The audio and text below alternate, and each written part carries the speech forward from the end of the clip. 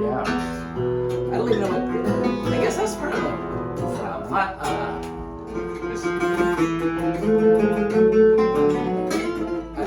Is that what you're doing? I seem like, yeah. I seem like I always end up there somehow. Beautiful, yeah. Yeah. Harmonic minor, right? Is that what you're thinking? Yeah. A harmonic minor. Yeah. Cool. Right? Exciting. This is different. I like it. Okay. Thank you so much. Yeah, it's fun. Ron's been attending my Gypsy jazz workshops for at least 5 years. I don't know, longer. Yeah. But I'm down at his guitar shop. As you can see, all these beautiful guitars. If anybody's looking for a guitar. Thank you again for attending this term. This one is called Back to the Basics, and it's just a good opportunity for me to present what I feel are, for me at least, important strategies, techniques, colors, licks. It'll be too, I'll pass out some licks. To learn in the style of Gypsy jazz playing. And by the way, you can have your camera on or camera off, however you feel. And also repertoire songs, I think it's nice to have. So we're not really going to be going over, just so that you know, we're not going to be going over melodies. So if you want to learn the melodies, you'll have to learn them on your own. You can use my sound slice practice videos and all that stuff too. But mainly we're going to talk improvisation this term. Are there any questions before we just kind of jump into some of it? The first concept that I'm going to talk about, what I feel is the most important concept, is triads. I know I passed out a lot of materials, and I always do, and obviously we're not going to go through all of them, but it's just always available to you. But the triad method of playing, to me, is a great way of learning the fretboard, essentially, and navigating through the chord progression. Is different from being a rock guitar player where you're kind of thinking more pentatonic based. And I love that approach too, but that's not, to me, that's not necessarily helpful to navigate through minor swing in other songs. What's required of that is that you know A minor here, A minor here, A minor here, or here, to think the chord shapes. But specifically, my approach to it, as you'll see on these worksheets, is to think of them as inversions and top on the different sets of strings. And the main studies that I have for minor swing, which I'm hoping everybody knows, is to do something like this: A minor, A minor, A minor, A minor. Those are the inversions on the top 3 strings. Then you can do it on the next 3 strings: A minor, A minor, A minor. And then you can do it on the next 3 strings: A minor, A minor, A minor, and then D minor, D minor. So that's to me the approach, and this is a great way of learning the fretboard, how I approach it, and how I think it's really important in this style, Gypsy jazz and or swing, or anything that you want to kind of hit the chord changes, instead of just saying what key am I in, because I like that too, and Ron and I will demonstrate that together in a second. But this approach is definitely more, again, targeting. This is minor swing here. Ron, you gonna play some rhythm for me at first? Yeah. So here we go. 1, 2, 1, 2, 3, 4.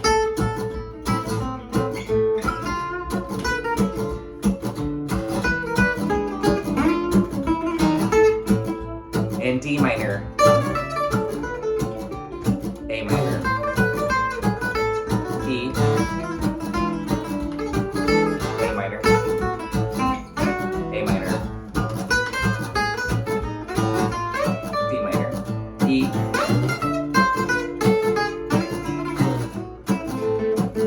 D minor, A minor, E,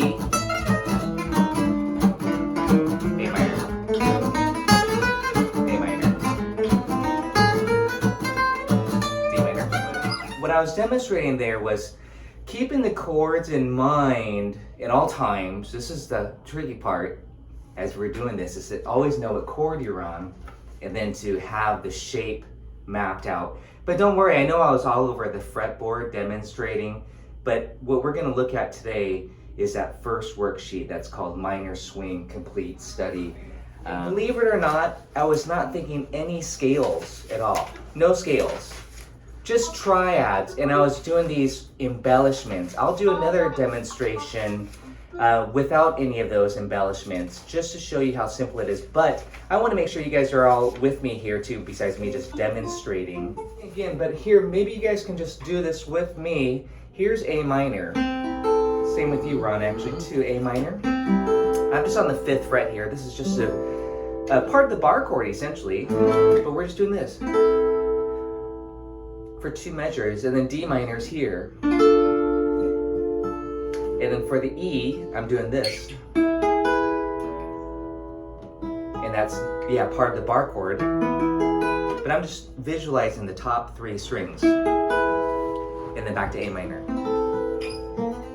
Yeah, and then D minor. So this is step 1 to me. It's just to be able to do this A minor before you get fancy. And then E, A minor. And again, A minor, D minor, E major, A minor, D minor, A minor, and E major, last 4 bars, and A minor. So again, that's, to me, that was beautiful. Again, so that's that. Once you master that, then you say, okay, I got that down. That was really easy. Then we want to break that down into single notes. And we can do, can you play rhythm for me? Yep. I'll demonstrate. I'm going to demonstrate a little bit quicker, but again, this is the concept, is you're visualizing those triad shapes. Yeah. 1, 2, 1, 2, 3. D minor. Notice I'm just using 1 finger. A minor. D minor. 1 finger, A minor. E. A minor. A minor. D minor. Adding some rhythm, E. A minor. D minor. A minor. E.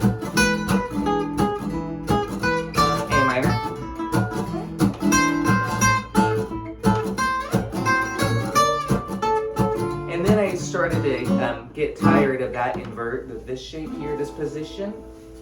So then I went to the next inversion of A minor to D minor. This is just kind of a method of limiting yourself. That's really nice to, again, master the fretboard or try to understand how the fretboard works and connect these triad shapes to make some really simple swinging solos. So that's what this whole triad approach is all about to me. But we can be a little bit more extreme. We can do this.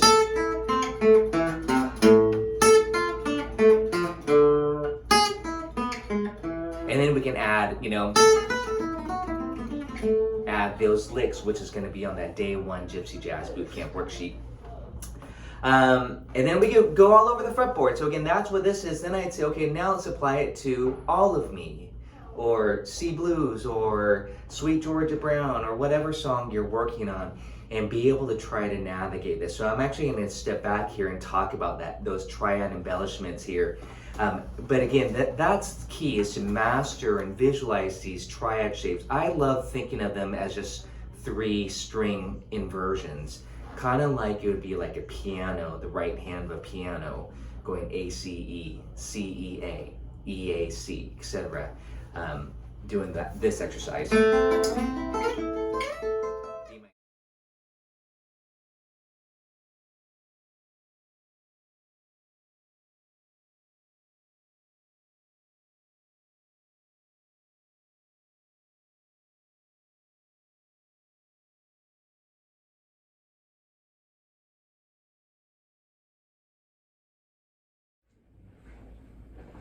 The first one is on a C chord, this C major. Here's the concept is that you, like I mentioned earlier, I won't spend too much time on this because I know some of you have already done this with me, but you want to visualize your 3 notes of a C major triad. The very first embellishment, this is about the embellishments, that I love to use is half step below. I call that the approach note, where you're doing this. C chord.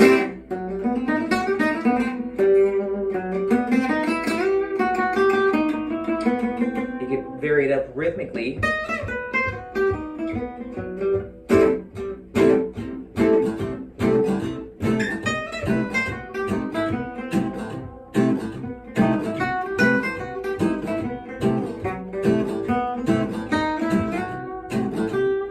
Play around with the rhythm.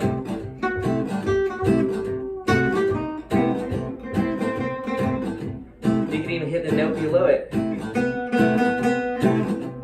In this. Create something. Isn't that nice? Yeah, it is.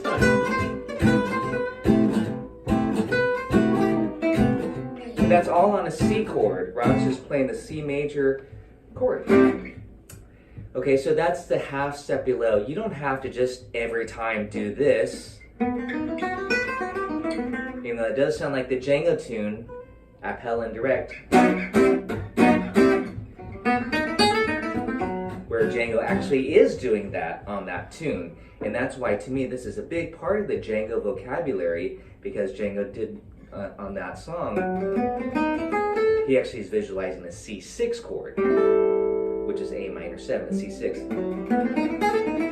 The 6th degree is kind of considered as a chord tone, actually. So we're talking about the embellishments worksheet. Number 1, just C major. I'm just demonstrating here with Ron on a C chord, the half step below the lower neighbor, okay? Just have fun with that again. But what's required of you is to know where C is.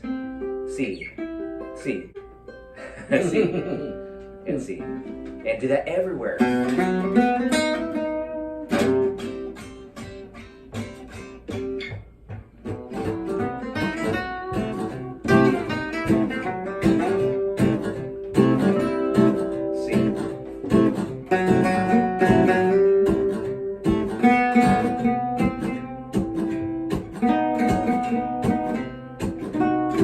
And just embrace that lower neighbor tone. Don't be afraid to hang on it.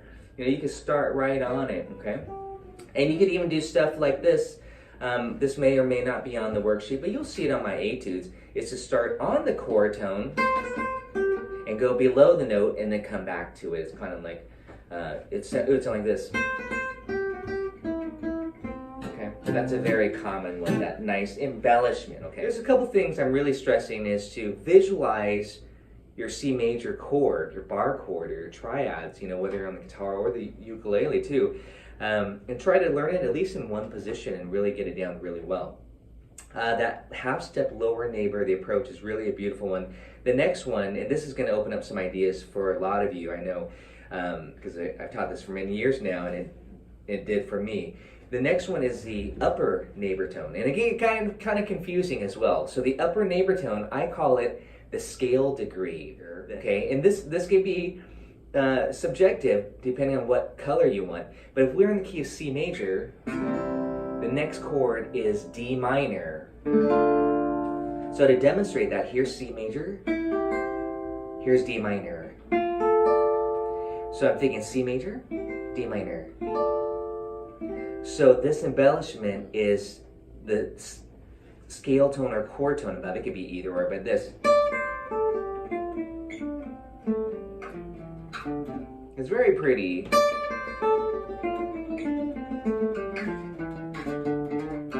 And that's just all on a C, visualizing the shape. But to me, I'm also visualizing the D minor. So that's how I know which note above to hit. So again, but there's a little formula. There's a formula. On the root, it's a whole step. On the 5th degree, it's a whole step. And then on the third degree, because 3 to 4 is a half step in the major scale, it's half step. So you have this, or just 3 notes. And that's usually the problem, is that the player, the student, can't keep track of where that third is. Not to say it's going to sound bad, because if you do a sharp 4, if you do a whole step, you get a Lydian. If that's the desired flavor. But otherwise, you kind of want to do this exercise through your inversions, just to demonstrate C, C, C, and the half steps here. So you got to visualize these C shapes. Now it's starting to sound like a scale. Or if you do it ascending, listen to this.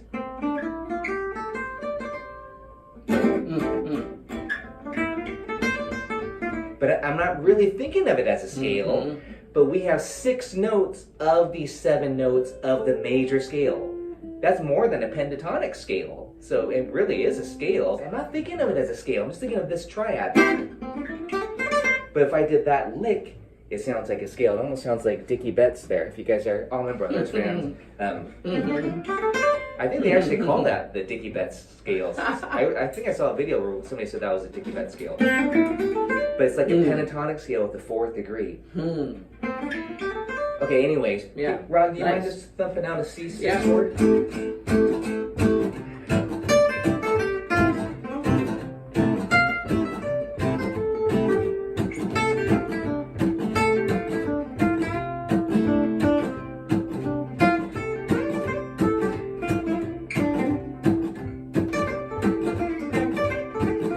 Now I'm fancying it with articulation. I call that later on a la Django, these slurs. But it's so pretty to me. I love that sound. And again, I'm thinking this, C major and D minor, those 2 triads. So it's, again, the formula, if you want to know the formula, is whole step above the root, whole step above the 5th, but a half step from 3 to the 4. Okay, so those are you have the half step below, and that's easiest, because then you don't have to keep track of whether you're on the root 3rd or 5th. And then on the major chord here, for the above embellishment, you want to keep track of that, okay? The next one, if I had my computer, I would show a picture of Mona Lisa. The Mona Lisa. Beautiful.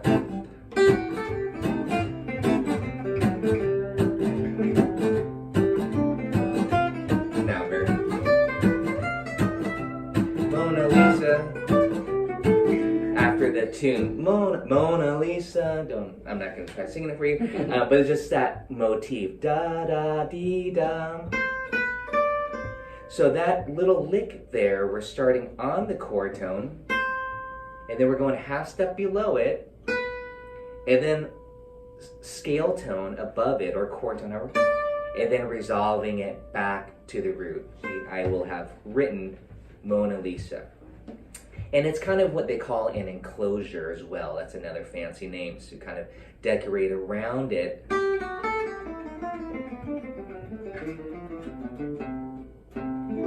Okay, so we just want to be able to do that everywhere, but again, just on one shape. Okay, so give that all a try. I'm just walking through the triad embellishment worksheet number 1. There's a lesson online too on YouTube and all this stuff. I'm just going through this for anybody who's new at this. And then there's some fancier things. I'm going to speed it up just a little bit here. And again, I don't know if I'm going 100% in order here, but now I call this one the enclosure. I don't know now, but I'm going to go to the one that's called the Django, a la Django. I really love this one. So that's very Gypsy jazz, very Django. That involves getting the triplet slur. So you're starting on the chord tone, and here I'm going to start on the C. I'm going above it, and then back to it as a triplet. Below it, and then back to the note. In this case, I'm on the root. And and then I'm going to go to the 3rd degree, 5th degree, and then the root again. So again, you will get these down as you just kind of, these are kind of technical studies too.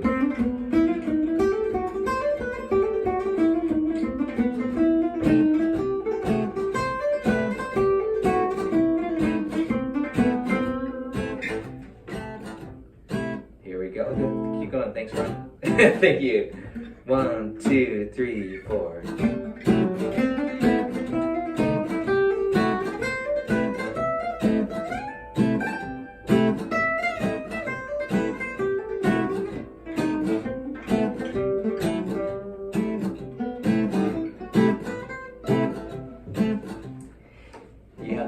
Lisa's down. Do you want to try this one here? In the shape? Yeah, just do this right here.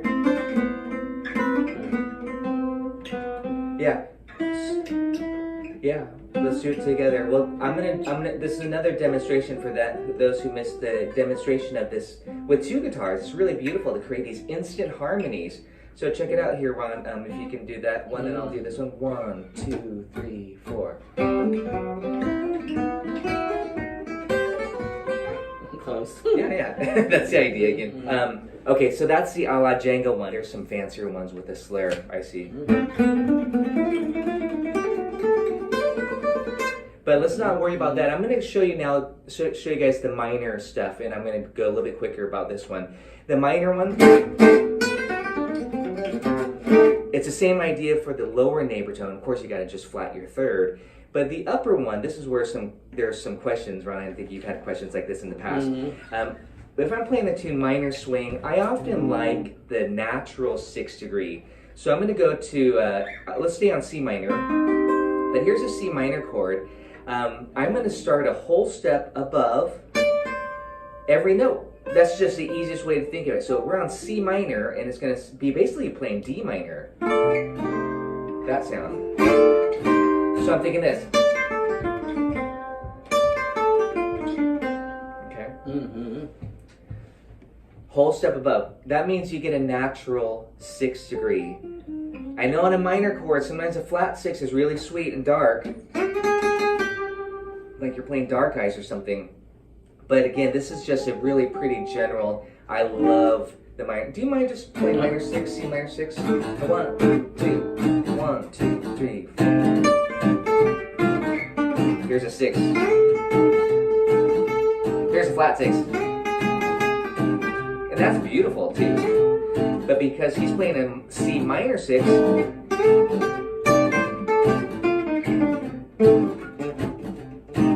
it sounds really like it fits the chord nicely too. It's the only difference really. All the other exercises are the same. The last thing I want to go to, that was Triad Embellishments number 2. Triad Embellishments number 3 is, it says C7 darker gypsy jazz flavor. This one's really interesting. You'll often hear me refer to this as the caravan hack. So I'm thinking this C major, and then I go up half step to D flat major. So that's kind of what I'm thinking again, are these 2 chords, C major and D flat major, like this.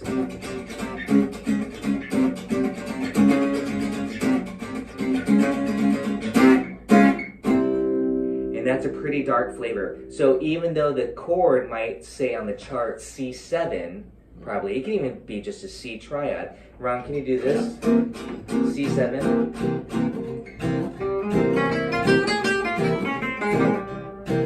Half step above.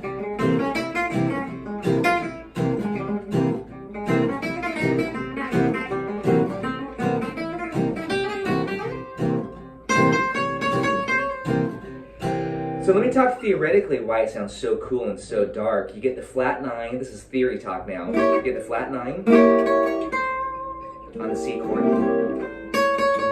This on the same C shape we did earlier on the major triad, right? Don't forget we're thinking, this concept is we're thinking triads, but that Ron was just playing C7. Okay, so it works on a dominant chord too. So if you want a darker flavor, that's what I usually say, if you want a darker flavor, use this method of just playing a half step above major triad. So we're still still visualizing these chord shapes. So you have this flat 9. Now I'm talking chop here. Flats 13 on a dominant chord are sharp 5. And then the 4th degree, which is a really dark color, but it still sounds a little bit dark. So.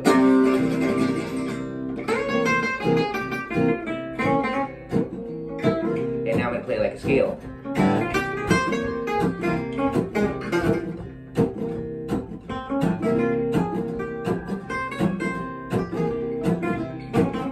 Now I'm going to add the half step below.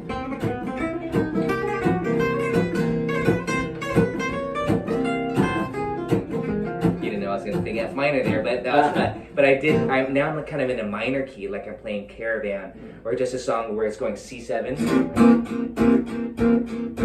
F minor,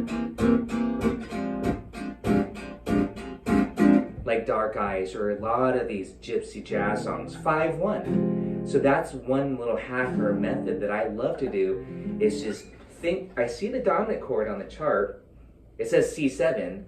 But I'm thinking C major triad with a half step above embellishment. And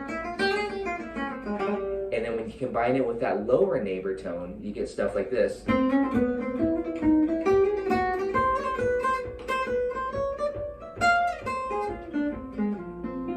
then I resolved it to an F minor chord because I'm thinking like a minor flavor.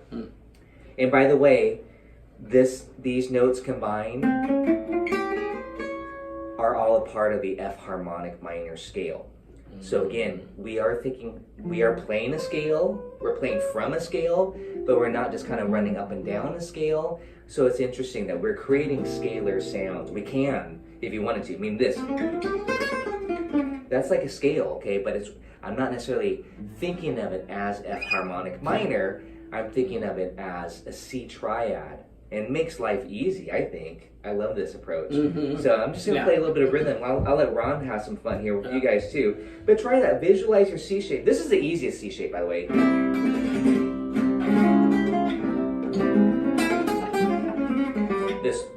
It's the A shape, by the way, you guys. So if you're thinking A major, here's C. So that's new for you. Just have some fun with that. This half step above and then half step below. 1, 2, 3, 4. Half step up. No.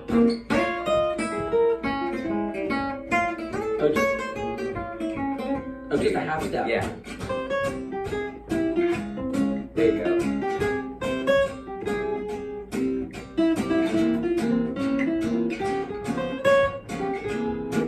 Yeah, it sounds very exotic. I love it.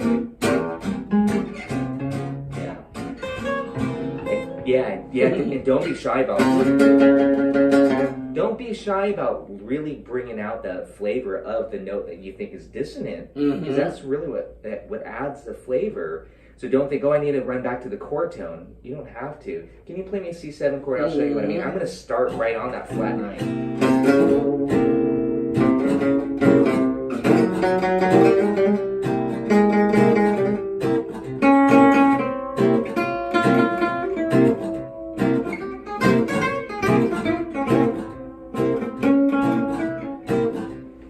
Just have a lot of fun with the thing you're on. So good. Again, just have a lot of fun with those triad embellishments, okay?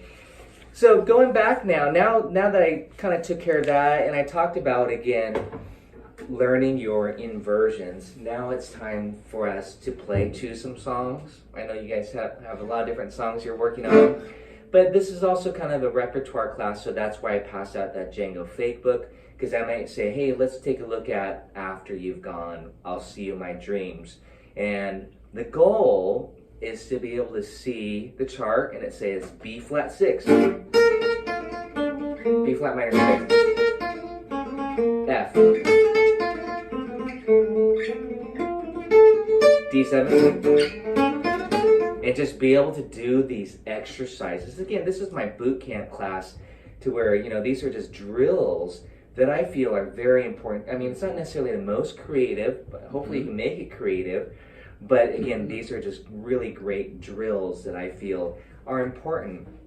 And then we want to also make it musical and throw in other licks and other phrases.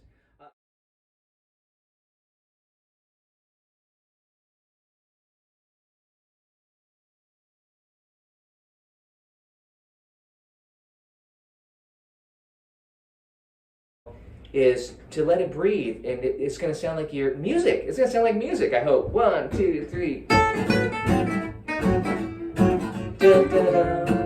Breathe.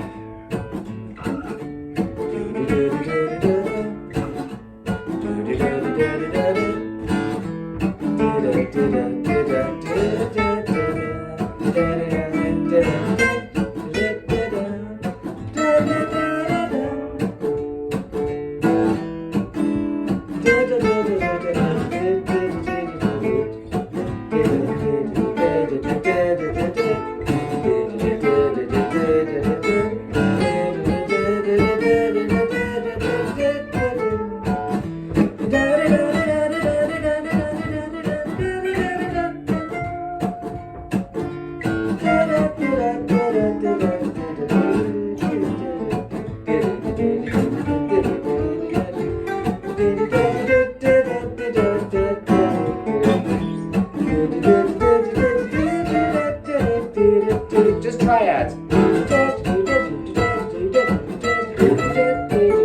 That's triads only. A minor, D minor,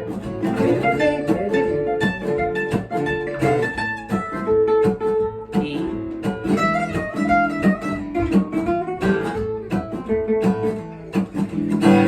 Thank you, Ron. Yeah. So again, that was just a demonstration on the triad concept. I'm passing on a lot of materials, but today I'm covering kind of the overview of the importance of triads, and then passing out a few of my etudes that help demonstrate that. And then the book is called the Gypsy Jazz Bootcamp book for the All of Me etudes.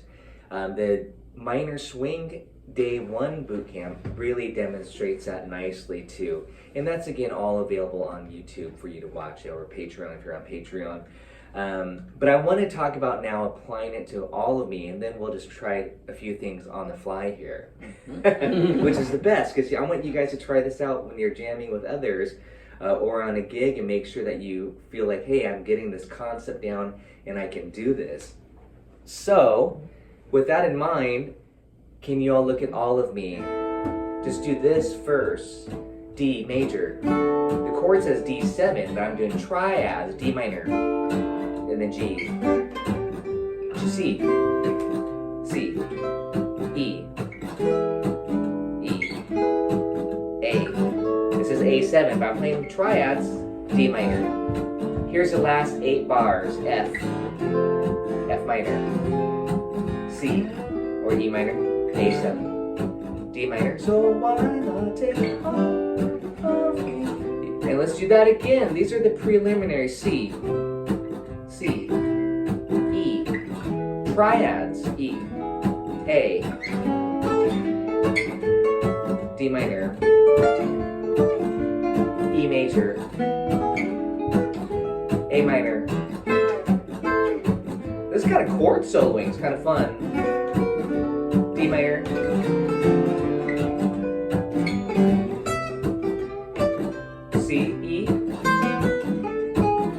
Darker flavor. Darker. D minor. Last 8 bars. F. F minor. C. A. D minor. G. Here we go.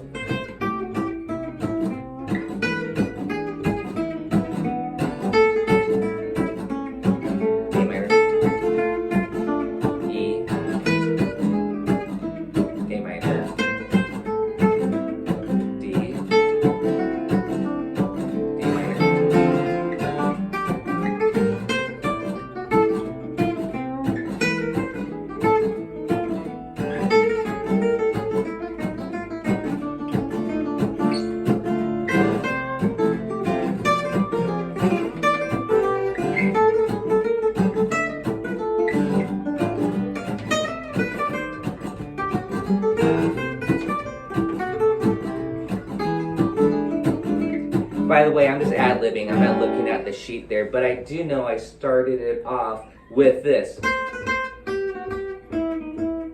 E. A. So again, I always say this, you have to be mindful of the chords, D minor. Here we go, exercises. E, A, D minor. E, A minor. D, D minor.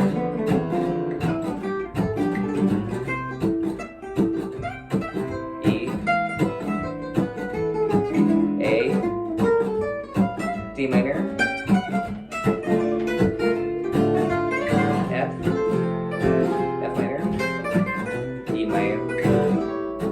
D minor.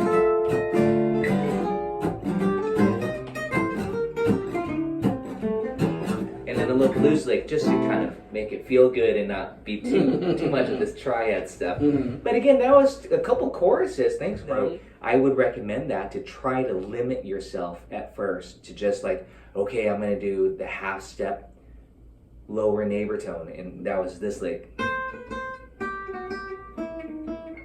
E, A, D minor,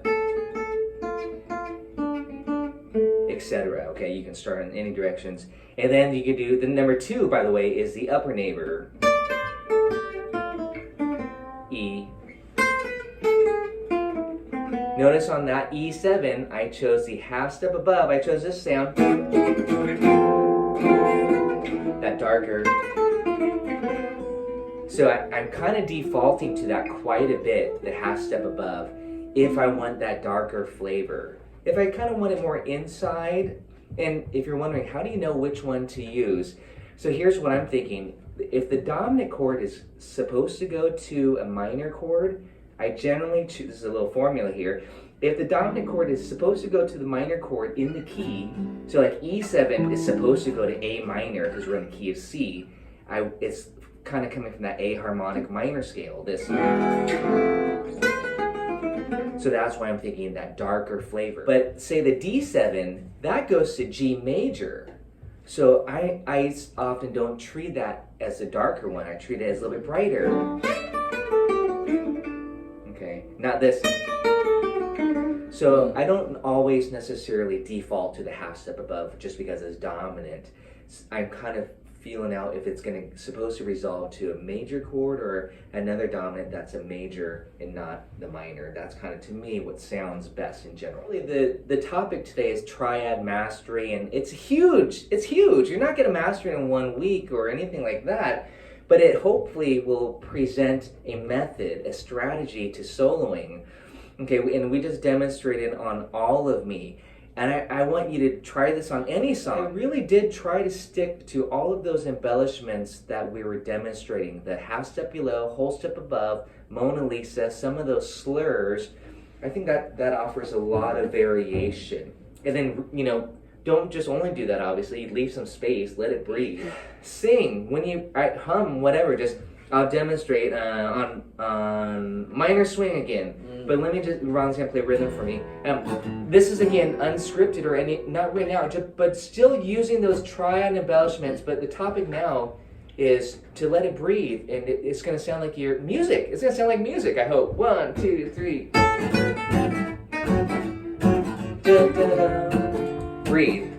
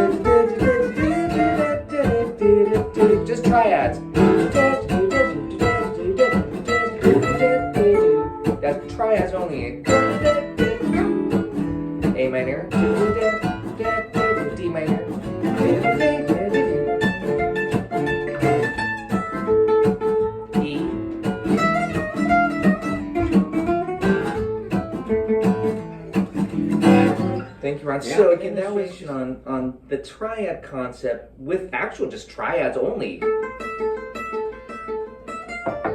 You know, playing triads, without any of the embellishments. It's, I don't know, I think it's a great study. It's a great approach to the style without having to think scales, okay? And we are going to talk scales and harmonic minor and all that stuff, but I don't feel like that's not the approach I like to teach right away in the style. We're getting close. Is there a classic song that you want a demonstration on? I mean, I just wanted to kind of, you know, get this happening here, the triad concept, and beat it beat it down. It's like, hey, you know, work on those triads, learn your shapes, have fun, keep it simple, you know, make music from it. Can I ask you, apart Yes. from the triads, rhythm's important. Absolutely, yeah. That's the are you talking about rhythm guitar or rhythm on your leads? No, like if you're using a triad, have you got any sort of suggestions on what to do to, you know, with your rhythm? Don't take it from the melody, for example? Or? Yeah, absolutely. You know, the Charleston rhythm is very important. This rhythm.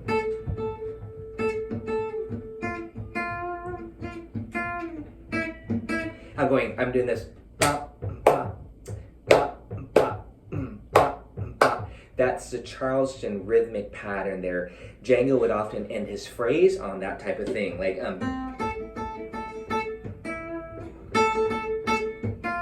So that was all like da da, and it's a swing rhythm. It's a great rhythm. That's just a motif there. Hopefully it'll become intuitive. But besides that, you know, I would just say the use of syncopation is also very important. So like, for example, now I am going to take a scale motif here, but I'm going to take a 3-note pattern on an A minor. It's going to sound like this.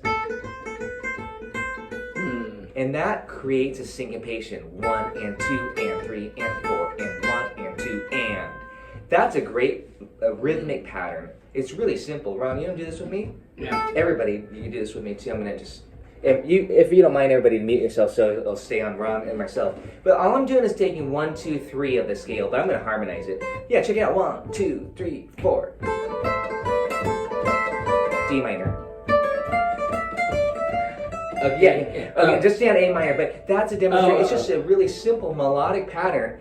And to me, it actually, I would say it goes back to the tune In the Mood. In the Mood.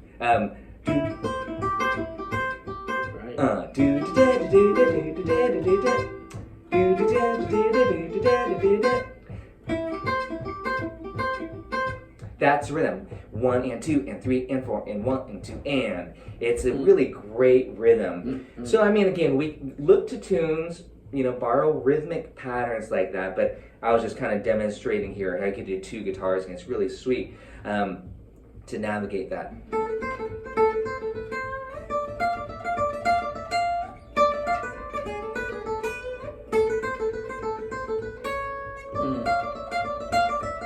And again, that's just kind of playing a lot of notes. But besides that, my other suggestion is just to sing what you play and keep it simple. This is another quick demonstration. I know we're out of time here, but if you guys don't mind, just I'm going to keep it super simple and just like play one note with rhythm. A minor swing. 1, 2, 1, 2, 3.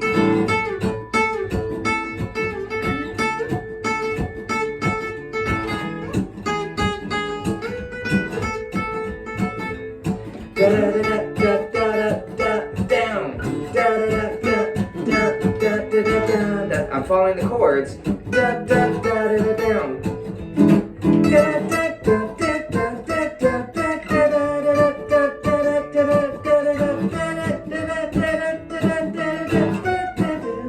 D minor. A minor.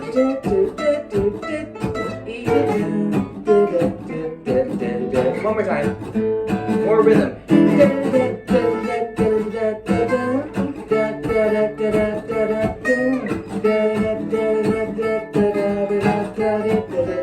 I'm using one finger, by the way.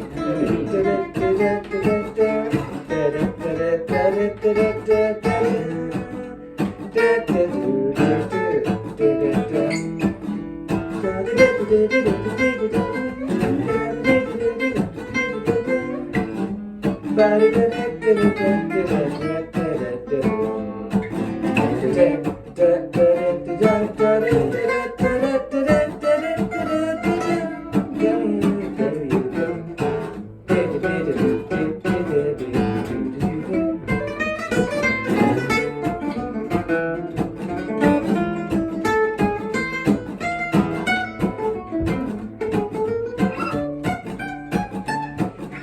So then I stopped singing, and then I got notey. So I would say, you know, sing what you play, get connected to what you play. That's to me the most enjoyable part. I don't necessarily worry about just playing fast licks or anything, but I'd rather just feel that swing and really connect to every note. So that's rhythmically, that's what I would say. Just feel it, sing what you play. You'll know if you're not connecting, that means you're probably trying to play too many notes. That's why I was just demonstrating. This triad method really works beautifully on keeping things simple and just connecting to what you play. It'll make it more enjoyable for you and the listener, I think, you know, versus just only trying to play fast licks or anything like that too.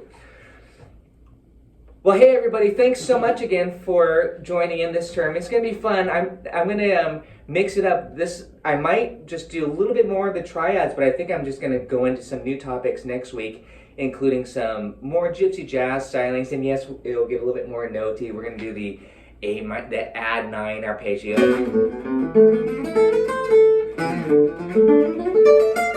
And some diminish. And all that good stuff that really bring out the flavor of Django and gypsy jazz. But to me, this is a really good place to begin. And I have a lot of etudes, and I want to talk a little bit more about targeting and all that good stuff too. So thanks again. Thanks, Ron. Everybody have a great week. Feel free to send me an email. Any questions? Great to see you all. Thanks so much. That's it. Bingo.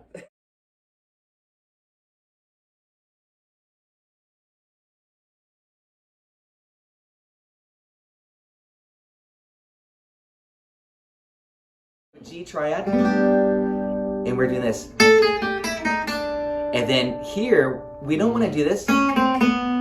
We could, but we were going to do this. And then to the root. It's playing around with shapes again. You're visualizing this G triad. I don't need to explain that because we already talked about how beautiful that 9 is and the 6 is. But then here we're going.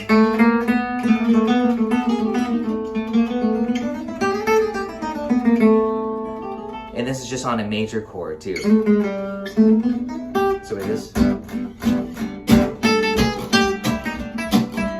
I'm just kind of playing around with the shape.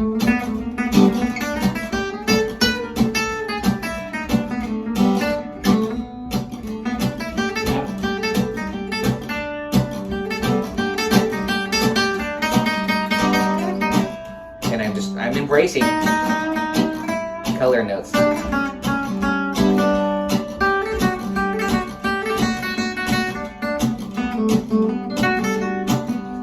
And again, this goes back to Will's question also, maybe talking about how beautiful that 7th is. I was hitting that 7th degree, but I'm still not thinking of a scale, but I'm thinking of it all based off of the triad shape. So again, the 9, same licks as I did on the minor chord, now I'm doing it on the major chord. That flat 5 on this, it gives us kind of a beautiful.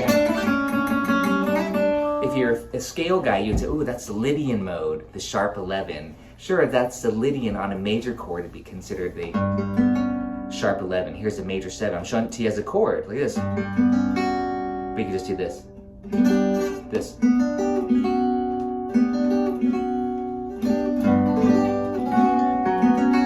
Now it sounds like modern jazz. Pat Metheny or something, you know. To get those target tones again. So if you want to add some spice and some kind of contemporary sounds to your, you know, triad approach, that's what I would recommend, is just embrace those color notes. Even that sharp 5 on the major. And the flat 9 on the major. I know it sounds like it does want to resolve, but I'm so surprised at some of these color tones that Django was focusing on. It's really amazing. And why not hit the flat 3 on a major? You know what it's going to sound like? Bluesy, right? Yeah, there we go. G6.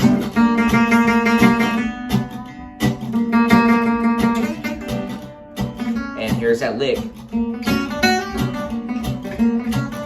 But now emphasizing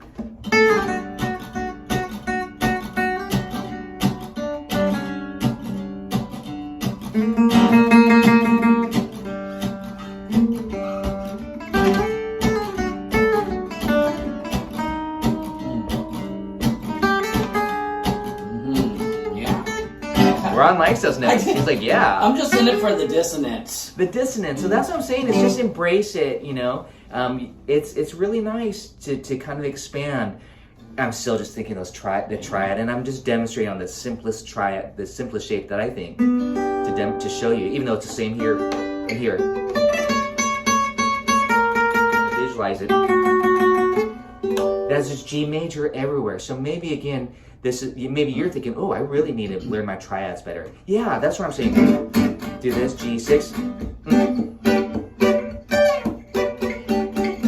And master those triad shapes, and only those, and you can break it up into single notes.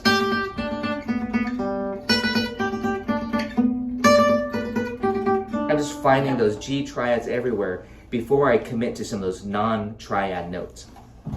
So again, that's just a quick demonstration. You're gonna, as you look at some of my etudes, and as you learn some Django solos, you're gonna hear those little licks quite a bit in there. Kind of just thinking shapes. Again, Charlie Christian also did that too. I think as guitar players, this is a way to organize chord tones, I guess you could say, but not necessarily running up and down scales. That's, to me, still a different approach. Let's talk about this blues hack. I don't know if you all have that in front of you. This is something that I think is unique, and Django used it, and I wrote it out on my Sweet Sue etude number 1, and it's also in my Avalon etude. This is why I'm passing those specific etudes out, just to help reinforce it. It's basically just this. If you guys don't have that in front of you, it's okay. Just think this G minor triad. G minor. And you do this. It's an intervallic motif. From any note from the root, from the 5th, or from the flat 3, any of the triad notes, you're going to be going from one of those notes, a minor 3rd, to the 2, to the 1 of any one of those notes. So you're kind of treating each note as the same motif, like this. Okay. If you guys want to do that with me here. So I'm going. And then the same thing here to the 5th degree. And then the same thing here going, I'll yell it out, flat 5, 4, flat 3. It's a great lick. Kind of rockabilly. It's cool with the open E. You hear it all the time, rockabilly, but Django used it quite a bit. You don't have to play it just as triplets, even though here's that technique pattern that got. It makes a good little picking pattern too.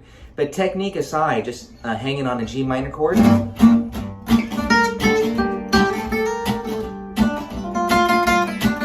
That's a flat 7.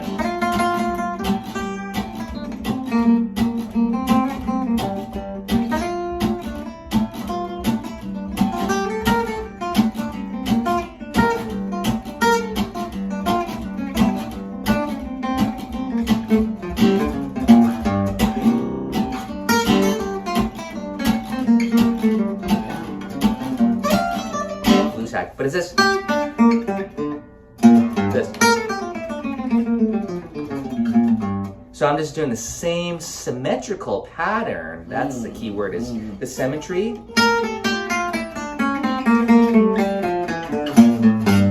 Through that G minor. You don't have to think about it. It's a hack. That's why I'm calling it the hack because it's almost too easy. Ron, get in there. Right. So I hope you guys try it out. If you don't have the whole G minor visualized, just do it on the top 3 strings. Do this.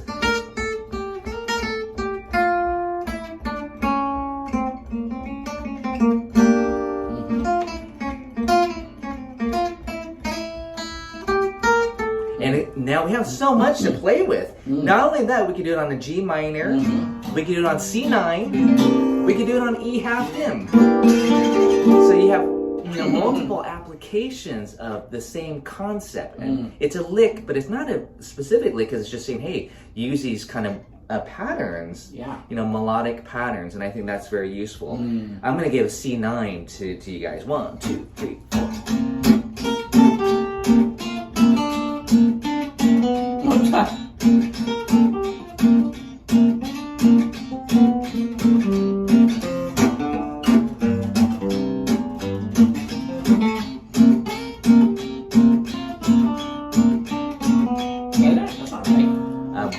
That's okay. That's good. This is good. I want everyone to try out. So, right here.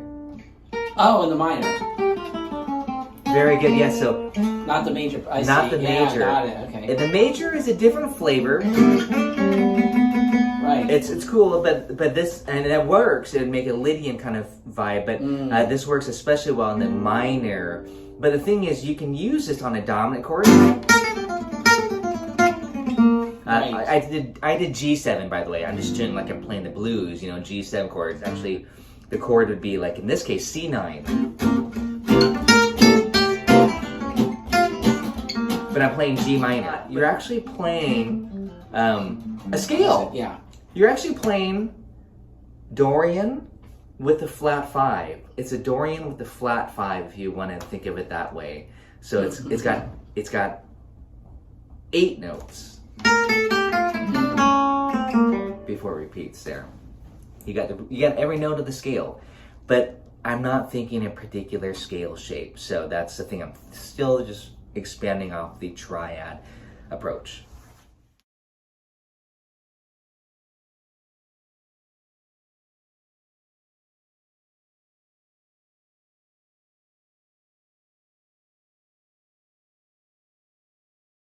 Avalon, I'm going to tell you Avalon on the chart, you'll often see it say G minor 7, C7 to F6 for the A section. And I was just mentioning, you could think G minor as C9. So a lot of gypsy jazz, including Django, when they played it, I found my love in Avalon. You don't have to go 2, 5, 2, 5. You can just think C9 for 4 bars, and then F6 for 4 bars. So when you look at my Avalon Etude number 1, you'll see it say C7 for 4 bars, F6 for 4 bars, and then repeat C7 for 4, F6. So I'm simplifying it there. 1, 2, 3, 4. Oh, now 6.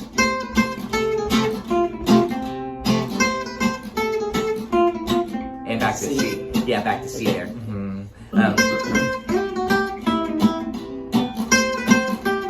Oh, I have to read.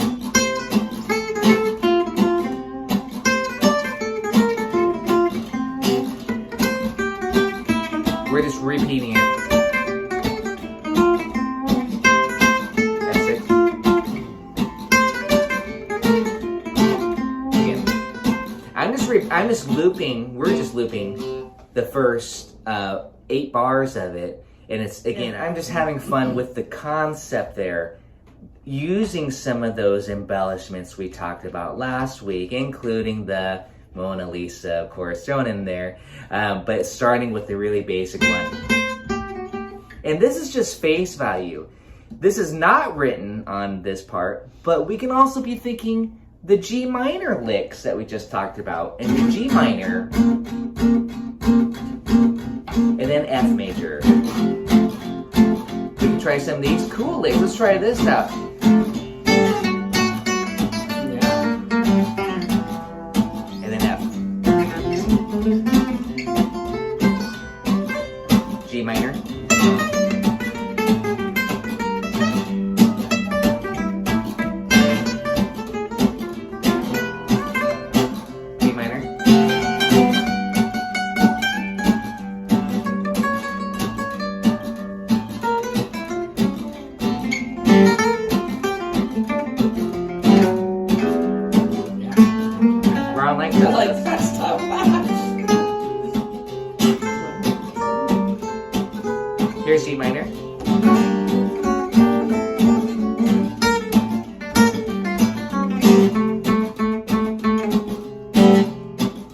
I'm just having fun. We're having fun. Hopefully I'm gonna have fun. But I want you guys to have fun with that too. Like, oh, I like those quirky sounds. You know, that G minor stuff. You see C7 on the chart, but you're thinking G minor. One. I'll play it. Let's play it slower so everyone can try it out, including Ron. 1, 2, 3, 4.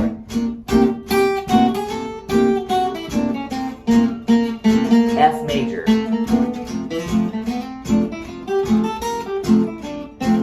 Back to the G minor against the C7. And F6. Yeah. And C7. Same G minor. Yeah. And F major. Yeah. Ron did this. He goes da, da, da, da. So he was playing above the core tone. So sometimes I like to take a motif like this. It's very pretty. He was going 2-1. So if you kind of go, oh, I like that. I call that the yesterday. Yesterday. Right, y'all know that. Scrambled eggs. But that's the 2-1-1 motif. But you could also do this. Again, that's just going 2-1, 6-5, 2-1, 6-5. So again, it's just knowing your triads. And this is a very important trick. We're going to talk about the diagonal method next week of playing using our fretboards here. But I was thinking this, root, if you're wondering, root, fifth, root, fifth, root, fifth. And that way we could do these little licks. And this.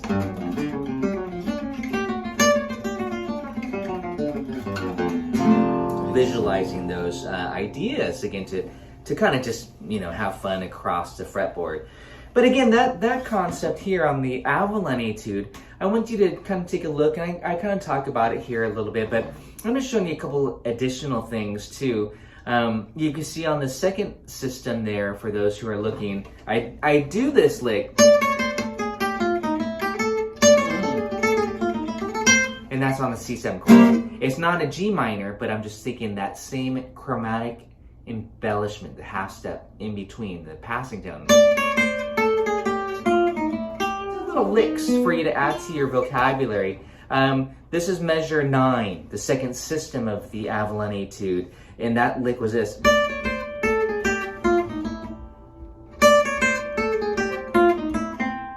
It's just a nice way to visualize some of these flavors. That's just right here on the C7 chord.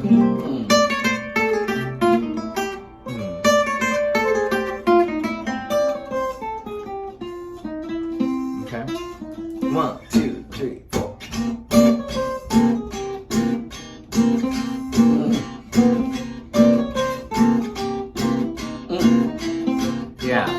Yeah, and that's kind of a bebop enclosure.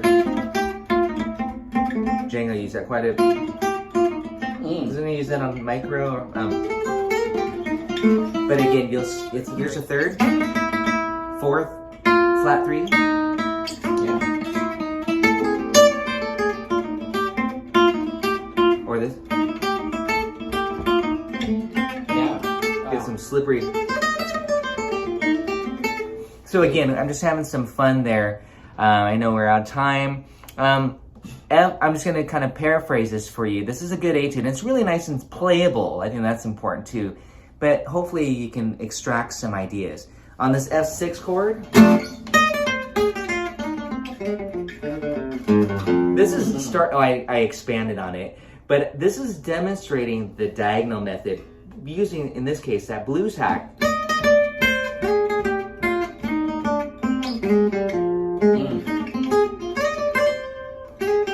But I'm targeting, I have to look at what I actually wrote there.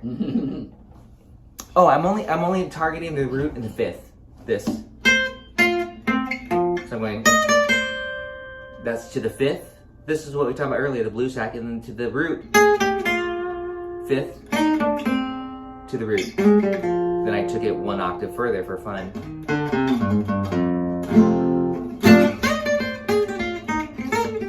And again, you can speed it up and do a lot of triplets and stuff too. Just to go on a little bit further, we're out of time, I know. Same stuff, a lot of the the half step lower neighbor tones, some melodic,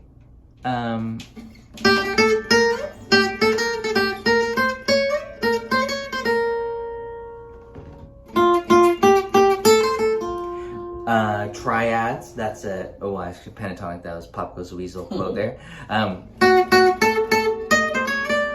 Little enclosure.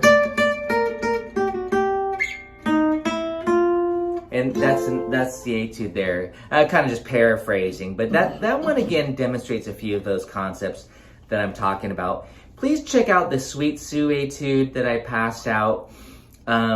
And the Sweet Georgia Brown number 1, don't worry about that. I think, again, I'm going to talk a little bit more about that as we start to approach the diagonal method and start to work on the diminished 7 arpeggio, which is a huge and crucial element to the gypsy jazz style. If you want to sound kind of legit Django, you have to get that dim 7 arpeggio down.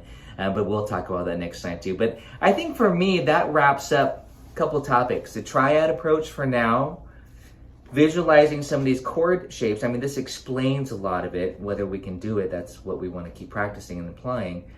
And embellishments and a few substitutions in the blues hack. I mean, that's a lot of stuff. Yeah.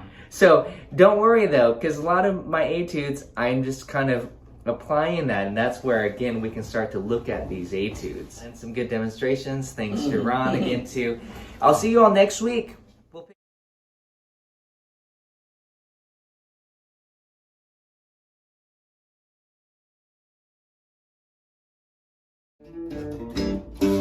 G dim, F sharp dim, beautiful, and G minor 6, and the dim,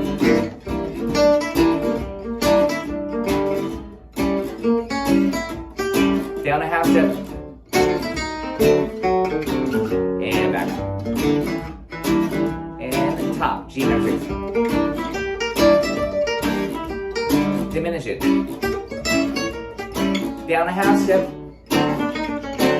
And resolve.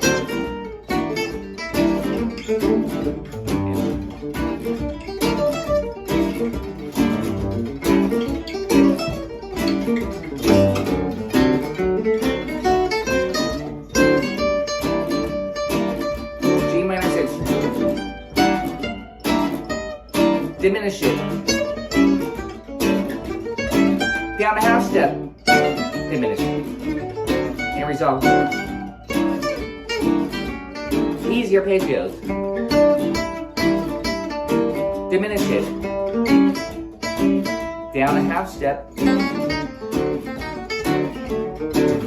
and resolve. Let's do it again.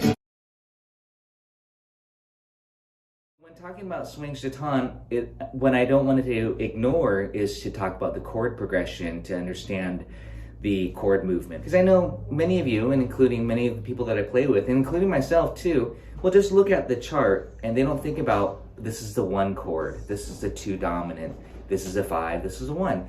But I really do recommend that, and another good exercise is to try a song and play it in a different key than you're used to. And then you start to really think that way, like what the chord pattern is. So let's talk about swing chaton here. We're in the key of G minor, okay? So that means G minor is the 1. D7 is the 5. I think that's pretty important to know, that the 1 and the 5 chord of any key. The 4 chord is C minor. Now interesting, even though the song's in a minor key, there's no 4, it doesn't go to the 4 chord. It doesn't go to the 4 at all. So what's going on with swing chaton, what's so cool about it is you have the 1 chord as a G minor 6, the 2 chord. The 2 chord is supposed to be A minor 7 flat 5 if you're thinking like in A harmonic or G harmonic minor. But the 2 chord is A7. It's a secondary dominant It's the 5 of the real dominant, which is the D7. That's the 5 of the 5, it's called. If you were to see it in like analyzed in classical style, it's a 5, then /5. That means it's the dominant of the 5. And it goes to D7, the real 5, and then it goes back to the 1. The hack would be used on the dominant chord. So here's D7, and then you would think D and E flat. Okay, that's specifically when you probably want to use it as over that, but not on the resolution on the G minor 6. You probably wouldn't want to do this. Sounds like you'd be on the. It sounds like almost that you're on the wrong. You're suggesting the wrong chord. You'd want to resolve it to G minor. If I were on a G minor 6 chord, if we're going to play this, my go-to scale would be G melodic minor.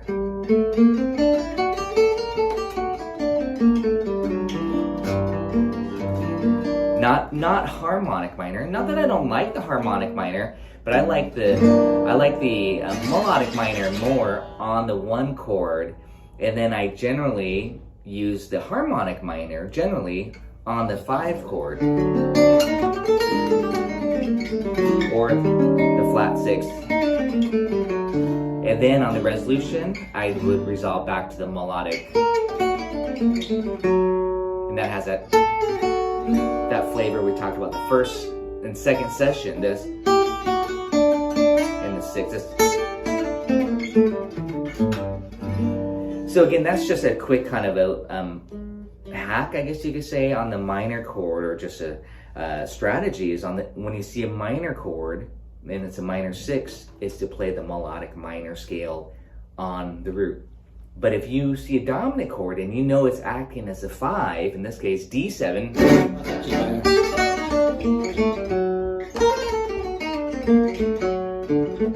and then it resolves to G minor, and then I bust into the licks. We talk about this, all that stuff, or and then back to the 5. Then we're thinking harmonic minor. These are again kind of some strategies, and this ties in because now at this point, I hope you worked on your diminished 7 arpeggio diagonal and all. Or today I'm going to talk a little bit more about this that I demonstrated last week. The dim 7, like that sweep picking technique. So let's go back to swing chaton here. On the 1 chord we have G minor, and I'm going to kind of go back to that etude that I passed out. G minor 6, you play G minor 6 arpeggio. And then on the A7, this is again, it's more of a strategy. On the A7, the 5 of the 5, we're just going to treat it as a diminished 7 arpeggio. It's actually more like it's going to be going to D, but we're just going to do this technique to where we just simply take what we just played, G minor 6, and make it diminish. And this is in a few of these etudes that I passed out, so you're going to want to get used to doing this. G minor 6, G dim 7. And then on the D7, the 5 chord, you go down a half step, and you play F sharp dim. And then you resolve it back to G minor 6. So there's a strategy here. You have G minor 6, G dim 7, F sharp dim, G minor 6. Repeat. Well, if you're that's just the first 8 bars, but that's what I would recommend. Let's just do that for a second. And again, you can do this all over the fretboard. You can even do the easy arpeggio method like this. G minor, this is not written on the sheet now, but G minor 6, G dim, F sharp dim, G minor 6. Give it a try, Ron. G dim, F sharp dim, and G minor 6. Let's do that again. G minor 6. G dim. That's for the A7. Down a half step, F sharp dim. and back to G minor 6. And again. G dim. F sharp dim. Beautiful. And G minor 6. And again.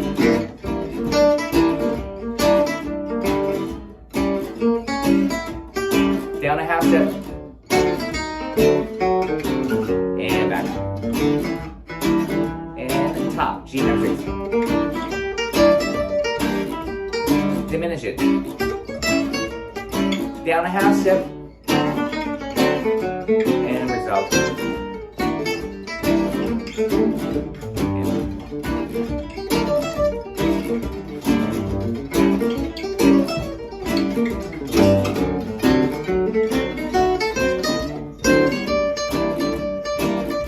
G minor 6. Diminish it. Down a half step. Diminish it. And resolve. Easy arpeggios. Diminish it. Down a half step. And resolve. Let's do it again. And diminish it. Down a half step, diminish it. And resolve. Yeah, again. Diminish it. Down a half step. And resolve.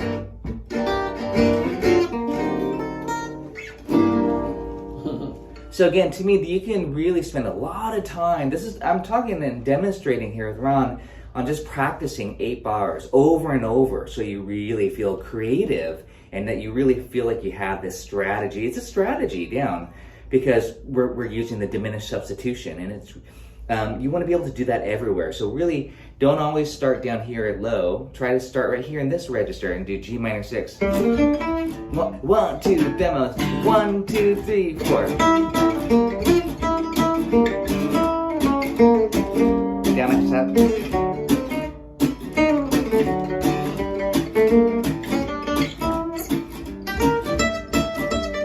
Diminish it. Down a half step.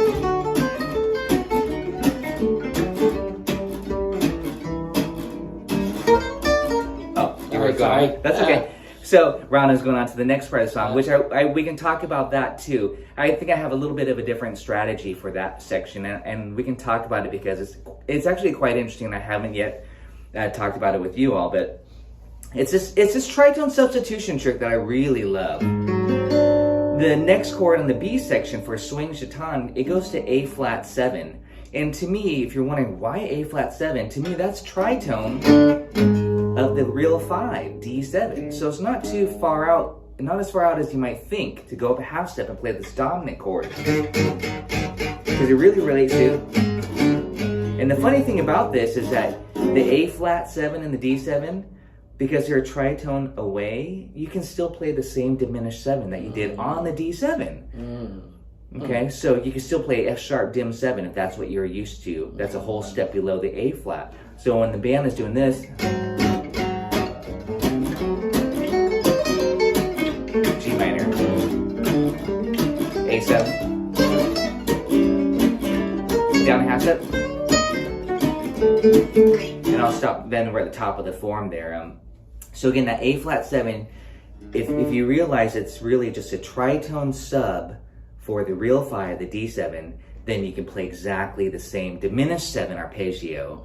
But I have another particular trick that I like, and it's part of the whole tone scale, because that's the tritone away, so you can kind of substitute to bring out the flavor of that tritone, this scale. And that's the A flat whole tone, but I'm starting on A flat, but it's also the same as D whole tone. There's only 2 whole tone scales possible. I love saying this. There's only 2 possible. You have 50-50 chance of getting the right one. So in this case, we're starting right on the root, A flat. I'm actually playing A flat 7 flat 5 chord like this. So instead of just an A flat 7, I'm do this, and that brings out that whole tone. And I didn't pass out any of my whole tone studies this time around, but the trick that I love to show is this diagonal method with it. It's in that swing chaton etude. Is that you just do this. If you're not used to this, you just put your first finger and think tritone, like you're going to do a diminished 7 arpeggio. And you're playing A flat D, A flat D, A flat D. It's good visualization. And here's the little hack here. Yeah, do that again. Yeah, do that again. A flat. This is good visualization. Yeah. Yeah, you can even do cool licks like this. And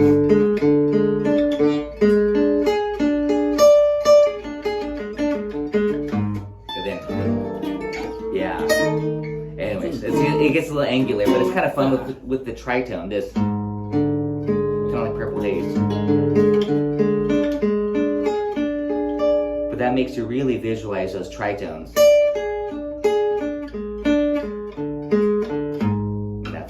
And then back to G minor. And now I'm just demonstrating that diagonal to get across your fretboard 3 octaves really quickly, basically. Well, so the little hack here that I like to do is to add. I think I stole this from Roman, but to do this. Actually, Django did it. He'd do this.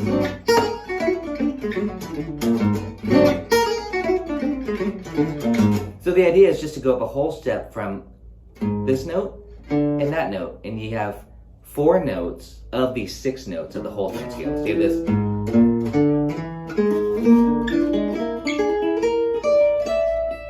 Yes. So you want to visualize this first. And then add a whole step above. And that creates that whole tone flavor that's really dreamy.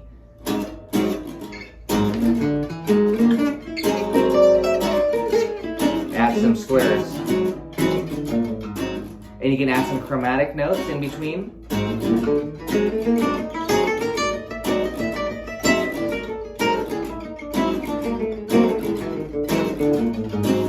If you want to get notey, go for around 1, 2, A flat 7. Yeah, everybody try it out. Nice rhythm. Yeah. Ooh, nice slurs. Again, 3, 4.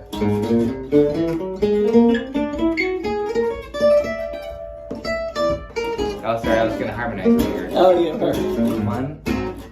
Here we go. 1, 2 with that same rhythm.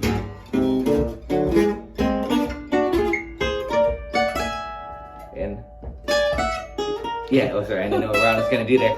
But again, you can have a lot of fun, especially if you're jamming with a band or a group. You can play these ideas and make it part of your arrangement for swing chaton, for your B section. You know, you might have like do do do do do, slow down to D, ready round do do. We're gonna try out right here.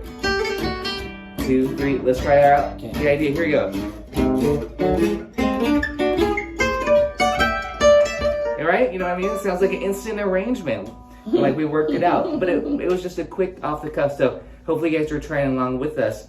But you know, if you have a group or some guys that you play with, jam with, try these things out. And the cool thing about the whole tone, like a diminished, it's symmetrical.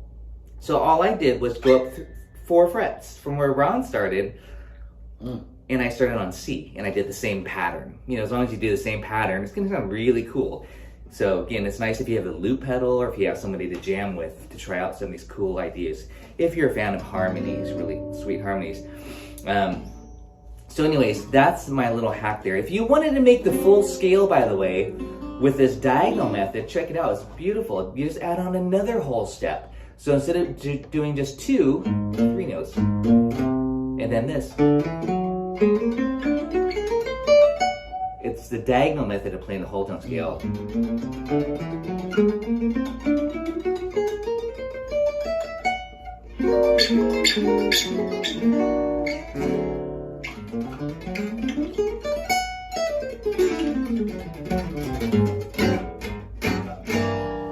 That's now the full scale. But I like to just play with these shapes, kind of again thinking how Django might have done it. With 2 fingers. With these 2 fingers specifically. It's better when I don't with the guitar. So, anyways, I don't want to ignore the articulation, the slur, because Django did this quite a bit, as you all know. This.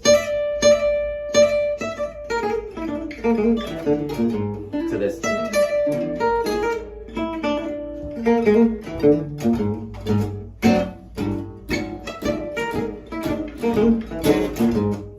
And that's very Django. Then go to the G minor 6 chord to resolve, and you do this. Back to the G minor 6.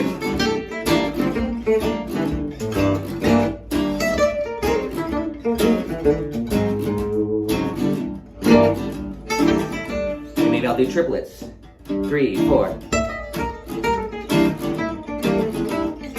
Sorry, 1 A flat 7. Okay. Now I'm just demonstrating in this. I'm demonstrating one concept, like this whole tone, but now with the triplet with the chromatic passing tone that we talked about. Here's the whole tone, well the whole tone hack, I'll call it. But when you add the chromatic note in between, you get 3 notes. Nice. A lot of guitar players love this.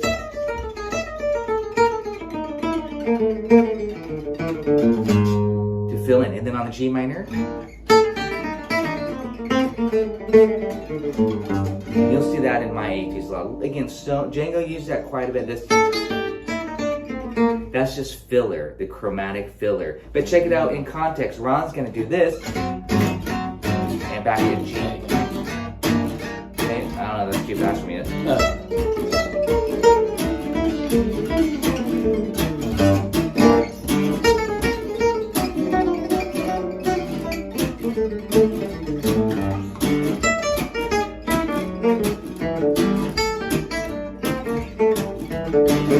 Now I'm just going to play a little bit simpler.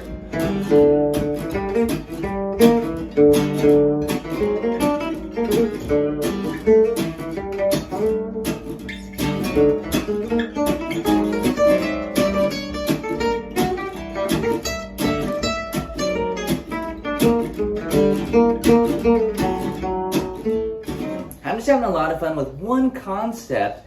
And I started to mix in those arpeggios, the easy arpeggios, just kind of staying in one position.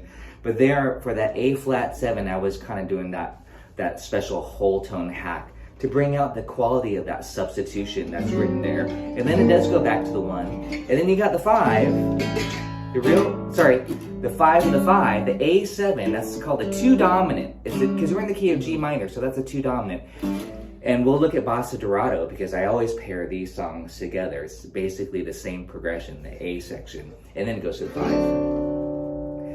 So again, this is now the fun part to me. You've got your arpeggios down, easy arpeggios. You've got the diagonal arpeggios. We're going to talk a little bit more about staying in one position and doing stuff like this. Diminish. Down a half step. In the back. It's the same stuff. I mean, we don't need to spend too much time, but what I'm saying is learn these different arpeggios on the guitar. And if that's too many notes for you, simplify and just do the easy. Diminish. And then, you don't have to play that many notes. But gypsy jazz, you kind of expect to be a little bit more gymnastic with your arpeggios and fun. But I love the diagonal approach quite a bit because you can get from low to high relatively quickly. Another aspect of these diagonal arpeggios is that it's 2 notes per string. So a lot of guitar players come from the pentatonic school of playing, and it's very similar in picking. Well, how I'm playing at least. You have 2 notes per string. So it doesn't get confusing. You're already used to those 2 note per string pentatonic ideas. Again, so there's some technique, definitely a lot of technique being involved here. Let's jam on it once through the whole form, swing chaton.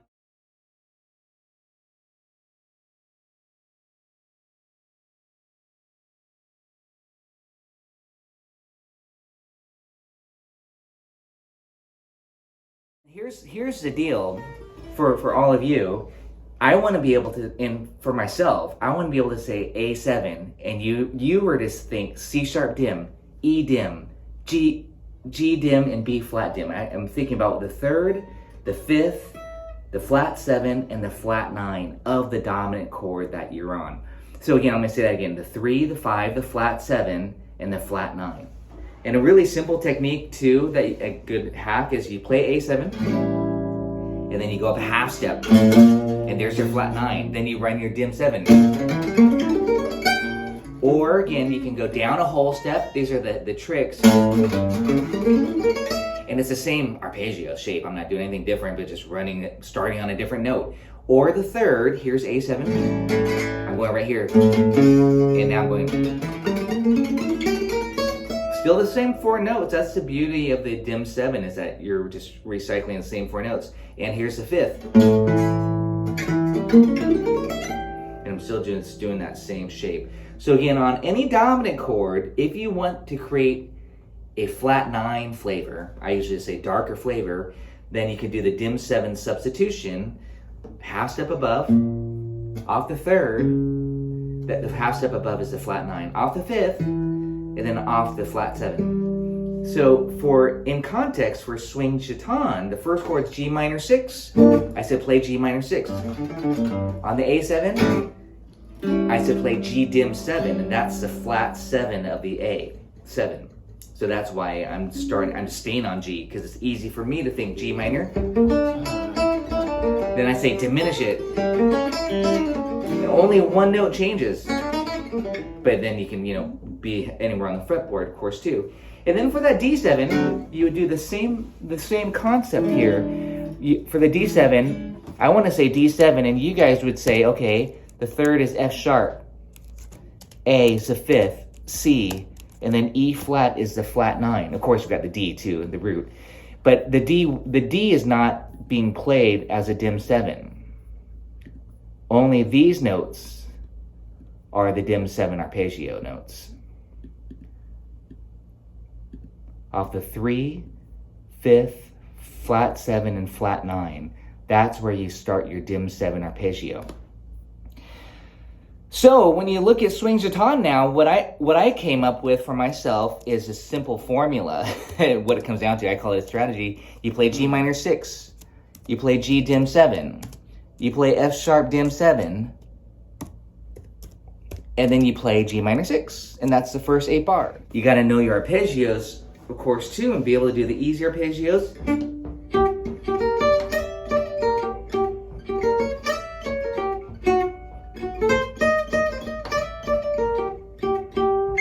And then you can even go.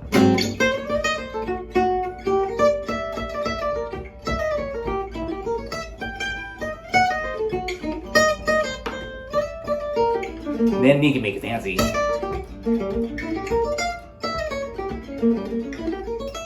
And go through. But it's really just this little simple formula. G minor 6.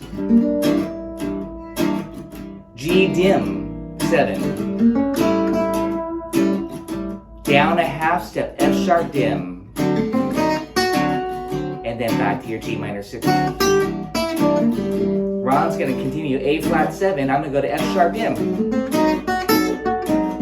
I didn't use a whole tone. Back to G minor 6. A7's coming up. I'm going to diminish the G.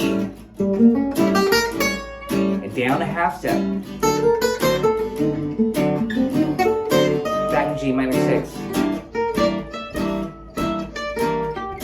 Then I diminish it. Gotta put little dots on the guitar. And down a half step. And then back to G minor 6. And then down a half step, diminish. Back to G minor 6. I did just G minor lick. And then quick change.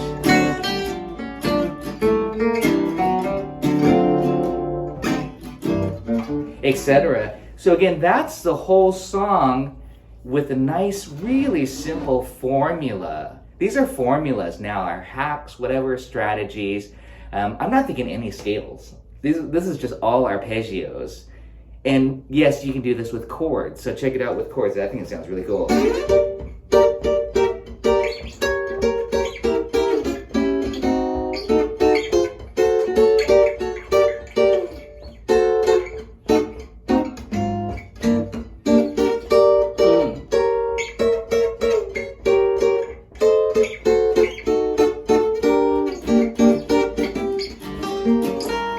Yeah, thank you. Yeah. For the A flat 7 though, I really actually do like the whole tone a lot more than the diminished. That's why, because I know theoretically it's a tritone sub, well, that's at least how I'm thinking of it, that I actually like this. Now I'm kind of opening up a new can of worms here, the whole tone scale. But out of the whole tone scale comes this augmented triad.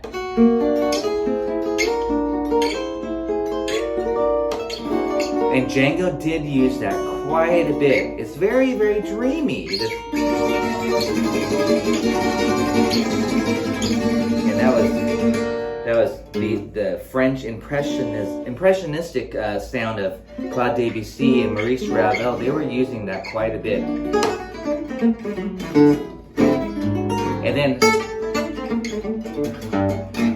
so that's if you're wondering why does that whole tone scale sound so good on the A flat 7, it's kind of because of the bigger picture that A flat 7 is the tritone sub of D7, and that is more of the whole tony flavor than the dim 7 sub. So check it out. Ron's gonna play a rhythm here for me, and I'm gonna use that whole tone flavor so you can hear the beautiful color of that. We won't go too fast, but 1, 2, 1, 2, 3.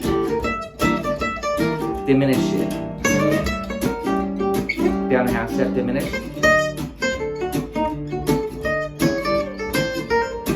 And here's that whole tone. Back to G minor. I'm gonna diminish it here. Down a half step.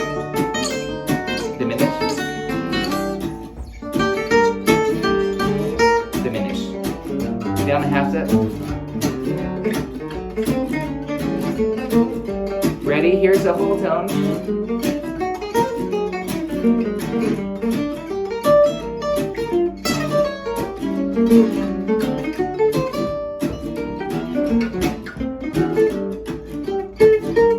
Diminish. Diminish.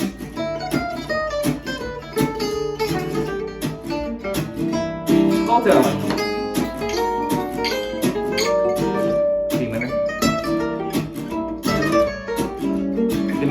Down a half step.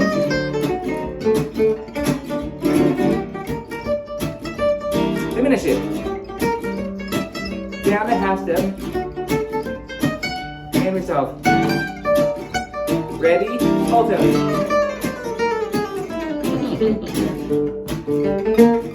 Quick change.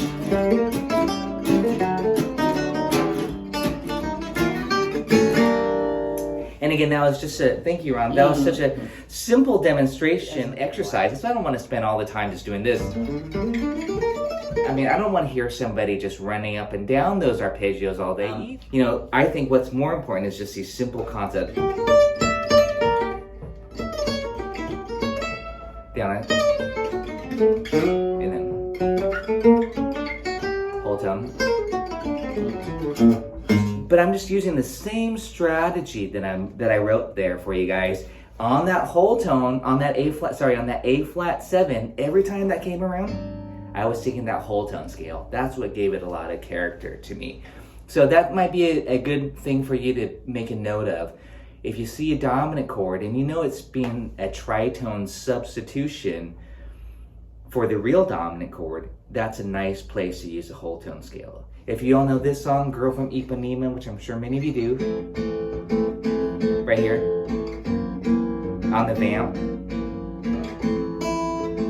this is like an intro.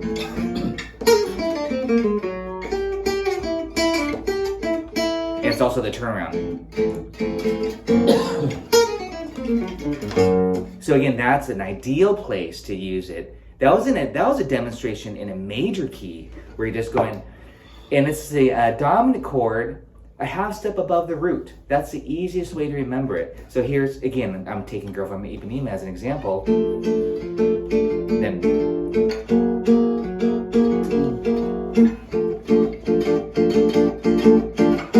whole tone. And then resolve. So again, that's a beautiful place to use it on any time, whether the song is in a major key or minor key. Whenever you have a dominant chord and it's a half step above the tonic, the one, that's a great place to think augmented or whole tone. And I do this quite a bit. That's how I play the whole tone within one position. When I don't want to do this, I do like that. And then resolve. So again, these are just, I'm bringing up a lot of different things that I want to just talk about this concept of sweep picking. It's a very specific technique, but you heard me do it quite a bit.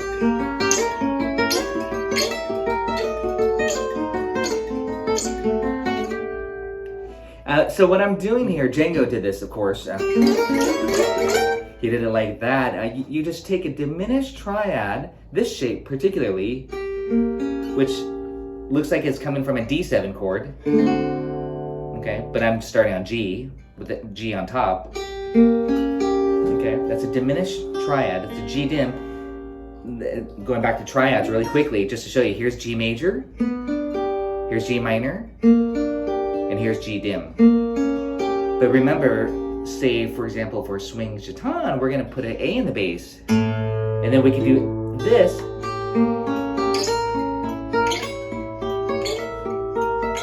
Slide it every 3 frets because the dim 7 is the same formula. It consists completely of minor thirds. So that's often what I'm thinking is it going to be here? Is it going to be here? Or is it going to be here? You have 3 different ones that you can start on and get the right one. That's for the dim 7. For the whole tone, you only have 2 choices of getting the right one. But in this case, we have A. I'm going to start on G. And then for the D, and then G minor. So that's a good trick. Just do this. For the G, A7, and then for the D7, it looks like a D7 chord anyways, if you know your cowboy chords. And then back to G minor. But I do that everywhere, so I do stuff like this. I'm going to do a vamp that's going to sound like this.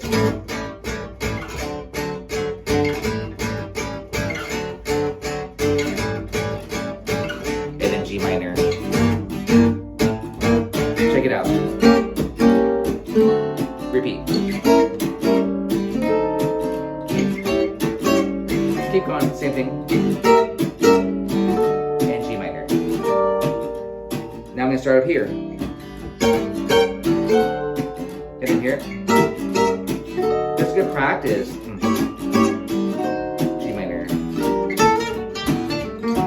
Then this.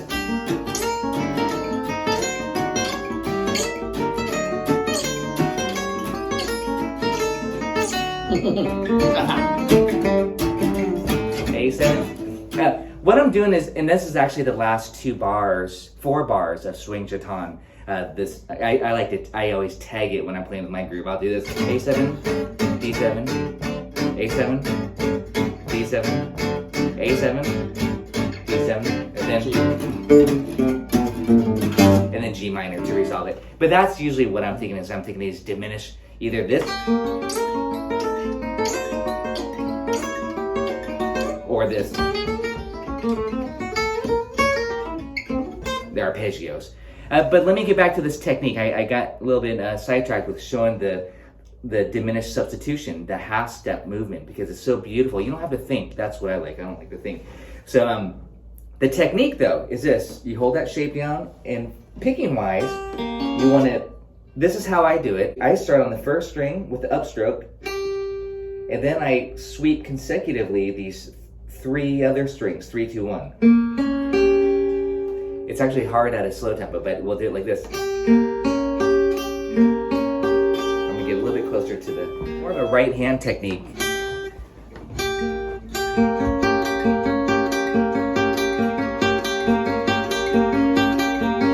And I'm just on the, I'm labeling this as a G dim as I demonstrate G major, G minor, G dim.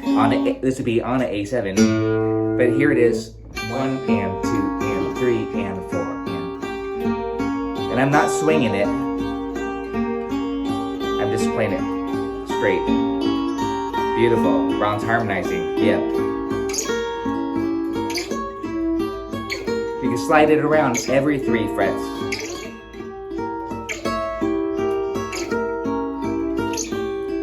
What I recommend, thank you, that was beautiful. I love the sound of that. It's just so haunting. What I recommend, if this is new for you for your picking, I'm just going to isolate the picking without the right hand. It's interesting that it starts on the upstroke on the downbeat, 1, and then those 3 notes consecutive. So again, and you want to drag the pick across. That's the term sweep picking, when you are pushing the pick through, versus plucking it like this. You just, that's how you get the velocity, the speed. But that's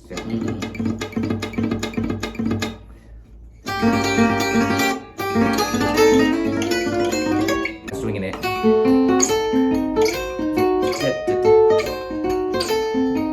But at a fast tempo, that, you know, again, it's and that's just taking that dim 7 and every 3 frets.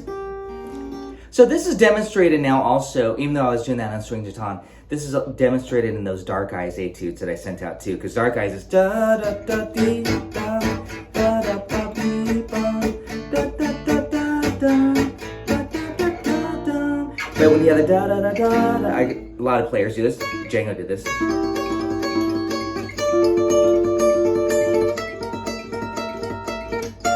To the B flat chord. So again, that's a beautiful place to use it. And then you can start to do really cool licks like this.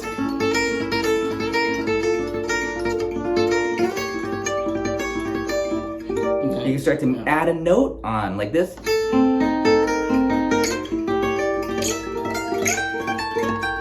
So you can be kind of creative, and now we're almost getting into some chord melody ideas like this. D minor.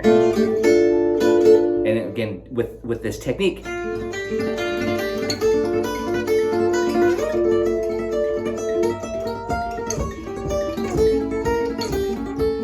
Okay, so it's pretty cool. It's a pretty sweet technique. I find myself trying to find other ways to use this technique too. You can almost make it sound like a tremolo. You know, like the same note in that case, a unison. So have fun with that Sweet Georgia Brown etude number 1, which I did pass out to you guys. And you'll hear this quite often. I don't know who did it first, but somebody, you'll hear this riff in Sweet Georgia Brown, this turnaround.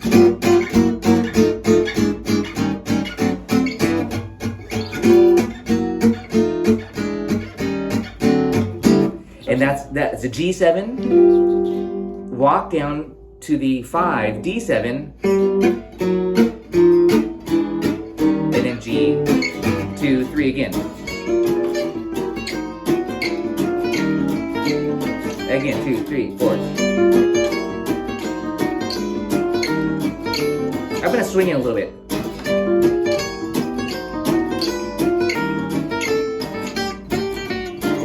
A little faster. 1, 2, 3, 4. So if you're wondering, how do you know which note to start on? G7's your first dominant. It's chromatic movement. Again, G, B, D, F, A flat. So I'm starting on the 5th, D. And you just work it out. And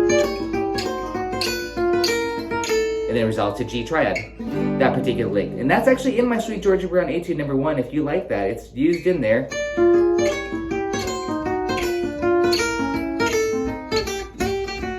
Try that with me, Ron. I'll harmonize. 1, 2, 3. Oh, you're gonna play this with me? Yeah, you don't have to swing. I'll swing. 1, 2, 3, 4.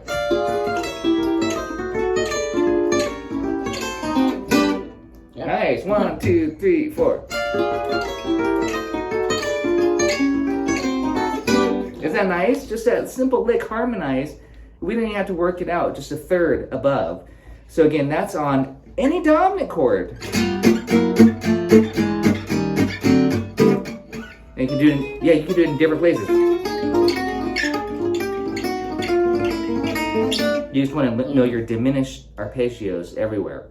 Sorry, diminished triads in that case. And yes, you can do that with your diminished arpeggios too. I want to go into Bossa Dorado, as I mentioned here. I know I'm kind of all over the place today, but we're covering a lot of good stuff here. We're not really covering this arpeggio, this stuff. I know you like that. And Dark Eyes, my Dark Eyes Etude number 1, and the Jangology Etude number 1. Now I'm just kind of naming these out if you want to work more on technical arpeggios, going through all 6 strings or 5 strings. But I'm more interested personally, and that's why I keep going back to wanting to share these strategies with you. I'm more interested in these concepts and strategies versus just running up and down arpeggios only technically. So Bossa Dorado is a great one. Pete, I know it's one of your favorites. It's just like swing chaton with a bossa feel, like this. So it's more straight 8 notes. Sorry. 1, 2, 3, 1. We're in D minor. 2 dominant. I go. Let's talk about that. Ron's reading the book and he's going to say, hey, it says E minor 7 flat 5 to A7. But when I'm improvising, I get rid of the E minor 7 flat 5. I just think A7 there. This is for the simplification purposes, the reduction. So I just go straight to the A7 instead of the E half dim, which is a prep chord to the A7 and 2-5 to the D minor. So again, you're looking at Bossa Dorado. You got D minor for 2 bars. The 2 dominant E7. And then A7. That's the simplified. And then back to 1. Ready? Check it out. Diminish it. Down the half step. And back to D minor 6. And again, D minor 6. Diminish it. Down the half step. Diminish. Again. Diminish it. Down a half step, diminish. And D minor. Again, D minor 6. Easy arpeggios. Diminish. Down a half step. Again. Diminish. Down a half step.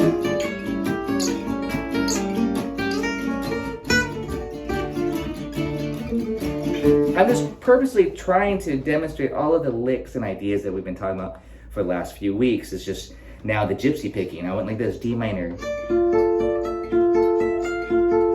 Diminish it. Down a half step. D minor. New position. Yeah. Diminish it. That's a fun song, Bossa Dorado. It's one of my favorites to solo on. But it's just like swing chaton, but in a different key. I use the same formulas, the same strategies. But here's one thing I do want to share with you that's really beautiful arpeggio, and I did say I was going to talk about it. The add 9 arpeggio, and I do have an etude for you on this for Bossa Dorado. I think it's etude number 2. The add 9 arpeggio is, first of all, the add 9 chord is basically you take a triad, and then you add on the 9. The 9 is the same as the 2. But this, so one thing that I want to share with you is in our popular arpeggio, Django used it quite a bit again, the add 9 arpeggio, and I wrote it out on my minor swing etude number 1. This. That was all starting on the A minor and D minor respectively. But the idea is this, you go 1, 2, flat 3. So the 9 is really the 2. So you just do this motif, 1, 2, flat 3, like you're playing a scale. And then you go straight to the 5th. And then you start and do an up an octave. So you do this. And of course, you know, you want to work out those fingerings. And yes, I am doing the diagonal method of the fingering for this. I'm going like this. Then I switch to the 5th. and then I fifth. So you get this. And also I'd recommend checking out my Made for Wesley Etude number 1. That was D minor. And then on E7, you could do the dim 7 arpeggio.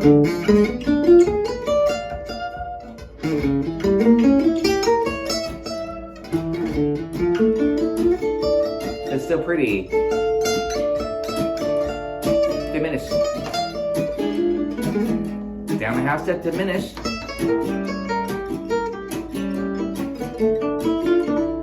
And really hang on the 9. Diminish. Down half step. Add 9.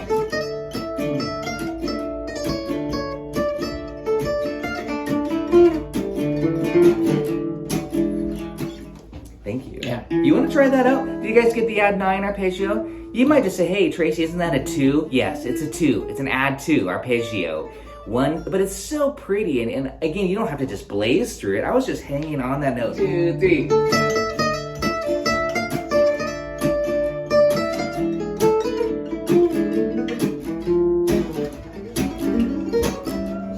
Right here.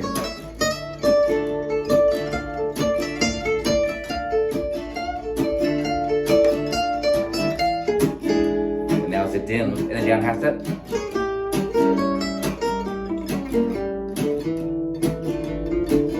Two, 3, 4. You guys give it a try. Add 9, diminish it. Down a half step. Diminish. And back to the add 9 arpeggio for the flavor. And again, D minor, add 9. Diminish it. Right on the D. Down a half step. Yeah, don't think too much. And then back to D minor, add 9. Again. Diminish it. Down a half step.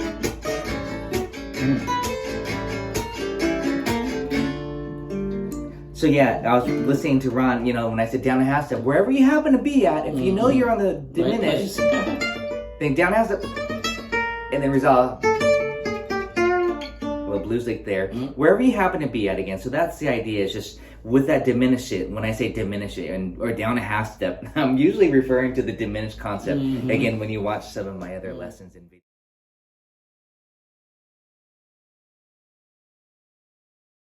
Of these easier arpeggios, I have to say this is one of my favorite techniques. It just allows me to kind of play the changes and think really simple.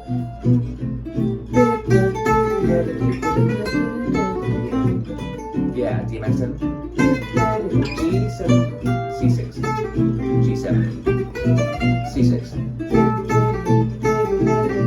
D7 position.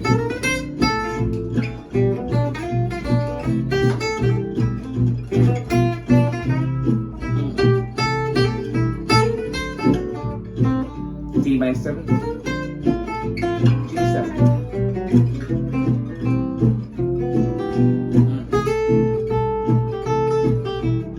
Well, I see C6 on the chart, but you want to be able to know that you can also play C major 7 as an arpeggio. You don't have to just play C6.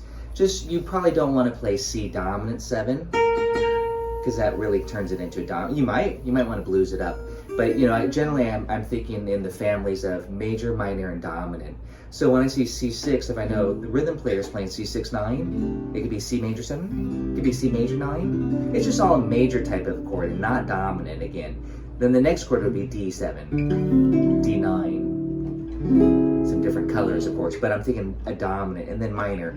So you can start to mix and match between C. This is how I like to think of it. 1, 2. 1, 2, 3.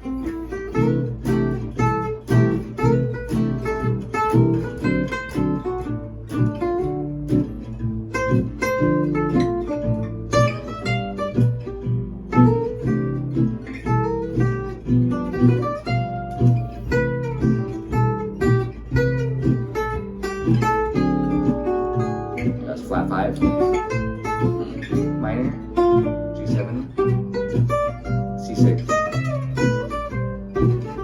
I'd throw in some Mona Lisa.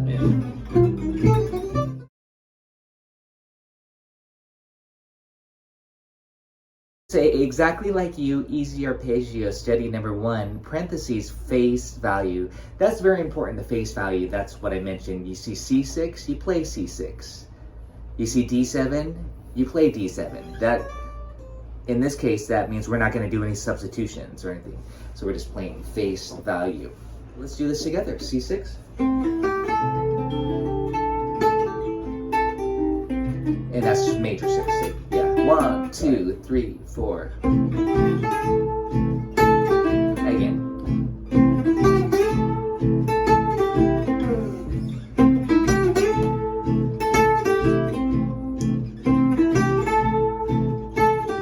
Yeah, we're just practicing. This is a great way to practice. Okay, we're putting the song together. The next chord is D7. Okay, so that's the 2 chord, 2 dominant. This is a great progression based off of, well, very similar to Take the A Train. So go up a whole step, and there's D dominant 7. Okay? And we're just doing exactly what's written on the paper there. We're going like this, 1 and 2 and, 1 and 2 and, D7, 1. Again, C, D7. Yeah, how is that? Good? Yeah, good. I also recommend it, and you can look at the, if you don't know them already, I also recommend starting on the 3rd string root. And then, same idea, okay? You can do this everywhere on your instrument, respectively. We just want to get a good grasp on outlining the progression and start to swing and keep it simple. Okay, so now if you look at the chart, this is measure 5 on the song. The 2 dominant then becomes the minor 2, so D minor 7. So this is, again, why we wanted to practice all of our 7th chords and 6th chords, so we don't have to look at the sheet and say, what's a minor 7? We know that it's this. Okay, we just flat the 3 from the dominant 7. Tricky, because now we have a 2-5 progression, so we're actually going to go D minor 7, to G7, and you can see on this etude here, the study number 1, it does go to G7 here. Okay. So we have D minor 7, G7, C6, G7. And again, this is just face value. You see it, you play it. All right, we're gonna try the whole A section on repeat here, just on loop. Okay, you guys wanna give it a try nice and slow. 1, as written, 2, 1, 2, 3, C6, D7. Get ready for this 2-5, D minor 7, G7, C6, G7, again, C6, D7, D minor 7, G7, and C6, and G7, and top again. We're just looping the A section, D7, D minor 7, G7, C6, and G7, and C. And now I'm starting to ad lib a little bit. Let's try that A section a little bit faster. Realistically, you're probably going to play the song. Waiting, I've been so blue. Prayed each night for someone exactly like you. 1, 2, 3.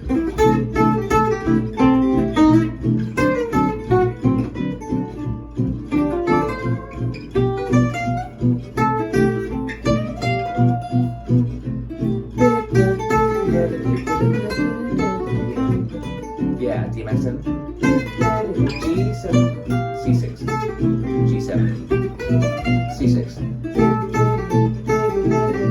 D7, minor 7, D7. C6. And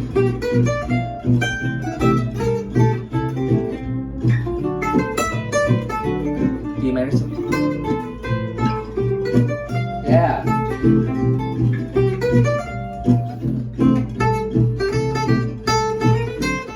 I'm just playing it down in a different position.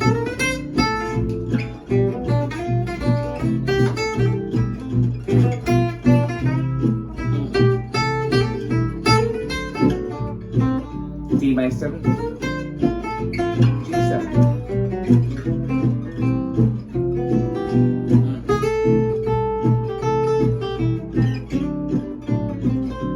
D minor 7.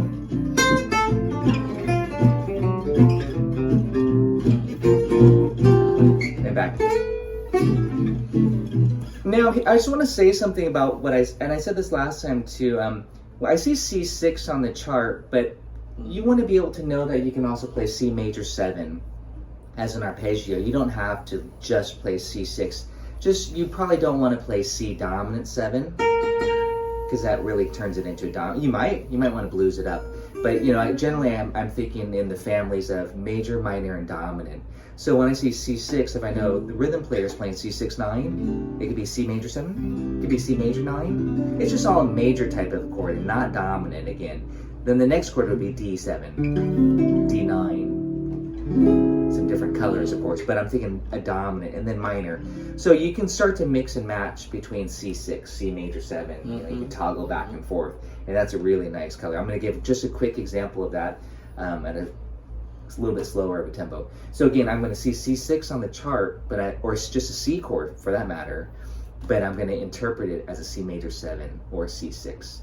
And this is how I like to think of it. 1, 2, 1, 2, 3.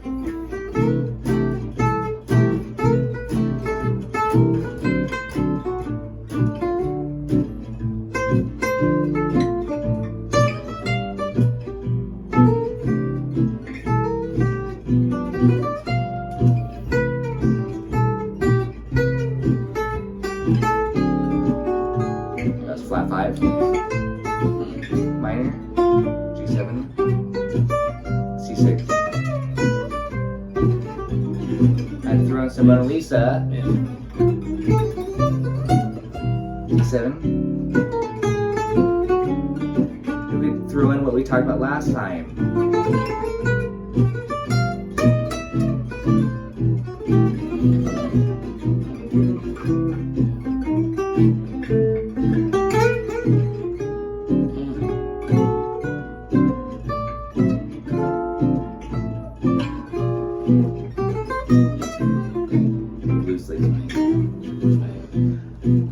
So again, that's the demonstration of these easy arpeggios. I have to say, this is one of my favorite techniques.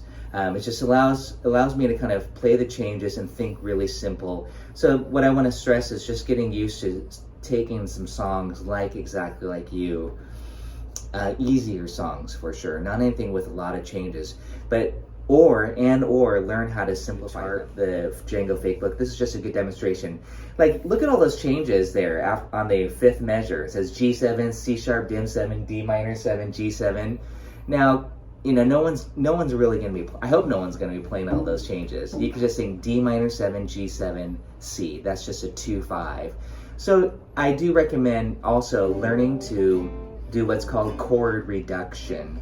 Just know that, hey, know the basic movement. You don't have to do a lot of these fancy passing chords in your soloing. Learn to simplify your thinking. Again, that G7, C sharp, dim, D minor 7, G7. I don't know anybody who plays it like that.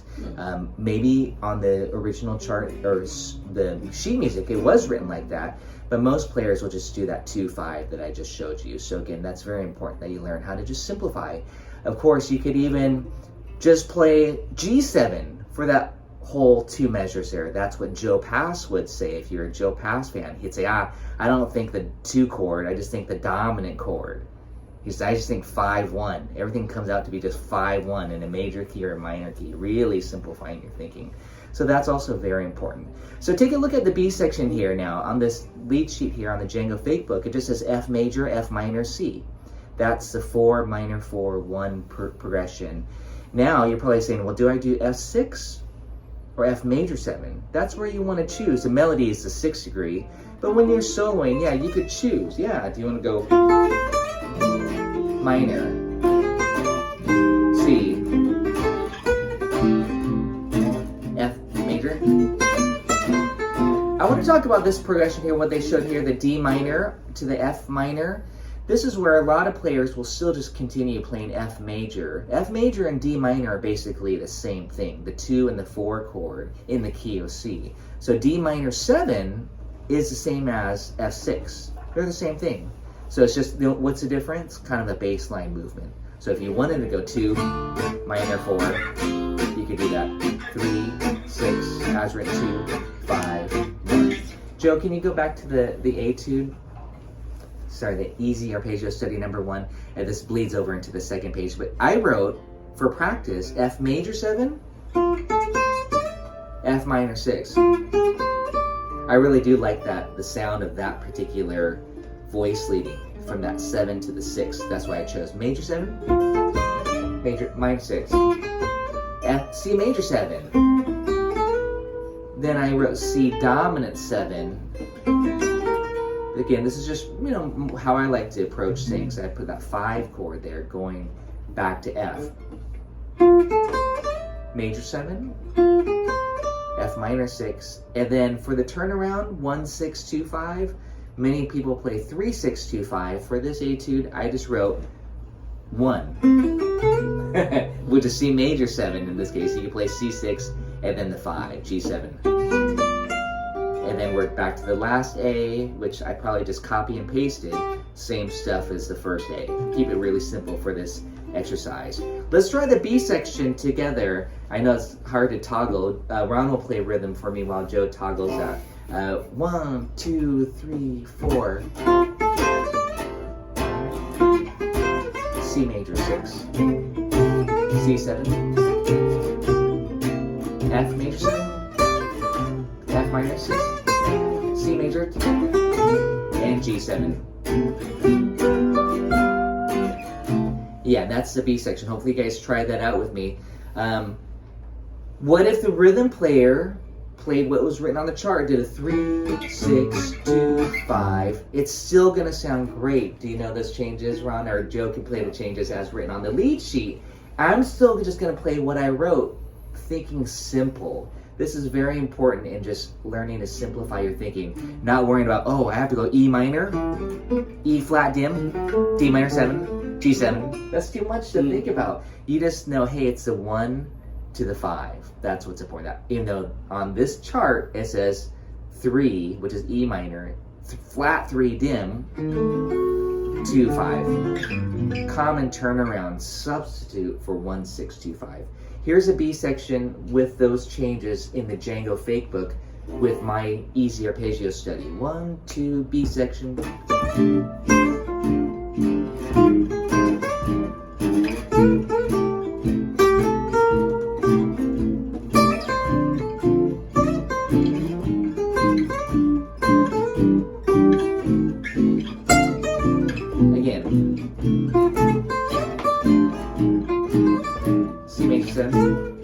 C7, F major 7,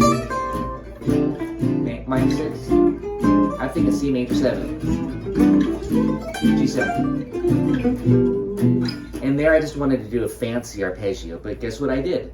C major 7, G7. I'm just playing a lot of notes, but my thinking was really simple. I didn't worry about E flat minor 7, E flat dim 7. Too much to think about. I was like, D minor 7, G7. That's way too much thinking. But again, you can work out those sequences. That's what I would kind of consider more like a bebop style approach if you wanted to work in those arpeggios. And I do have, of course, studies for those. That's more on my rhythm changes studies. But I hope that just demonstrates for you. I hope you guys are trying that out too, just as written. But notice how I was starting to have some fun with those. I call them just shapes. You don't have to play it exactly. You just kind of pick and choose notes from there. Any questions? The next chord is D7, okay? So that's the 2 chord, 2 dominant. This is a great progression based off of, well, very similar to Take the A Train. So go up a whole step, and there's D dominant 7. Okay? And we're just doing exactly what's written on the paper there. We're going like this, 1 and 2 and, 1 and 2 and, D7, 1. Again, C, D7. Okay. Yeah, how is that? Good? Yeah, good. I also recommend it, and you can look at if you don't know them already, I also recommend starting on the 3rd string root. And then, same idea, okay? You can do this everywhere on your instrument, respectively. We just want to get a good grasp on outlining the progression and start to swing and keep it simple. Okay, so now if you look at the chart, this is measure 5 on the song. The 2 dominant then becomes the minor 2, so D minor 7. So this is, again, why we wanted to practice all of our 7th chords and 6th chords, so we don't have to look at the sheet and say, what's a minor 7? We know that it's this. Okay, we just flat the 3 from the dominant 7. So, but this is tricky because now we have a 2-5 progression. So we're actually going to go D minor 7 to G7, and you can see on this etude here, the study number 1, it does go to G7 here. Okay. So we have D minor 7, G7, C6, G7. And again, this is just face value. You see it, you play it. All right, we're gonna try the whole A section on repeat here, just on loop. Okay, you guys wanna give it a try nice and slow. 1, as written, 2, 1, 2, 3, C6. D7. Get ready for this 2-5, D minor 7, G7, C6.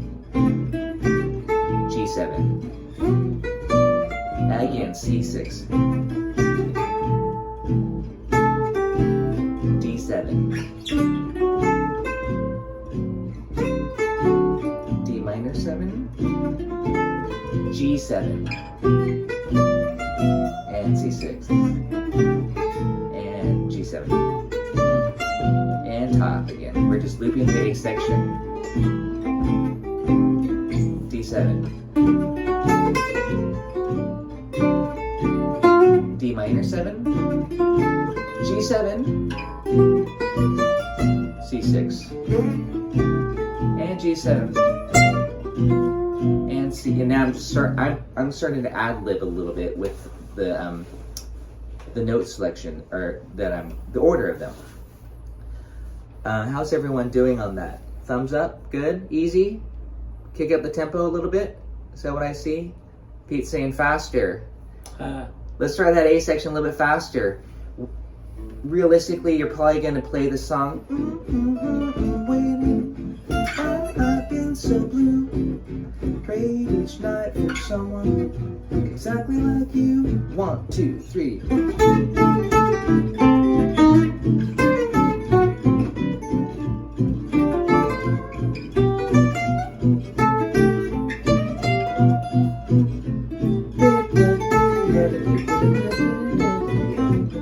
Yeah, D minor 7, G7, C6, G7, C6,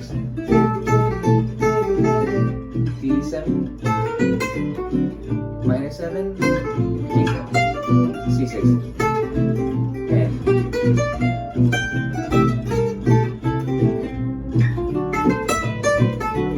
D minor 7. Yeah.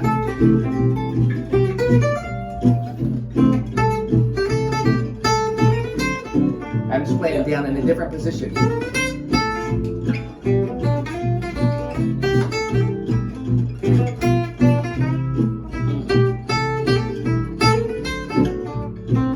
D minor 7, G7,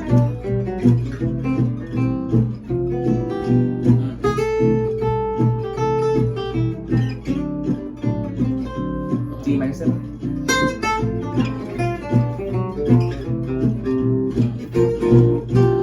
And back. Now, I just want to say something about what I said this last time too. Well, I see C6 on the chart, but you want to be able to know that you can also play C major 7 as an arpeggio. You don't have to just play C6. You probably don't want to play C dominant 7, because that really turns it into a dominant. You might want to blues it up, but generally I'm thinking in the families of major, minor, and dominant. So when I see C6, if I know the rhythm player is playing C6 9, it could be C major 7, it could be C major 9. It's just all a major type of chord and not dominant again. Then the next chord would be D7, D9. Some different colors, of course, but I'm thinking a dominant and then minor. So you can start to mix and match between C6, C major 7. You can toggle back and forth, and that's a really nice color. I'm going to give just a quick example of that at a little bit slower of a tempo. So again, I'm going to see C6 on the chart, or it's just a C chord for that matter, but I'm going to interpret it as a C major 7 or a C6, and this is how I like to think of it. 1, 2. 1, 2, 3.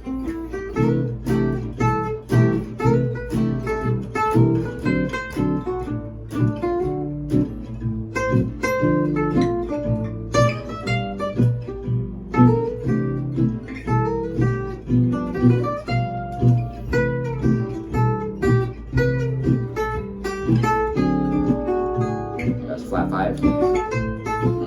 Minor. G7. C6. I'd throw in some Mona Lisa. D7. We threw in what we talked about last time.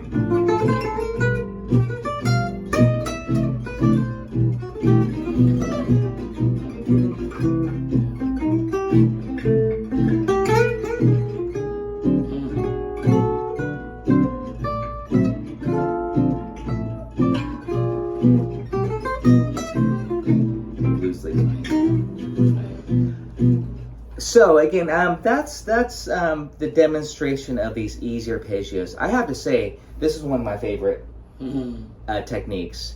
It just allows me to kind of play the changes and think really simple. So what I want to stress is just getting used to taking some songs exactly like you, easier songs for sure, not anything with a lot of changes, but or learn how to simplify them. Joe, can you go to the Exactly Like You chart, the Django Fakebook? This is just a good demonstration. Look at all those changes there on the 5th measure. It says G7, C sharp, dim 7, D minor 7, G7. Now, no one's really going to be, I hope no one's going to be playing all those changes. You could just sing D minor 7, G7, C. That's just a 2-5. So I do recommend also learning to do what's called chord reduction. Just know that, hey, know the basic movement. You don't have to do a lot of these fancy passing chords in your soloing. Learn to simplify your thinking. Again, that G7, C sharp, dim, D minor 7, G7. I don't know anybody who plays it like that. Maybe on the original chart or the sheet music, it was written like that, but most players will just do that 2-5 that I just showed you. So again, that's very important that you learn how to just simplify. Of course, you could even just play G7 for that whole 2 measures there. That's what Joe Pass would say. If you're a Joe Pass fan, he'd say, I don't think the 2 chord, I just think the dominant chord. I just think 5-1. Everything comes out to be just 5-1 in a major key or a minor key, really simplifying your thinking. So that's also very important. So take a look at the B section here now. On this lead sheet here on the Django Fakebook, it just says F major, F minor, C. That's the 4 minor 4 1 progression. Now you're probably saying, well, do I do F6 or F major 7? That's where you want to choose. The melody is the 6th degree, but when you're soloing, yeah, you could choose. Yeah, do you want to go minor, C, F major? I want to talk about this progression here, what they showed here, the D minor to the F minor. This is where a lot of players will still just continue playing F major. F major and D minor are basically the same thing, the 2 and the 4 chord in the key of C. So D minor 7 is the same as F6. They're the same thing. So it's just, what's the difference? Kind of the baseline movement. So if you wanted to go 2, minor 4, you could do that. 3, 6, as written 2, 5, 1. Joe, can you go back to the etude? Sorry, the easy arpeggio study number 1. And this bleeds over into the second page. But I wrote, for practice, F major 7, F minor 6. I really do like that, the sound of that particular voice leading from that 7 to the 6. That's why I chose major 7, major minor 6, F, C major 7. Then I wrote C dominant 7. Again, this is just, how I like to approach things. I put that 5 chord there going back to F.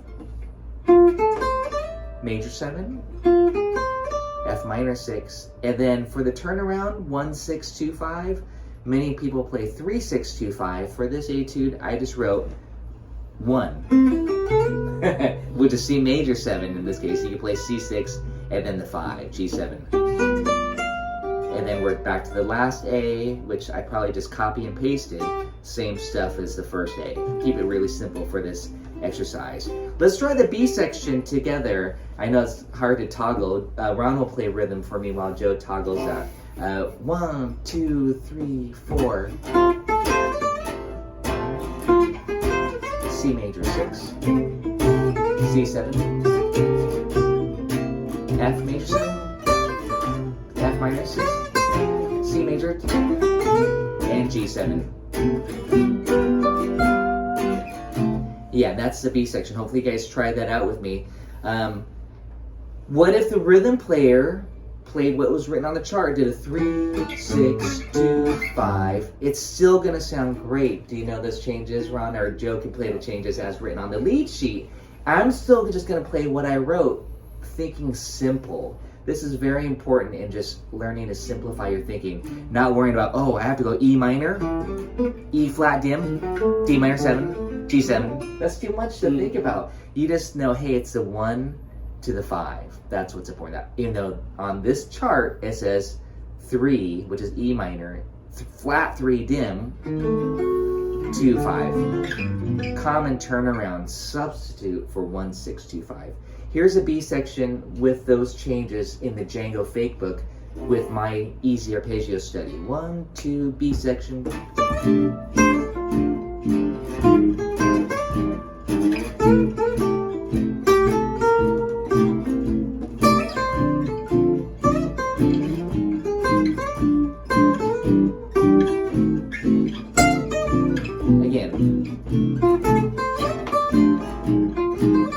C major 7, C7, F major 7,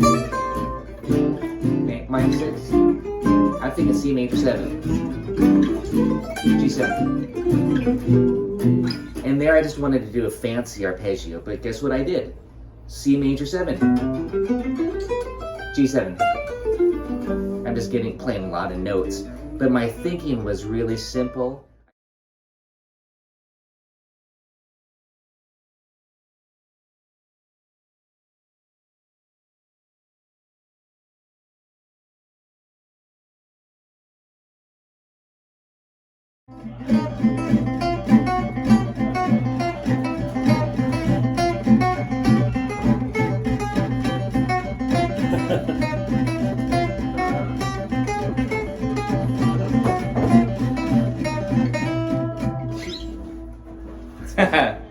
Ready? No, not yet. I got Okay. it. Take a breath. It's There like two. a show, of course. Okay. All right. 3, 2, 1. But today I passed out what I created maybe 2 years ago. I did an online class called Gypsy Jazz, all about licks. And this was a really good worksheet, and I wanted to share that with you all and kind of just do some select licks for application.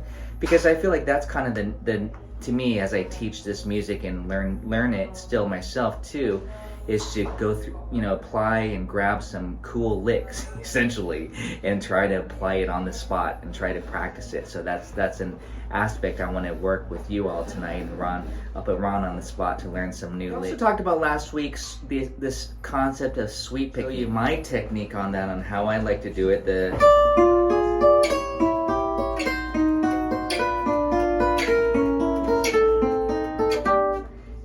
here I'm demonstrating it on that diminished triad.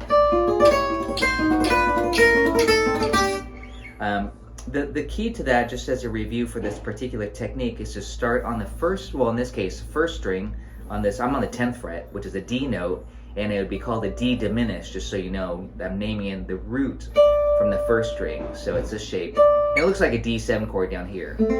As I showed you how I think of it as the triads, I do G major, G minor, G diminished, and there's also G augmented. That's the importance of knowing your triads. So this one, again, when I'm choosing here, I'm going to have Joe and Ron join in. I like to do this as an intro or an ending lick, or a lick of On Sweet Georgia Brown when it does this part of it.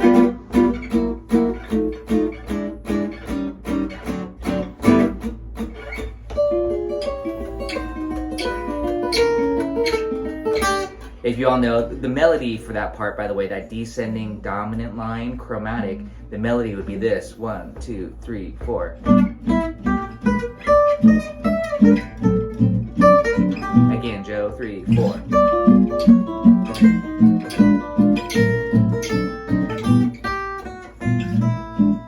What Joe was doing was this. That chromatic descending dominant line, which is tritone substitution, by the way. I'm not even going to go there right now, even though I talked about it last week. But so that's what the rhythm player would be doing on that section there, and the melody would be this. But a fun thing to do is to do that diminished substitution trick, and you can start on the 3rd, the 5th. I'm starting on the 5th, D. The flat 7, Ron's going to start, does he have a cutaway? Good, he's got a cutaway. He'll start on the flat 7. I'll have Joe do one too. We'll do a 3-part harmony here. And you guys too, of course, as we're all working on this sweep picking together. It's basically like this big harmonized, diminished, chord. Mm-hmm. We haven't tried this, but I'm going to try it. So again, that sweep picking would be this. It's 1 and 2 and 3 and 4 and 1 and 2 and 3 and 4 and 1 and 2 and 3 and 4 and 4. We should all end on a G triad. Either this one, or even G6. G6 is just this, by the way. Or this. E minor. It's just E minor. So I'm going to start here. Joe's going to start here. Ron's going to start here. We'll do a quick demonstration of this and see what it sounds like. No rhythm guitar, but just to show you guys how cool this is. You guys got it? Mm-hmm, mm-hmm. 1, 2, 3, 4.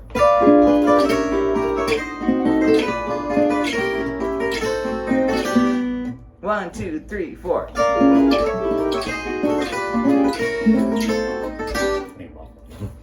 That's okay. So, but anyways, it's kind of cool. You can do these instant harmonies, by this diminished stuff, as we demonstrated last time with arpeggios, also. But that's a kind of a fun little lick. But notice you get four licks for the price of one. This idea. It's actually easier at a fast tempo because it's all about the sweeping. Or here. And that's G6. I know it sounds kind of funny without hearing the G. But anyways, that's the concept there. And don't forget, you could do this on the 4-3-2 strings, which a lot of people don't do.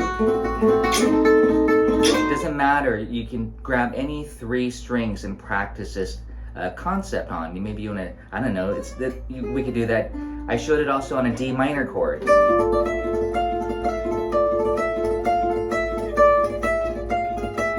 So again, you could do it on minor, major, doesn't matter. It could be whole tone like this. I love that. That sounds good with 2 guitars. So again, that's the power of learn. Yeah. Oh, Ron wants to give it a try. This is the whole tone version of it. What the whole tone consists of, not diminished triads, but augmented. So we're gonna take this shape. By the way, if you don't know what an augmented triad is, I'm going to show you real quickly. Here is a D major chord. It's going to sound like a John Lennon song. Right here.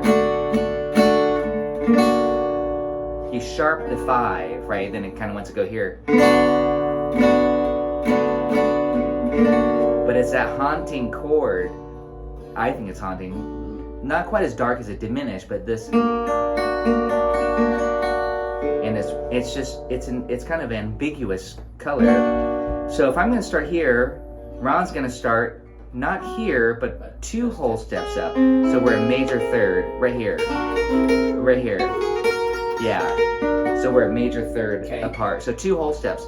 The diminish is 3 frets. If you want to harmonize an augmented, you would go 4 frets, so that you're a major third away. So if I'm gonna do this, Ron's gonna go here,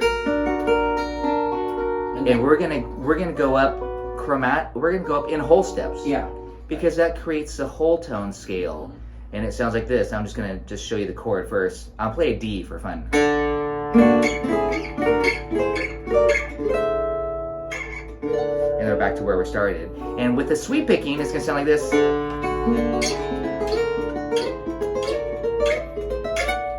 1, 2, 3, 4.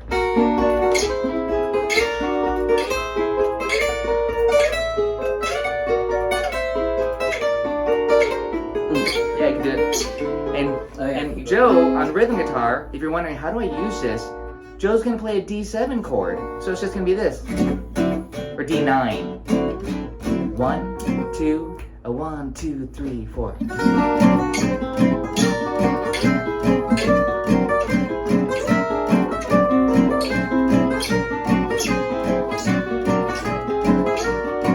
Tension.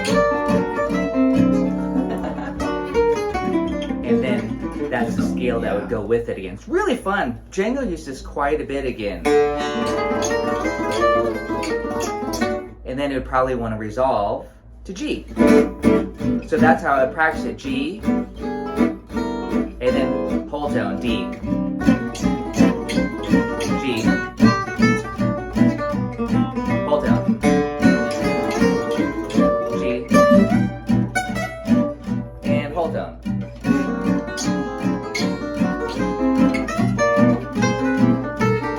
And whole tone. And G. Etc. So basically, how we're practicing it for application is we're going 5, 1. The most common progression: 5, 1.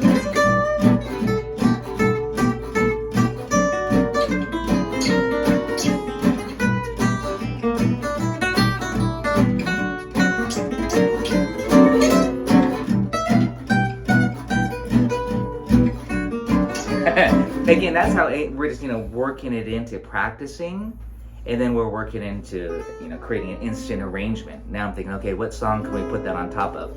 I'd probably do it on like I Can't Give You Anything But Love. I can't give you anything but whole tone. And again, right here.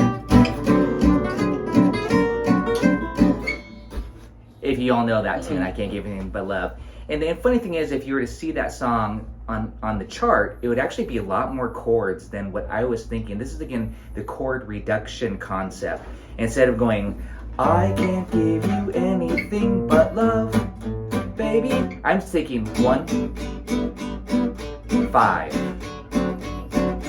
1, and 5. And that's where we go. That whole tone flavor. You just want to learn to simplify your thinking as much as possible. You don't want to be bound by all those chord changes that the rhythm player, in the bass player. That's too much movement to be thinking about. Instead, you're thinking 1, 5.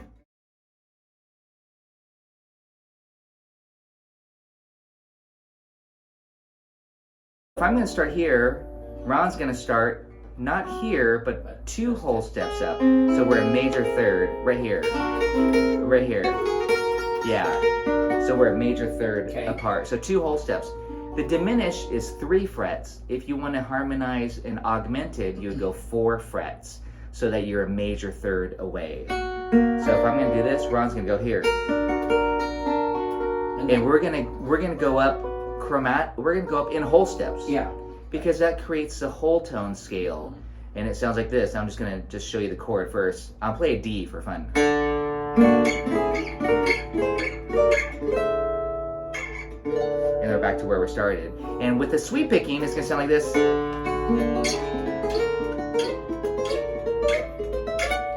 One, two, three, four. Yeah,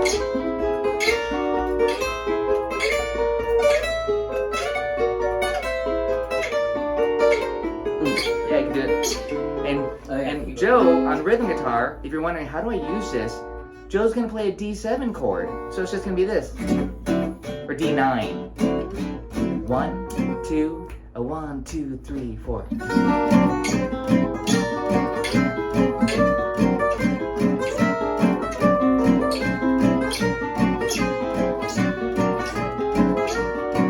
Tension. And then that's the scale that would go with it again. It's really fun. Django used this quite a bit again. And then it would probably want to resolve to G. So that's how I practice it. G, and then whole tone, D, G, whole tone, G, and whole tone.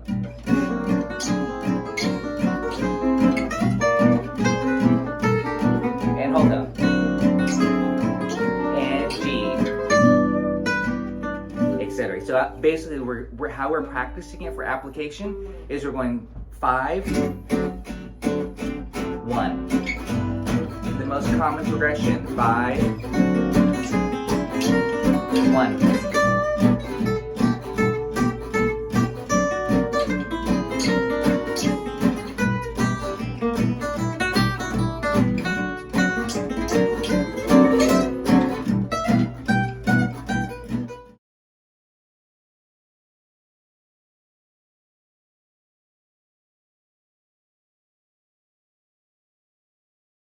So that's the beauty of the whole tone scale, is that the whole tone scale, it actually doesn't have a major triad, it doesn't have a minor triad. The whole tone scale only has an augmented triad, okay? Triads, plural. All of these whole steps apart, they just keep repeating. There's 3 of them that before it just repeats itself, and that's what the whole tone scale is. So not only can you do it with chords, you can do it with single notes too. Like last week in Swings Jeton, we went like this. Remember doing that?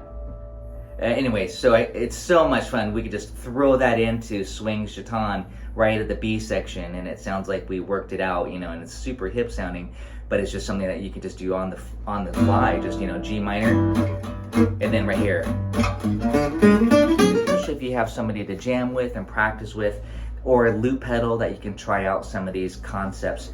But importantly too is, how do I apply it to exactly like you? I Can't Give You Anything But Love. Sweet Georgia Brown, that's a really good one, especially for the whole tone scale, because you got these dominant chords. Okay, so let's take a look here. Joe's gonna load it up also for us. We're just gonna do some licks-based stuff in application. This lick I got from Django, and it's paraphrasing. It's quick lick number 42 actually. And it's going to be paraphrasing his Appel Indirect solo. So let's take a look at it here. Like the sweep picking one, this one is quite interesting. I'm just alternating the picking, but take a look at it first. It makes use of open strings, and Django was a banjo player prior to playing the guitar, so I'm thinking it was kind of a banjo-y lick that he had learned.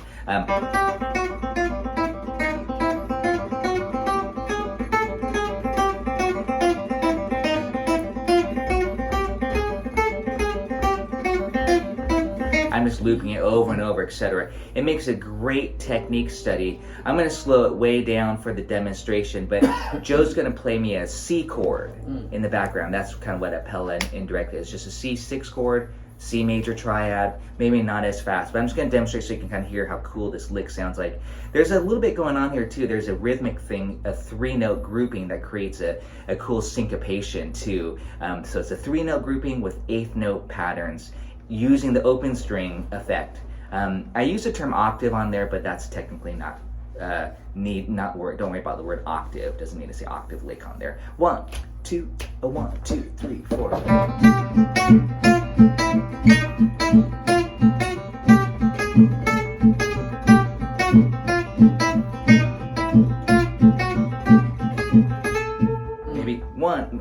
variation of it, just kind of thinking of the same idea. 1, 2, 3, 4.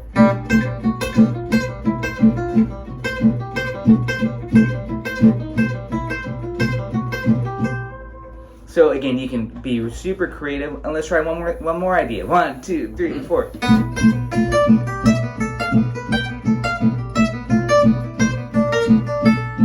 Again, I'm just taking the lick, the technique of it, and moving it around to get some new licks from it. So let's just take a look at this particular, and that's to me a lot of the idea behind learning licks, is how can I morph it into creating something that's my own, maybe being, influenced by Django first. So take a look at this with me, please. Here we got the open G, and then we're going to hit a C note on the same string. That's kind of the important part of the concept. And then we're bouncing to the second string to the G. And once you get this, that's the concept. And it's, in this case, it's root fifth, G, the fifth of the C chord, fifth root fifth.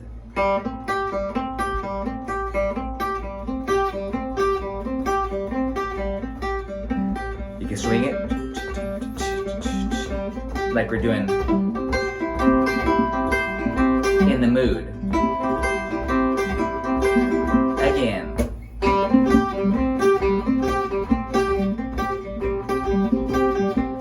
I'll harmonize.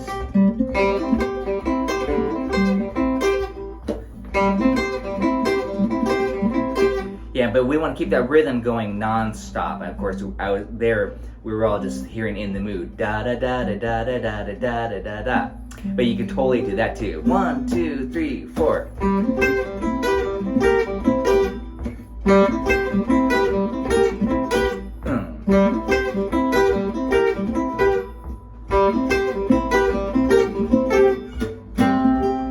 Yeah, right there, we came up with a cool intro. That could be an intro for a song. Bust into Swing 42 with that right there, So again, you can have a lot of fun with these licks and apply it to Swing 42. Etc. So that's what I want to talk about again. But that's not the whole lick though, just to show you there's more to it. There's kind of a bluesy phrase here. And again, this is taken from Django, but kind of this. Chromatic. So when you put that in and you keep the other two notes constant, that's the pedal tone concept. Yeah, exactly. Now you get this. And then I ended right there on the third of C, harmonically speaking there. 1, 2, 3, 4. Now I went on, and this is not Django anymore, but that was inspired by Django. But now I went to the minor third, and just to kind of make it bluesy, that flat 3. Yeah, but the hard part about that, I made it harder than it needed to be. You have to refinger that. So you have to do this.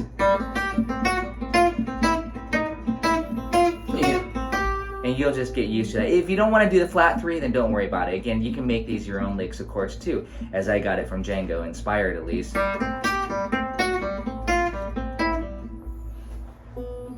And then it goes back up, and then I went to the 6th degree. That's quite a big stretch again, so you don't need to do that. Just make it your own lick there. But that's what's written there on the page, and then just have fun with it. Take that concept and let's try it again. This is going to be as written, in case you guys are trying to follow as written. Do you know it? So it goes.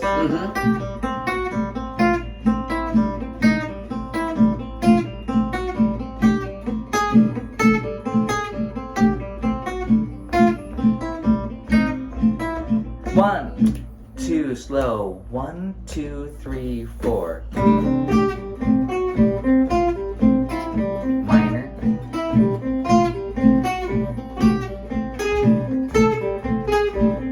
Good exercise.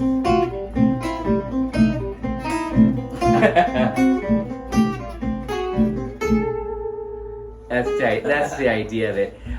For fun, I'm gonna do it, and I'm gonna kind of do something similar. But Joe's gonna give me an A minor chord, so I'm just gonna think this now. I'm gonna think a cliche like this. It's gonna kind of based off this A minor idea going. Yeah, 1, 2, 1, 2, 3, 4. Or maybe this.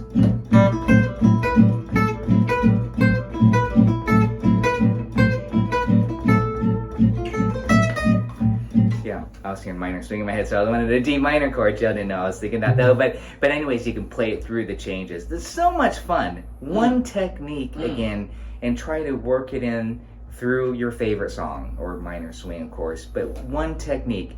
Again, that technique is really good for your picking, and I'm alternating my picking. Were you alternating your picking, or were you sweep picking? All sweep picking. Joe is sweep picking it. So you know you can do different things. I'm using it as an alternate picking.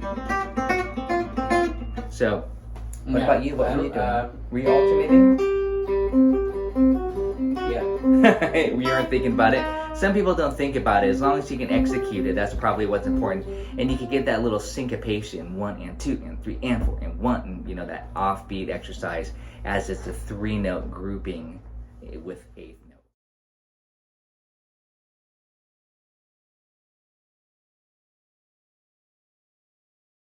To share some of these concepts.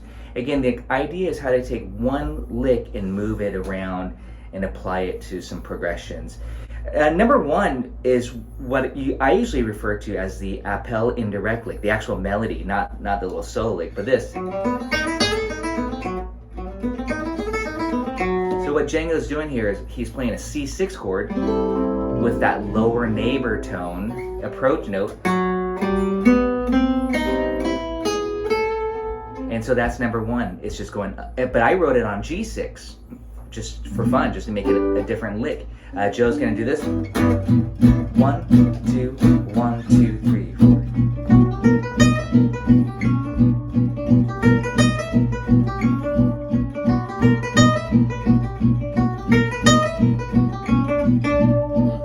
And now the progression might be, again, I can't give you anything but love in the key of G, and now the rhythm player, Joe, might be going, I can't give you anything but love, baby. We can still do 2,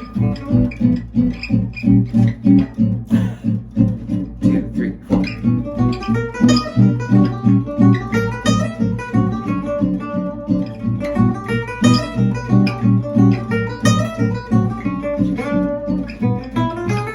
And now I'm going on for the rest of the, but again, you can take a lick and move it around, and actually you can go on through the song, of course. But that's the beauty of it. And of course, with this particular lick, that's where A minor, 1, 2, 3, 4. 1, oh, that's 1, 2, 1, 2, 3, 4.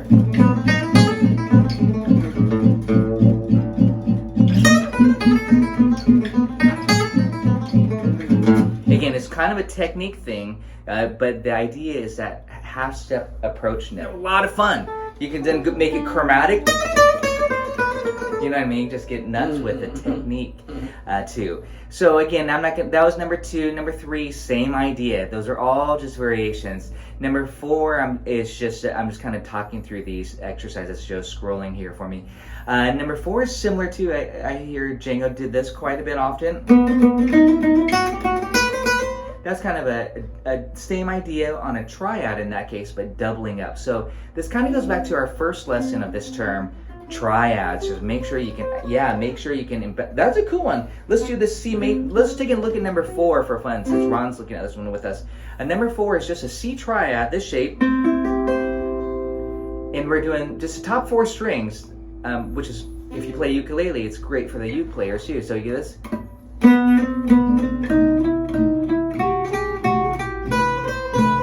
Yeah, 1 and 2, 3, 4.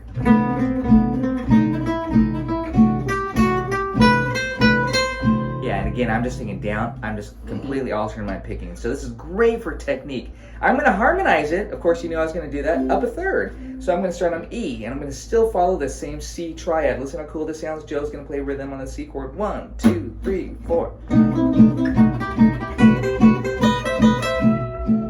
Oh, cool note. That's, if you didn't land on, oh, Ron chose cool note. I know. 1, 2, 3, 4.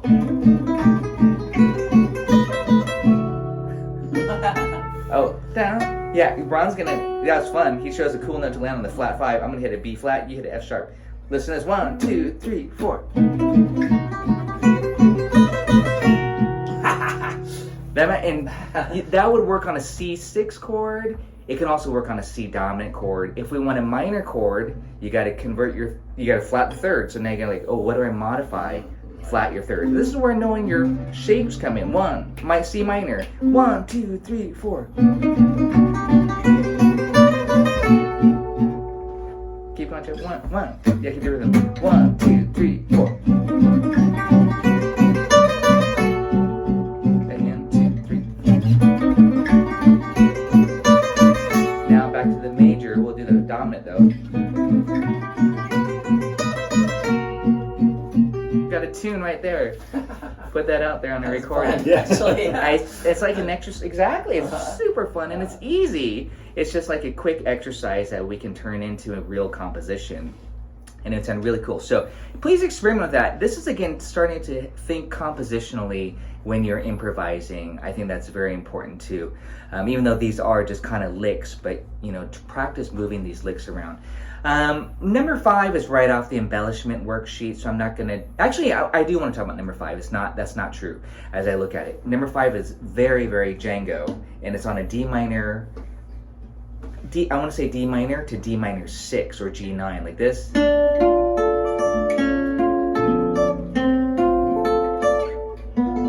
So the lick itself is this.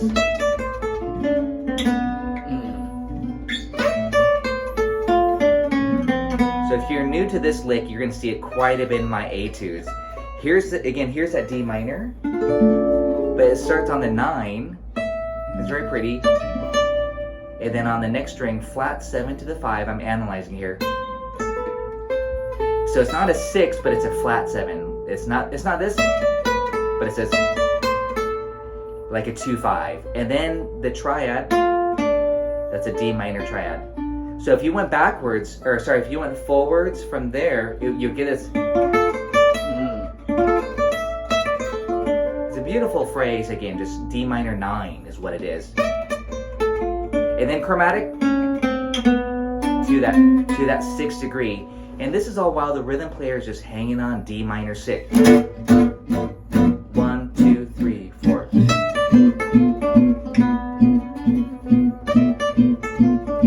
Yeah, Ron's did a triplet. But that's not what's written. It's 1, 2, 3, 4. Again.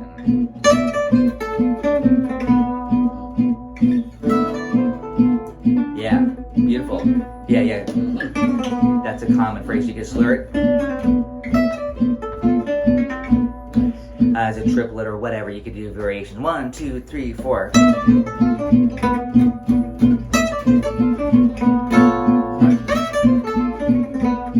Thank you. Yeah, isn't that a good lick? Now on A minor. 1, 2, 3, 4. Again. D minor.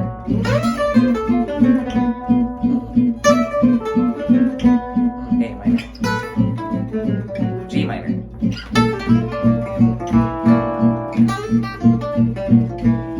So don't forget what we talked about in the second lesson. G minor 6 can also be thought of as C9.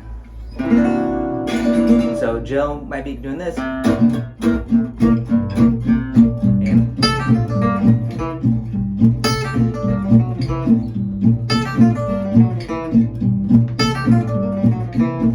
Again, that's the idea, is this G minor against. So don't believe that what's written there when it says D minor, that it's only for a D minor chord. Use your theory knowledge and say, oh, that could be a G9, G7, you can apply it to that. There's other cool things we could do too later, but I'm just kind of giving you how the lick would often be heard of face value. What I'm saying is this, so number 4, here's a good preliminary exercise. Here's C major. I'm just using my middle finger only. C minor. C dim. That one's tricky because of the you have to move, diagonal and such. Can you mute whoever's not muted? Thanks. So check out one, major, minor, diminished. But this is the preliminary study without the half-step approach note. Major, minor, and then diminish, just with the chord in the background so you can hear it. Just the approach, just diminish, minor, diminish, major. Now with the minor, diminish, major. Yeah, and thank you, Joe. Joe's just minor and the diminish. Ready, Ron's gonna do what I did, and we're gonna harmonize, and you all do it with us, but a little bit slower. One. We're gonna go through all three triads: major, minor, and diminish. We'll exclude augmented for now, but that would be cool too. One, major, two, 1, 2, 3, 4. Let's take a break and then do that again. And leave some space. Yeah, good. Ron's working out. However, before I hear Ron do that, I want to make sure he could do this. And then minor. Diminish. So don't worry about the lower neighbor until you can really visualize these triads everywhere. And here's the other C. Here's C, and here's C. Those are the inversions. Minor, minor, minor. Okay. Yeah. I don't want to do diminished. So here we go. 1, 2, major. 1, 2, 3, 4. Let's hold that, and let's let it breathe. Yeah, thank you. Let's let it breathe. Good. 1, and then minor. 3, 4. And then we're gonna diminish it. 1, 2, 3, 4. And back to major. Beautiful, isn't that nice? Now let's try it without stopping. Major, minor, diminish, major. 1, 2, 1, 2, 3, 4.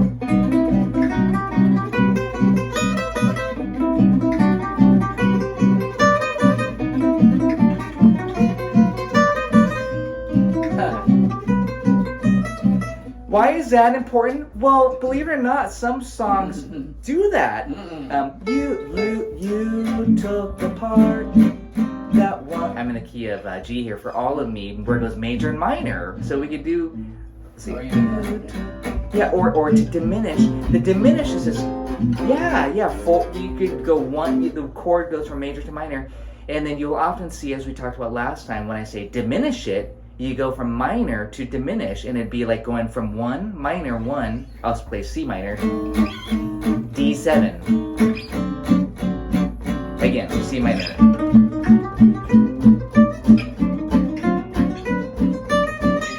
So what Joe's doing on rhythm guitar, he's doing C minor, D7, G7. This is like bossa dorado and swing.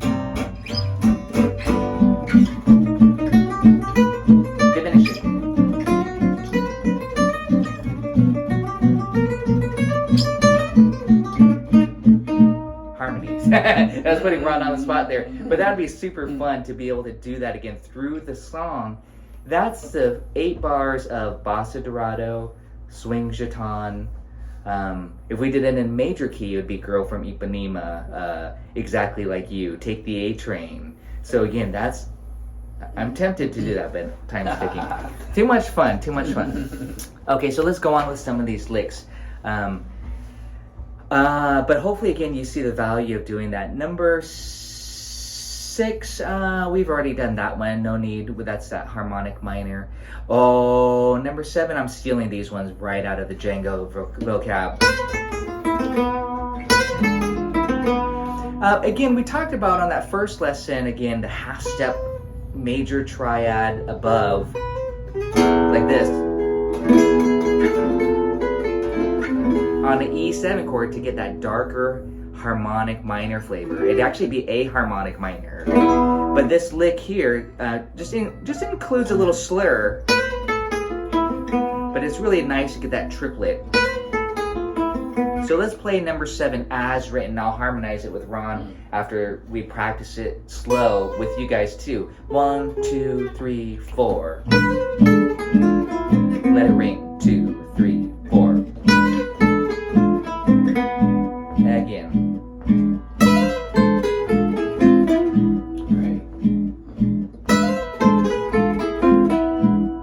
A little faster. Oh, all I'm doing is going up to the next E triad. I could have got. I'll go to the lower E triad. So again, if you're harmonizing with us, which I'm hoping you're doing at home, if it's too easy for you, you might say, I'm going to do the other E, or go to a different string. It's going to sound great. 1, 2, 3, 4. 2,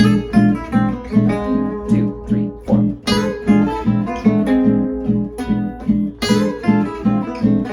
Yeah. Yeah, and then I'm thinking, like, now we could do something like this. Right. You know, just create some cool rhythmic vibe. Yeah. Yeah, it's fun stuff. Okay, so anyways, that's how you can apply that. But check it out. I'm not going to leave this one particular lick, even though I love this lick, number 7, on the E flavor to make it dark and harmonic minory. What if we wanted it to make it happier sounding? What would you do? We can morph it, again, as a quick demo. Say we're doing it on an E6-9 chord.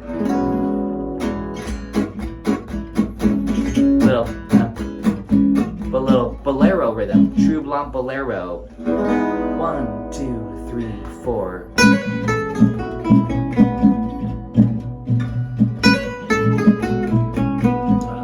Now minor it.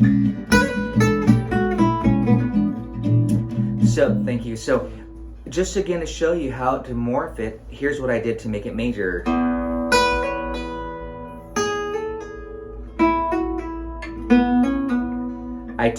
I instead of doing the flat 6, I did the major 6, and then 3 to 4, and then that's not what's written. Sorry, but this.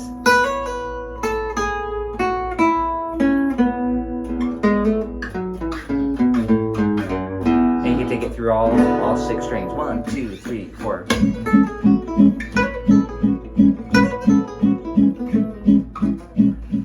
Okay, anyway, so that's the idea, is take your favorite lick, really explore it to death, and move it around, take it through the chord changes. It becomes a little game. And if you like that, that's a lot of what my etudes are about. You know, I just kind of play with these licks and ideas. Number 8, I'm just kind of walking, I'm going to kind of do a speed walk through these. Number 8 is really a beautiful one that I love to do on Sweet Georgia Brown. I have an etude kind of dedicated to this lick.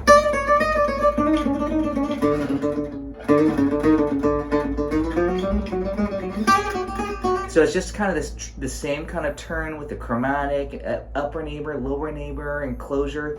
But as written, it's this. That's the lick there. It's all about targeting the root in this case, but you know, it could be any chord. It could be on a G minor chord. It could be whatever you want. So, but in this case, I'm thinking face value D7. Yeah. Yeah. The drama. Sweet.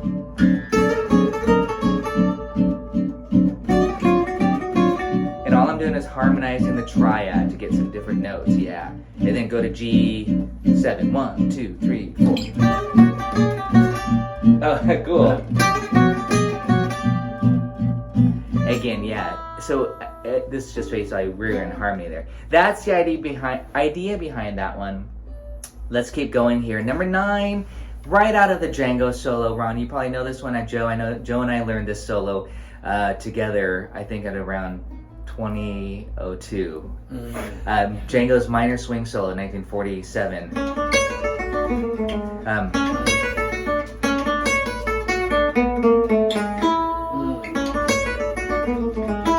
That's a lick that comes right out of Django's minor swing solo, except he places it on a different part of the beat.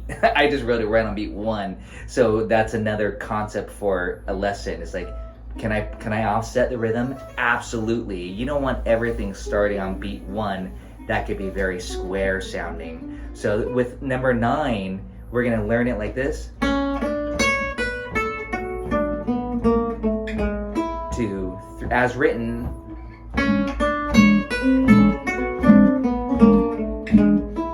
That's as written on the E7 chord. It's really beautiful, but it's going to look a lot like that lick we did earlier on the D minor, you remember? But this is on E7, and you can think of it as a B minor lick, essentially. So again, that's the thinking of it. 1, 2, 3, 4.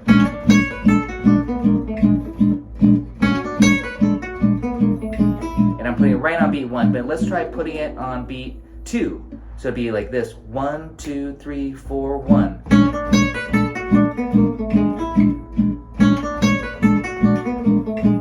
And now I'm just kind of talking about, you know, trying to play a lick and start it on a different part of the beat to get a different feel. Try putting it on the and of 3. 1, 2, 3, 4. Oh, sorry, the and of 2. 1, 2, 3, 4, 1, 2. 1, 2, 3, 4, 1, 2. Okay. So again, something like that. You know, just have fun with that. Number 10, it deals with the rhythm. Surprisingly, it's just a rhythmic vibe.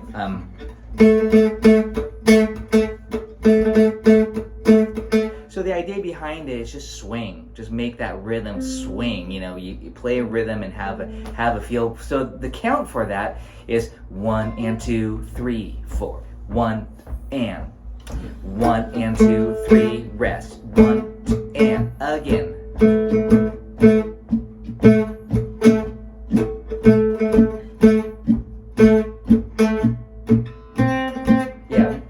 Joe's playing A minor chord. Ron's gonna play as written. I'm gonna play an A minor triad to harmonize. 1, 2, 1, 2, 3, 4. A minor. Back to A minor. E7. A minor. Exactly, so you can add some chords to that. I'm going to play a little chords. I know I said it's not about chord solos, but just to demonstrate the power of the rhythm, a minor swing with that rhythm. 1, 2, 1, 2, 3, 4.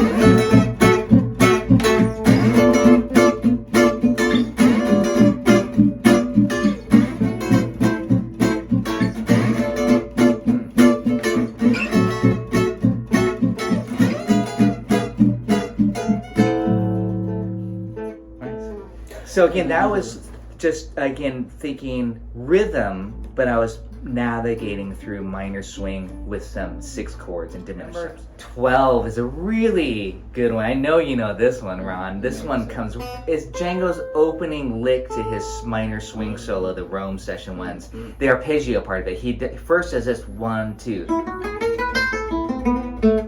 He goes, and it's just this arpeggio that I'm highlighting here. This.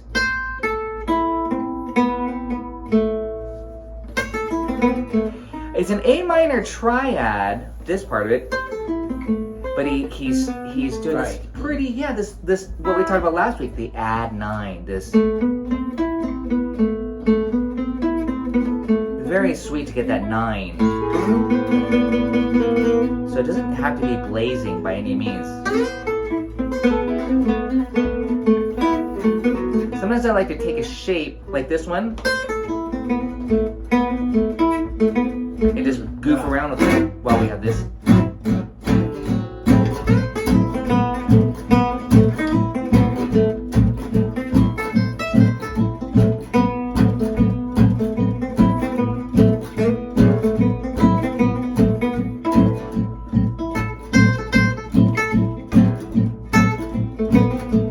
Here it is, just right.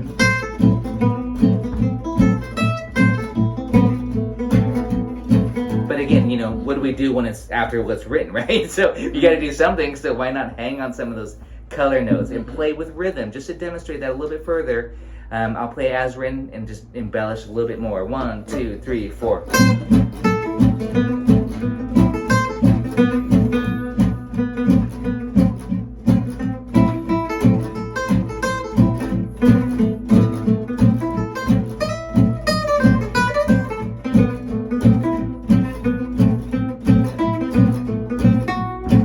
That's 6.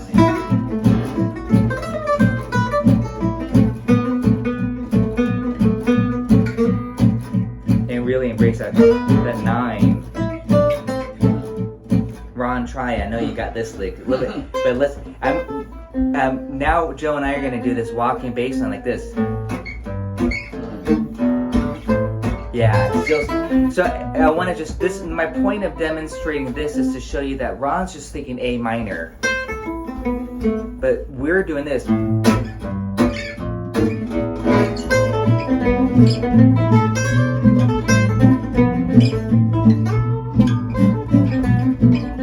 Yeah. Again.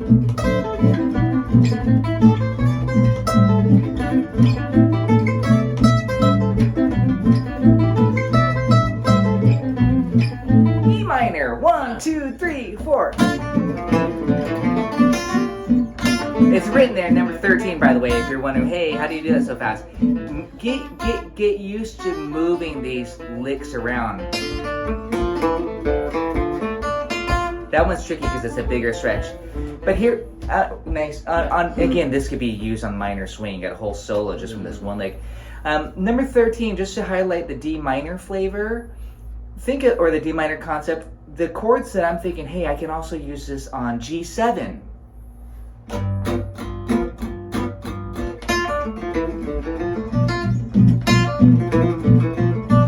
It can also be used, same reason we talked about earlier, G9, G7, D minor.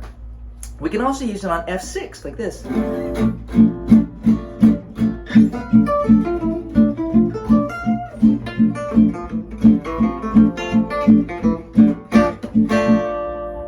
F6 and D minor 7 are the same. So again, just these little theoretical tricks, the renaming, the substitutions, that's very important. We don't need to do number 14, it's very similar, it's just some Django. Number 16, I didn't notate it, but I am using a sweep picking, that D minor triad. So I'm going down, up. This is all part, this is like a variation of this. But now I'm going. And it's that 10, 10, 10, which is a D minor triad. That's where I'm just letting the pick sweep. And sometimes I just stop on the major 7.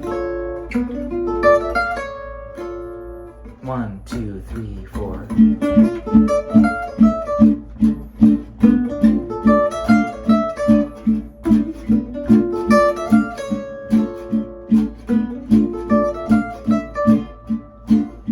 It's a pretty lick. It can also be used on G9. 1, 2, 3, 4.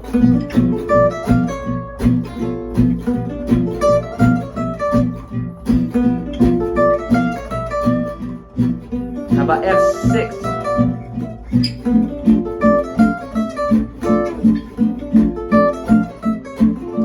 Yeah, so many multiple uses for these licks. Number 17, we're in the speed round here. It's kind of a classic ending lick. Yes, you hear Django do it all the time. Usually you might hear it in a major key, minor key, but I put it in a major key here. So oftentimes you'll hear it like this. But I put it in major. So it's going a quick change. 1, 5, 1. 1, 5, 1. 1, 2, 3, 4.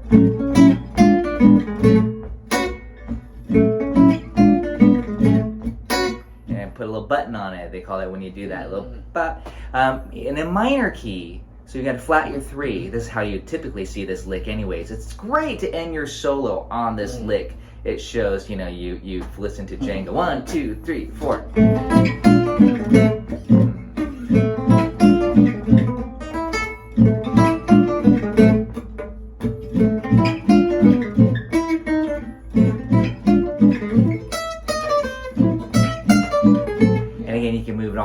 It's a quick. It adds a lot of harmonic rhythm when you're going 1, 5, 1, 5, and that's something else that maybe I'll talk about next week. You can do these exercises where you're going 1, 5, 1, 5, 1, 5, 1. Again, Django used that quite a bit. That's right. Yeah, that's a classic lick, just on a D7. Oh.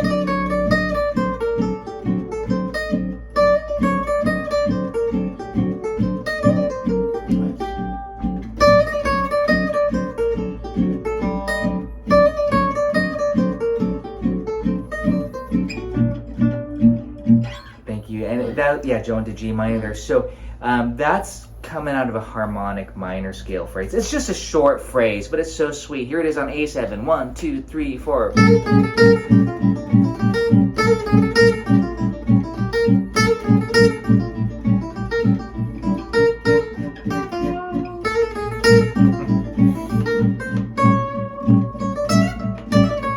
Anyways, you get the idea. It's great on dark eyes or something minor key. Lots of variations, lots of arpeggios. I see 42 is a diminished.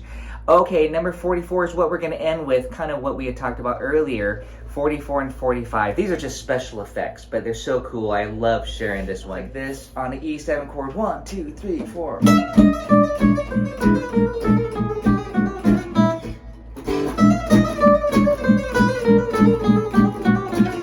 It's a Django, it's Les Paul style, it's a slur, it's called a slur, it's a special effect.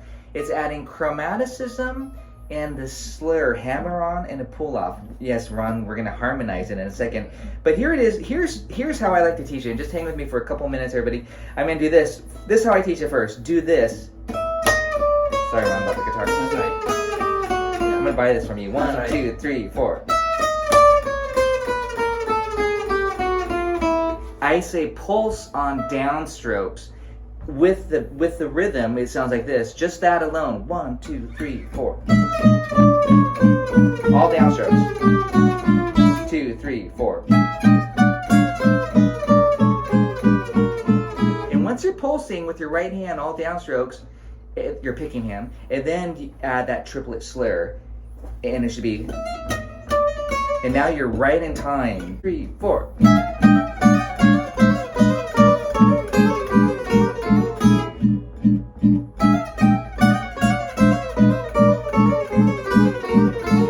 Faster. 1, 2, 1, 2, 3, 4.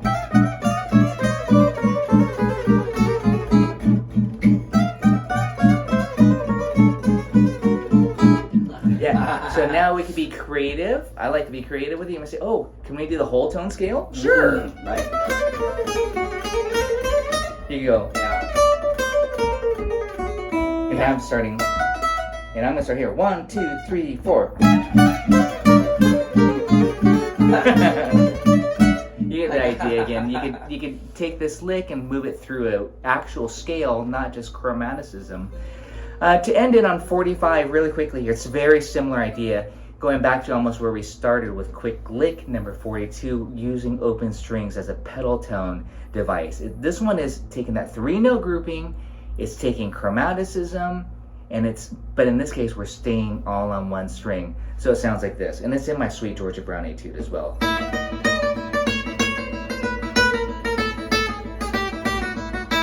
Yeah. Something like that. 1, 2, E7, 1, 2, 3, 4.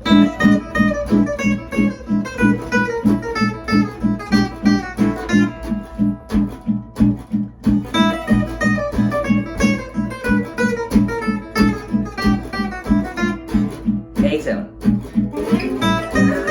Same lick. D7. Or whatever, I don't know. But yeah, D7 there, if we're playing Sweet George Brown. But you get the idea, it's just a special effect. You might say, oh, can I do this? Can you reverse the note like this? Instead of this? Absolutely. It's a fun little lick. You could put minor thirds. So on this one, Sweet George Brown. 1, 2, 3, 4. 2, 3, 4. Something like that. Anyways, you guys get the idea with how I like to apply licks, just hopefully from that demonstration. This worksheet, you'll have a lot of fun.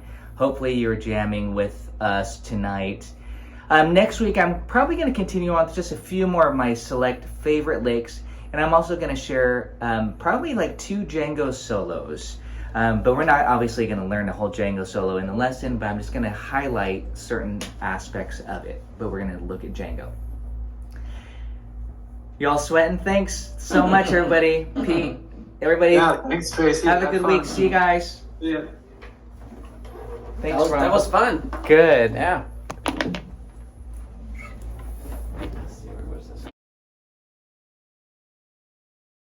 Should we start with your question? I mean, I want to thank Ron personally for letting me use his beautiful space for this term at Gypsy Jazz Bootcamp.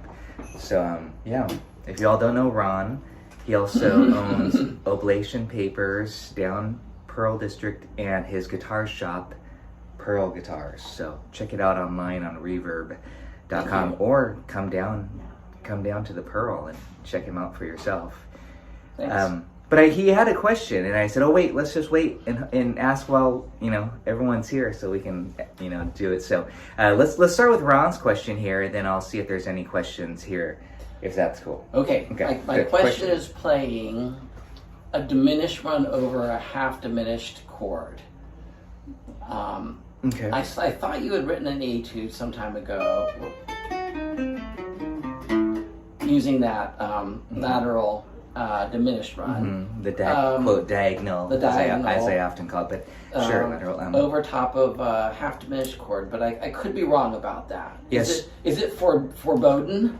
No, so how I think of that, say like on Bossa Dorado or any 2/5, say for this, we have E minor 7 flat 5. Right. And it's going to go to A7, and then it's going to resolve to D minor. So that's a 2/5 going to D minor. So what I'm thinking on that E half dim, I'm just pretending that the E half dim doesn't exist, and I'm treating it as a fully A7? dim. Basically as an A7. I see. So here's E half dim, and here's E fully dim. So I'm just kind of treating it as an E dim 7 instead of a half dim. I see. And then it's going to go to A7, and it's still the same run. It's the same run, okay. It's simplifying your thinking again. So, and this is what's funny, we can do that on E minor 7 flat 5 is also equivalent to G minor 6. Right. So you can actually play, I know this doesn't make sense theoretically, because it's not face value, but on a G minor 6 chord, I sometimes just play a G diminished 7 run. Right on the G minor 6. I could justify it by saying that it's bluesy. Yeah, that because you basically, by thinking diminished, here's a G minor 6 arpeggio if everybody wants to do this. You have G, B flat, D, E. Okay, that's the true face value. Yeah, G minor 6. And of course you could go up 3 octaves. But if you play diminished run, you flat the 5th, and that's all a diminished 7 is. You can think of it as a minor 6, yeah, with a flat 5. And so it's kind of dark sounding. So I'm gonna I'm gonna play a G minor 6 chord while you do a G diminished 7 run. 1, 2, 3, 4. Yeah.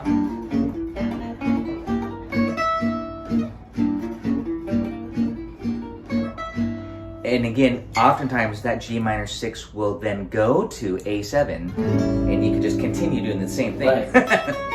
Yeah, so that's it. So it's the G minor 6 is acting as a prep chord, the 4, minor 4 that is, to the 5, and then it might very well go to D minor. Maybe. But maybe not though. So again, it's you never know where it's going to go. But so again, I want to also say E half dim, because that was your question initially. Right. E half dim is equivalent to G minor 6. Right. So you can program yourself again to think just G diminished. So if you're doing this chord, E half dim, I might just go straight to that diminished run. And so that's one way to think about it. Sure. I won't go into it further. but it's kind of just simplifying your thinking. So especially if you have a 2-5, I'll be more specific. If you have a minor 2-5, like E half dim to A7, you could just get rid of the E half dim and just think what would I do on A7? That actually gives you a lot of possibilities too, besides scales and other arpeggios too. But that's the diminished run that Ron is asking about. Well, I'm thinking harmonic minor scale, specifically. It depends on the progression. So that's why I wanted to see if you had a song in mind. But if you have an A minor, I mean, gosh, you might even be hearing just an Aeolian mode, the natural minor, and then this sound. But I want to go. And that's the harmonic minor. This sound. So, but it's the kind of the context now. I'm thinking like a popular progression for that flavor might be A minor, G, F, and then E7 or E, and that's where you get that harmonic minor. And then back to Right. So it might be more modal, and then harmonic minor. It's really context driven, but in this case, I'm thinking just a nice Latin guitar sound, Spanish guitar, A minor, G, sounds like Stairway to Heaven a little bit too, F, E major or E7, and that's that. With a flat 9, and that's where you would then bust into harmonic minor. What about Bossa Dorado? Now we're talking about a Gypsy bossa. That's a different progression, but that's a great question too. Bossa Dorado definitely has that flavor, and let's talk about that for a second here. We're gonna kick into this Bossa Dorado D minor, D minor to E7, and then this is where a lot of people play E half dim, which is great. A7, and back to D minor. And that's your A section, and you can just jam on that all day long. E7, E half dim, A7, D minor. I'm just exclusively going to play D harmonic minor.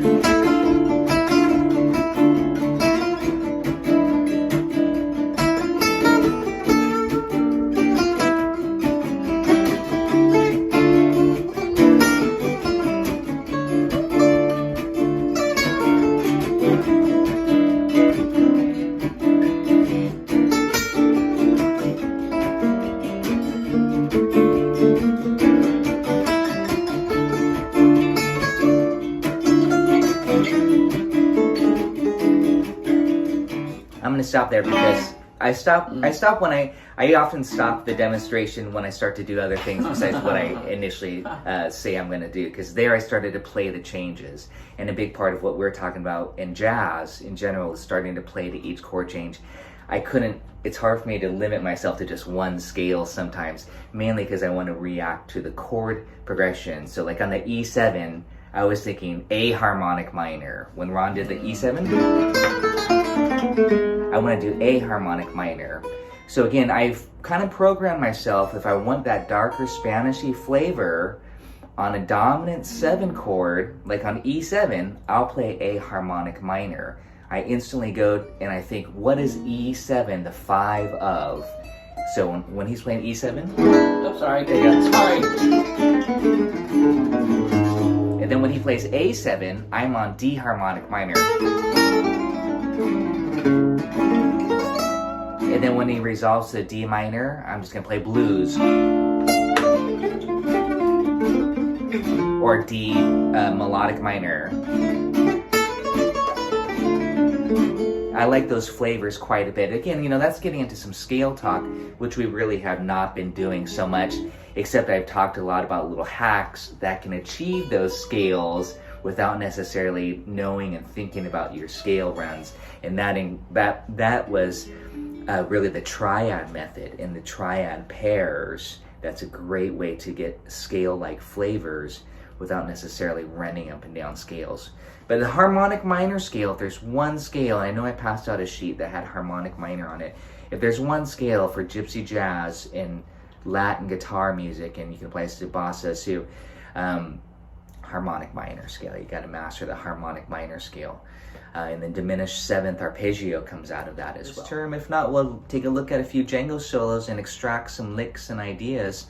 I'm going to load them up tonight on the sound slice, which I'll follow up and pass out to you a link for each one of these 5 solos. There's actually 6 solos, but I'm just gonna, we'll do some listening and we'll just kind of grab a few licks, and that's a very important part of learning the style, I think, is to, take a solo, a transcription, and work on it and circle and extract licks. I mean, that's essentially what my last worksheet was, the lick worksheet, but it's nice to hear it in the context of a song. All right, well then in that case, no questions? Come on. Will's about to do it. Pete, Leslie, usually always have questions. All right, no questions. Well, again, I know it's gonna go by kind of quickly here today, so I'm not currently, I don't have anything planned out for the next round. I'm gonna wait a few weeks. I'd like to do a summer session. It's not gonna be as lick and solo intensive. I want to go back to just playing and learning songs. So that's the other important thing I want to mention, is even though we're focused so much on applying these licks and strategies to various songs, make sure you learn All of Me. Make sure you learn Blue Drag.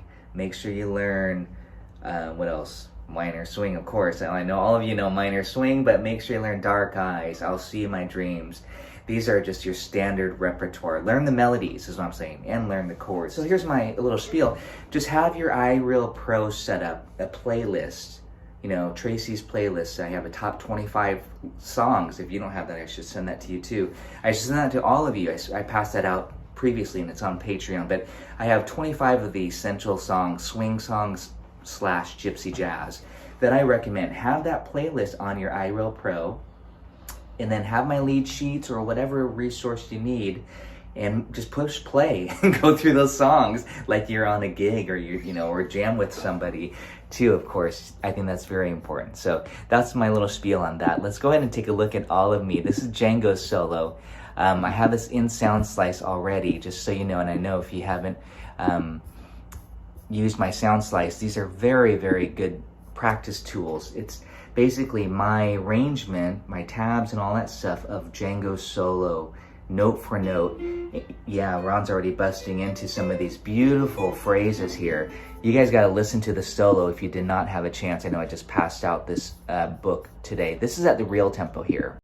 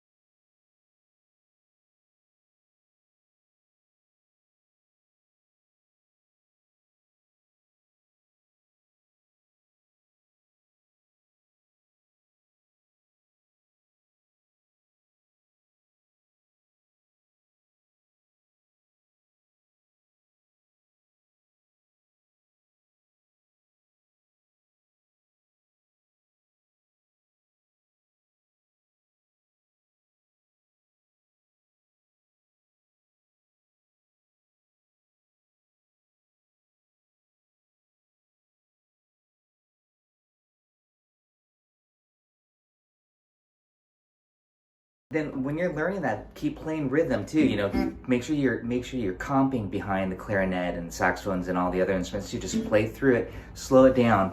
But again, this is a beautiful solo, one chorus, but it's just perfect. It's a perfect solo, and it's over the standard song that, you know, everybody calls out at jam sessions. Probably one of the most important songs, so that's why I chose this one again.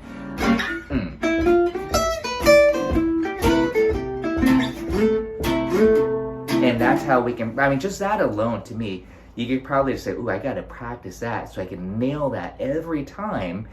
Key of G.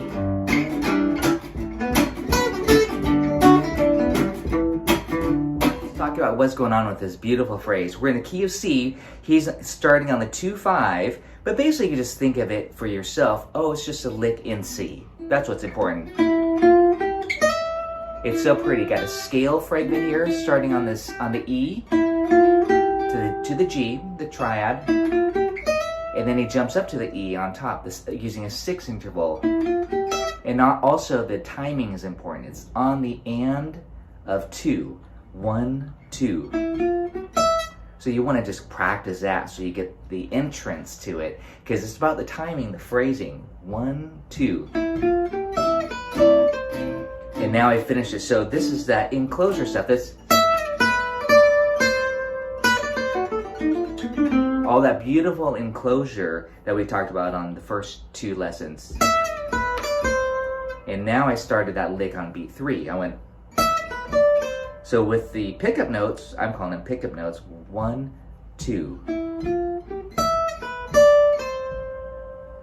And then not only that, now he's here.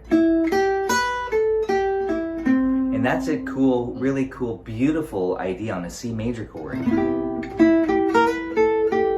You had an E minor triad, which is like a C major 7. You got the 6, so it's a C6. You can make up your own licks. My mind is thinking, oh, I could do this. And then, just like playing around with those colors. So again, we can really learn so much from just this one phrase, as we talked about last week with the, you know, the lick lesson. But now we can learn it note for note.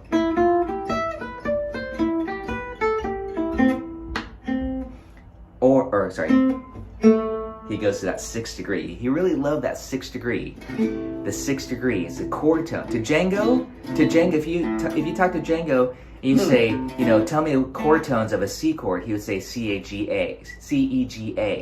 He included that 6th degree. That's very, very important.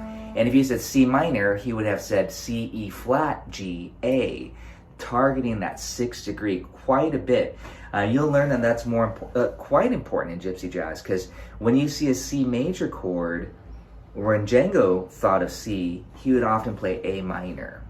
Okay, goes straight to A minor, because that has that A note, that beautiful 6th degree. So there's your. So you just think A minor licks. That was something I never really thought as much about until playing Django, was how much to focus on the relative minor. Just that arpeggio we did last week, that'd be on a C6. Okay, so I'm getting a little bit sidetracked here, taking too much from Django that he's given us, but that's definitely the value of learning these solos. And there's that Charleston rhythm. 1.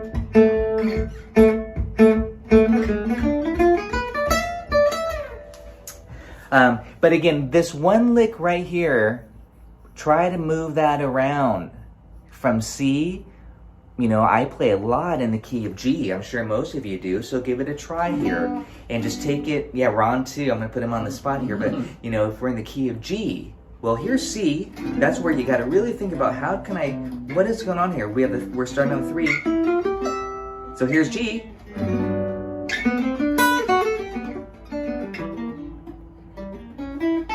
Right there. Yeah, on the 3rd degree of the key we're in. That's how I'm thinking of it. If we're in the key of G and we're on the 2 chord.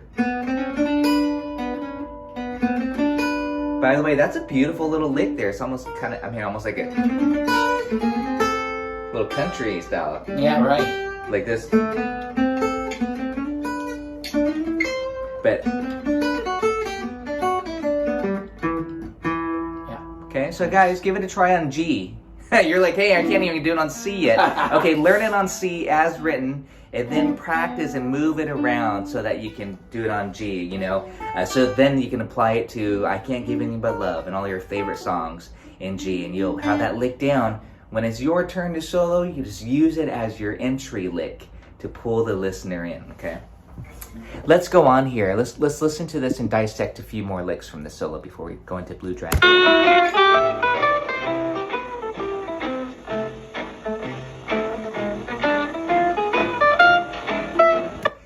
And there's that Charleston rhythm again. It's very motivic. But to lead us to that E7 chord, he does a slur, and this is very important. I know that many of you will see this on my etudes. I expose this and I just use it maybe too much, but thanks to Django, it really planted a seed in my head. Like, oh, it really helps to lead the listener to get that forward motion by starting on beat 4. And you can go, because here's E7. We know we want to do this. We want to do that diminished run, but instead of just starting on that run, add these 3 notes, a slur into it. Yeah, just practice that 1, 2, 3, 2, 3, 2, 3, 2, 3. And then do your diminished run. And just get used to doing that. If that's new for you, that's just something I really learned from Django. Like, perhaps it was his solo and his minor swing solos, how much he would do that. And of course, all Gypsy jazz players now, but they'll start on beat 4 and then lead us to that diminished run. It could be this, or it could be da-da-da-da, chromatic. It could be slurred, or it could be picked. It doesn't matter.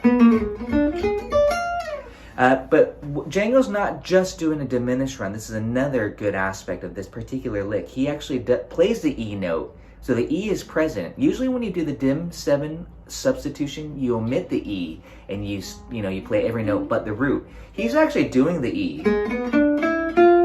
So it's a cool phrase. It sounds darker. Here I'm going to play the low E.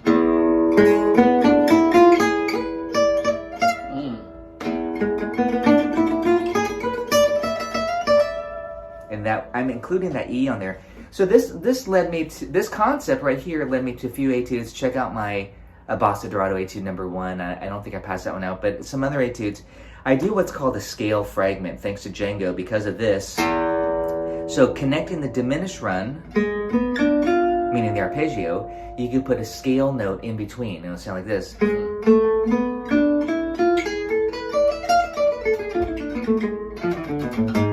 So again, here's the arpeggio, but I'm going, so I'm making it a 6-note scale that's coming out of the harmonic minor scale. Nice. Obvious. Harmonic minor, again, is the scale. What harmonic minor? In this case, it's the E7 chord, A harmonic minor.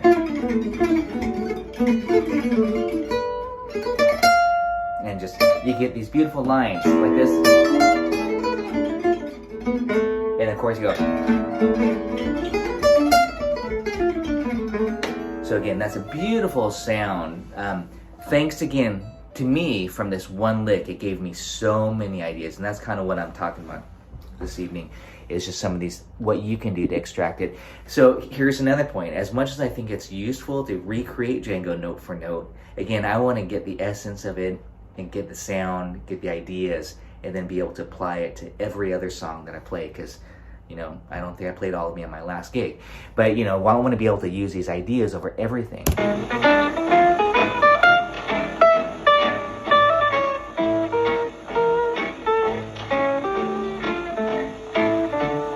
That phrase is really complex rhythmically. We can spend probably 15 minutes just on that, but we're not going to. Heavy use of syncopation, but basically on that A7 to D minor, you got it. D harmonic minor is the scale, so that's what you can extract from that.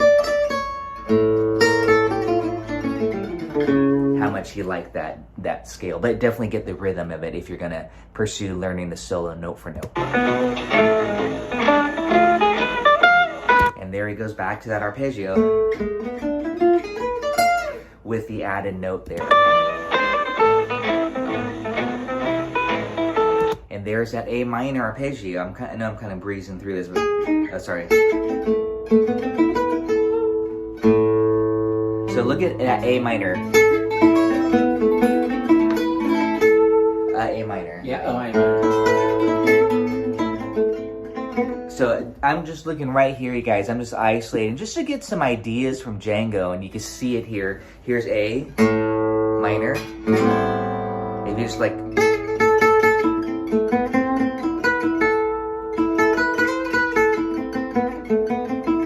And this came out of that lick last week, that minor swing lick, right? Ron, play an E7 chord for me.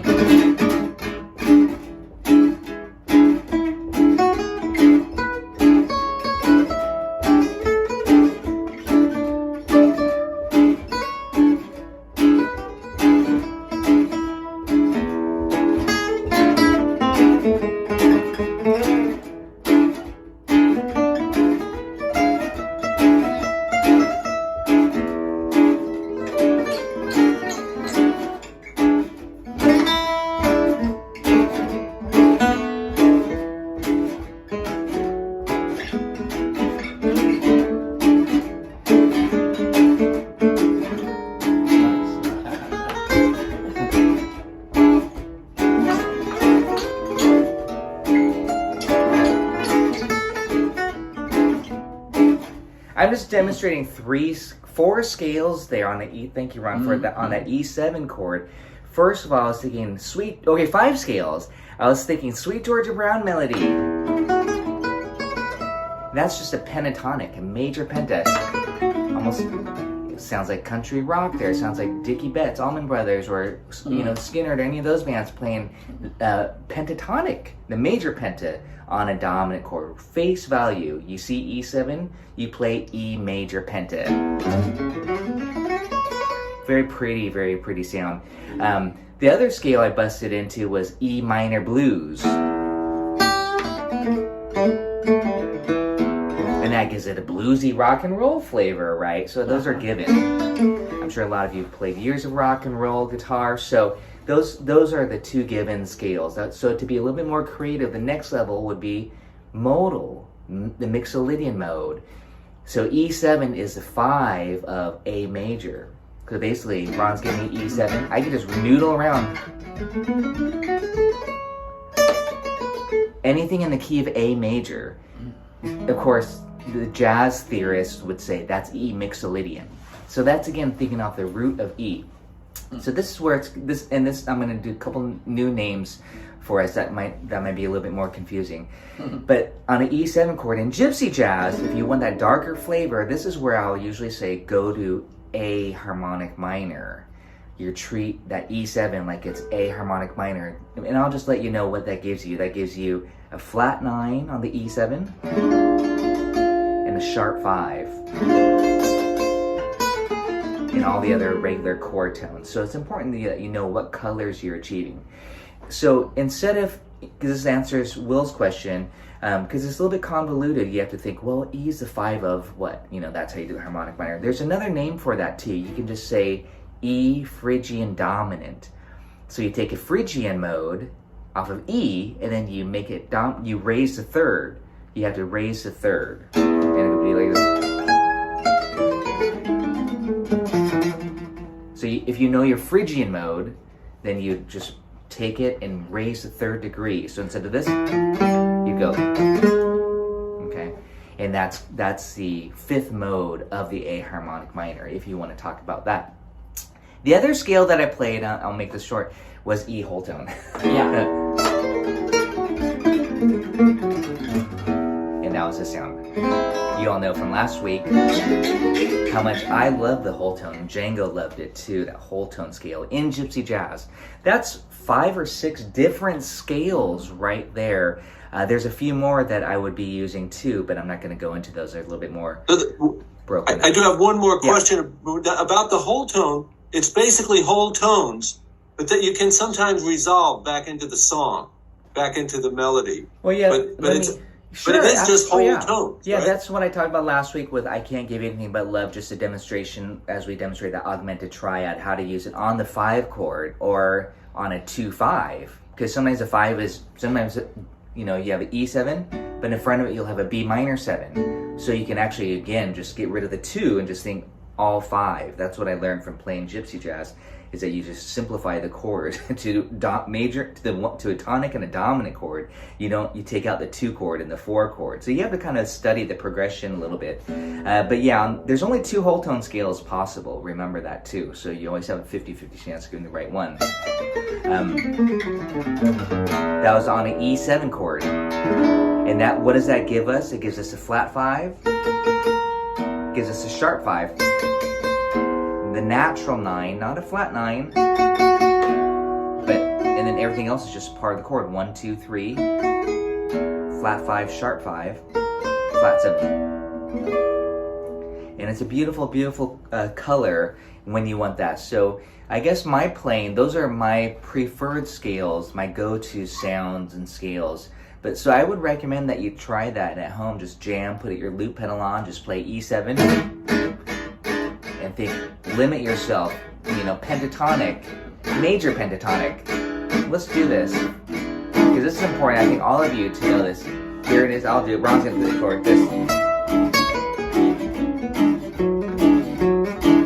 Very pretty. So, thank you, I'm gonna stop right there. E major pentatonic is equivalent to, hopefully y'all know, C sharp minor penta. So here's how I was playing it, like this. But notice C sharp is here, 9th fret here, but I went, I'm focusing on the E note. 1, 2, you do some soloing. Everybody, 1, 2, 3, 4.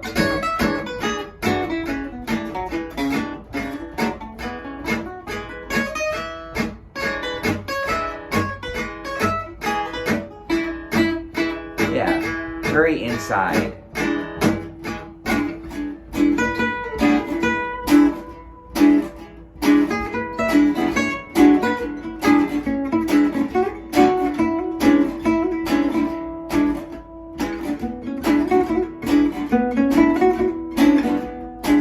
Now I'm going to add some chromatics.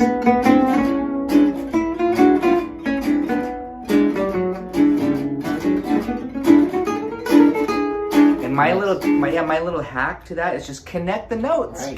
Connect the notes with the notes in between, like this. Yeah. Like this. And this. And this. And this. Yeah. And don't be afraid to kind of, those are the notes Django would lean on and bend into the chord notes. So again, try that. 1, 2, 3, 4. Try some of those chromatic notes too. You can see it right in the shape. Yeah. It gets a little bit slippery. Nice.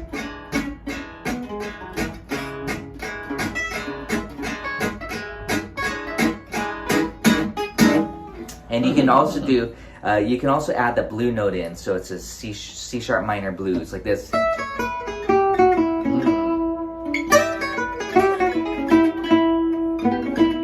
Don't forget, I always say this, and studying that, I did pass out one Django solo, I think I did already, his 12th year solo. But don't forget to do the pulsing thing. Ron, can you give me an E7? Yeah. 1, 2, 3, 4.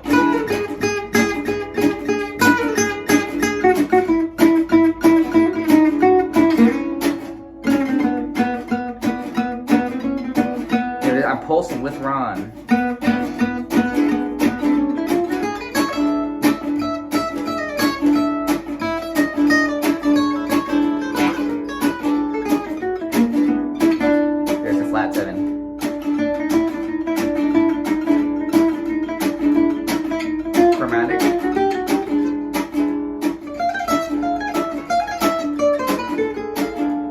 Now I shifted into a harmonic minor color, that scale. So again, so much fun just on one chord.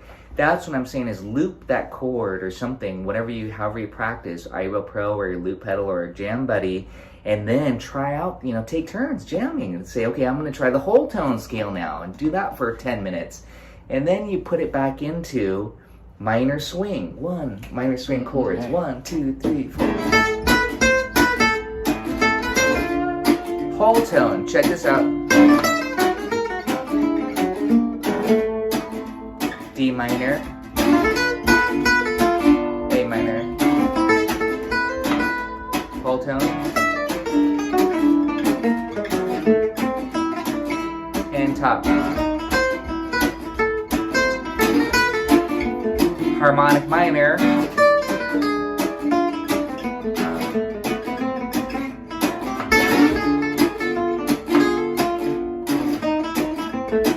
And this lick.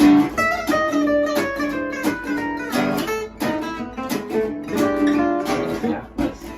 And that was a lick we did last week. This little, I called it a special effect. Sorry, I need to get your card. You know what I mean? Yeah, It's a cool jangoy lick, so just, again, I used it on a dominant chord to create tension.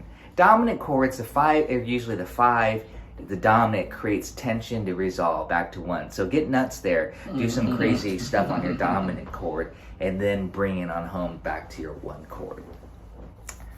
All right, let's continue on here. These are all great questions, and I mean, it starts off with this, right? It goes somewhere else, and that's okay.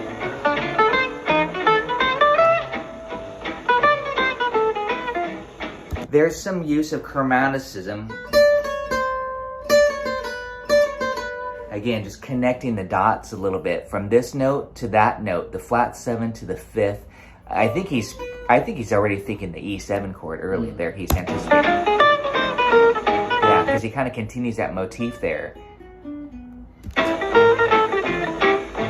And actually, that was a sweet lick there. We're listening to it pretty at fast tempo, but check this out. That was just all chromatic. Ba ba da da da da da da dum. Nice, right. Enclosure of the A note there.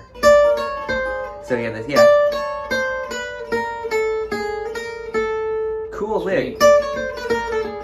But now if you just looked at the tabs, I mean, there's multiple fingerings that you're doing. I'm doing like this because I want to be able to. I want to be able to execute it on a gig.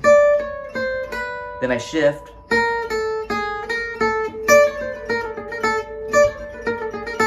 And it becomes a little exercise too.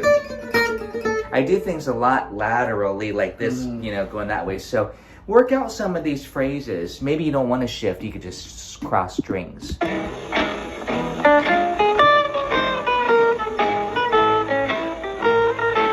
I love his phrasing here. He goes on that lick there. That was an A7 lick here, not a harmonic minor scale.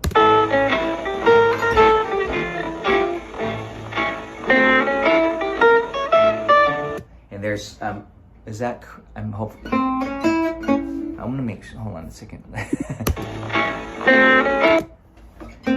Yeah, this is interesting again that he's targeting. He's kind of like on, and there's he's not textbook by any means. This is what makes Django so unique and special.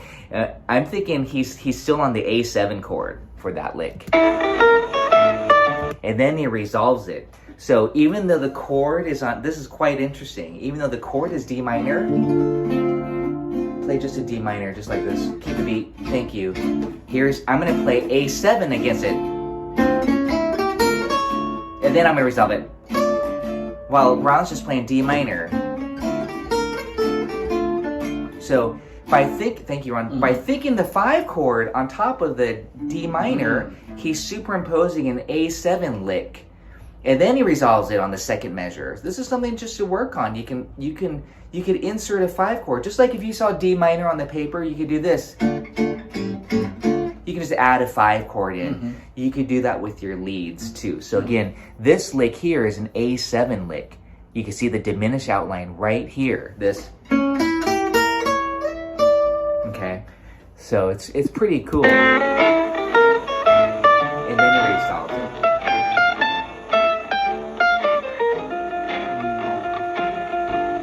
I love that triplet. Do do do do do do do do do do do do do. You know.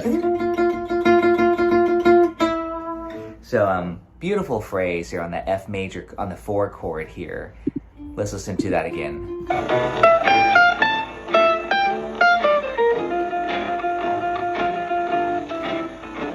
And if you're wondering, that just makes a great alternate picking.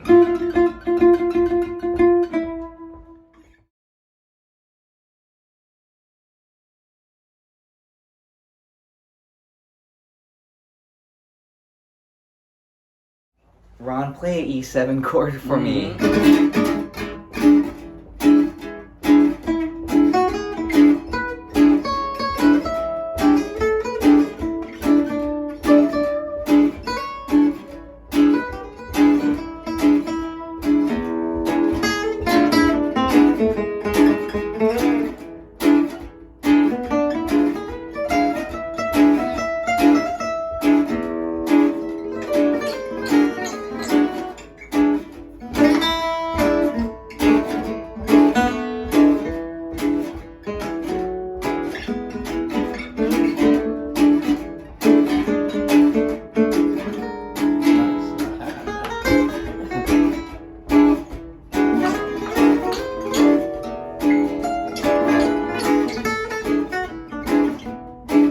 I'm just demonstrating 4 scales there on the E. Thank you, Ron, for that on that E7 chord.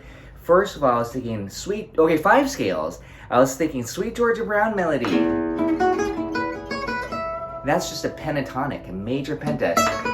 Almost sounds like country rock there. Sounds like Dickie Betts, Allman Brothers, or Skinner, or any of those bands playing pentatonic, the major penta on a dominant chord. Face value. You see E7, you play E major penta.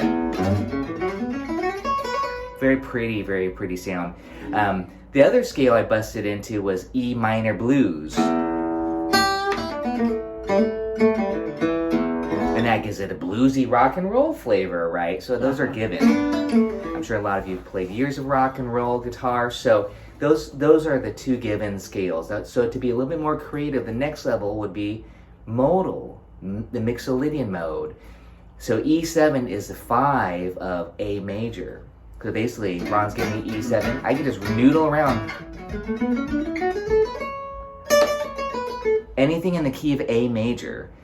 Of course, the jazz theorists would say that's E Mixolydian. So that's again thinking off the root of E. So this is where it's I'm going to do a couple new names for us that might be a little bit more confusing. But on an E7 chord in Gypsy jazz, if you want that darker flavor, this is where I'll usually say go to A harmonic minor. You treat that E7 like it's A harmonic minor, and I'll just let you know what that gives you. That gives you a flat 9 on the E7 and a sharp 5 and all the other regular chord tones. So it's important that you know what colors you're achieving. So instead of, because this answers Will's question, because it's a little bit convoluted, you have to think, well, E is the 5 of what? That's how you do the harmonic minor. There's another name for that too. You can just say E Phrygian dominant. So you take a Phrygian mode off of E, and then you make it you raise the 3rd. You have to raise the 3rd, and it'll be like this.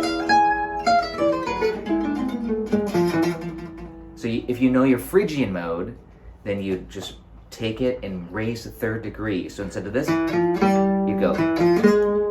Okay, and that's the 5th mode of the A harmonic minor, if you want to talk about that.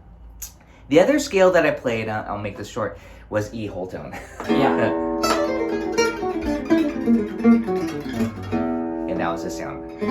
You all know from last week how much I love the whole tone. Django loved it too, that whole tone scale in Gypsy jazz. That's 5 or 6 different scales right there.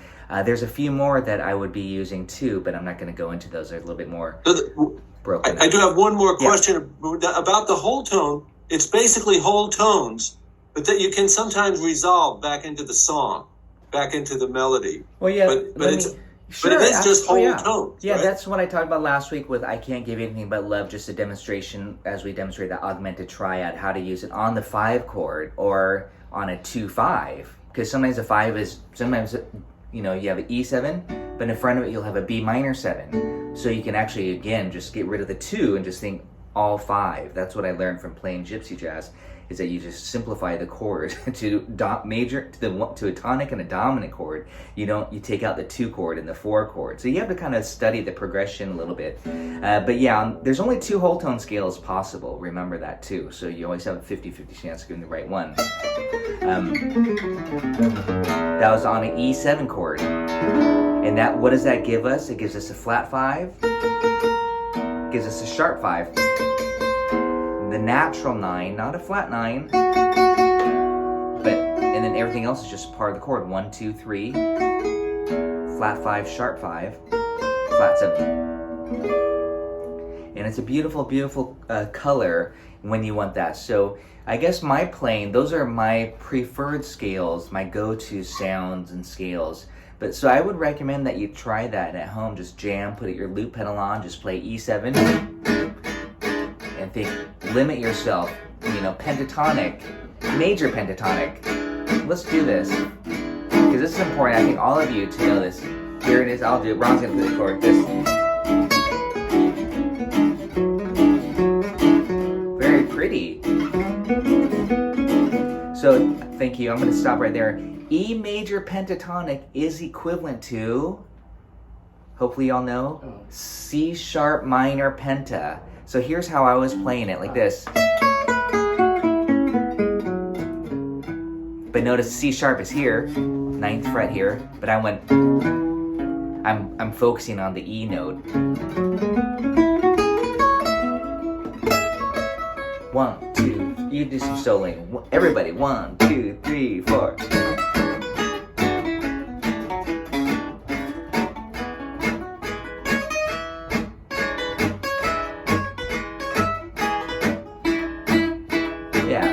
Very inside.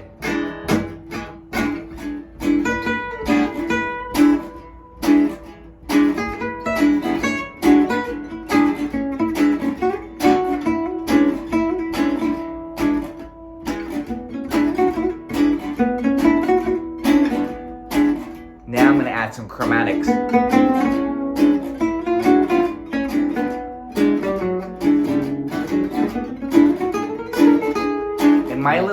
My little hack to that is just connect the notes. Right. Connect the notes with the notes in between, like this. Yeah. Like this. And this. And this. And this. Yeah. And don't be afraid to kind of, those are the notes Django would lean on and bend into the chord notes.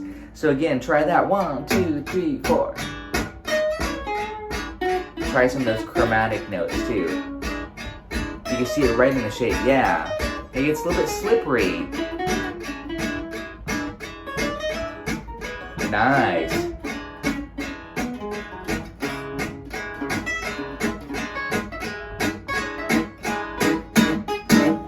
And you can also do, you can also add the blue note in. So it's a C sharp minor blues, like this.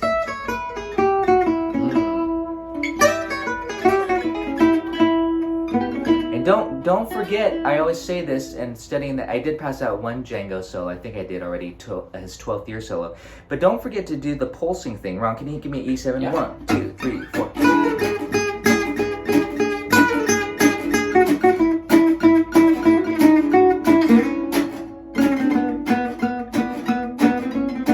There it is. I'm pulsing with Ron.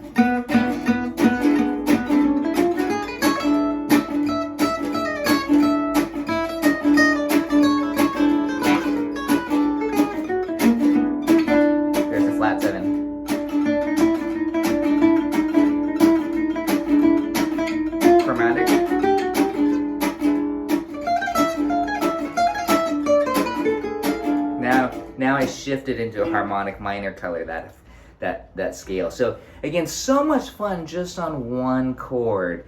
That's what I'm saying, is loop that chord or something, however you practice, iReal Pro or your loop pedal or a jam buddy, and then try out, take turns jamming and say, okay, I'm going to try the whole tone scale now, and do that for 10 minutes.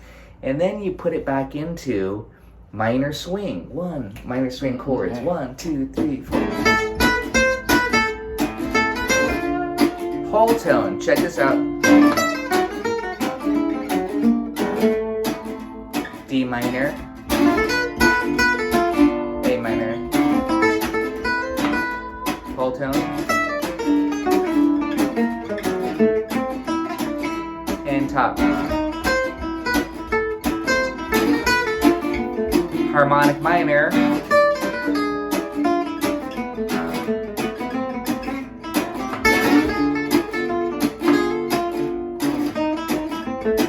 and this lick.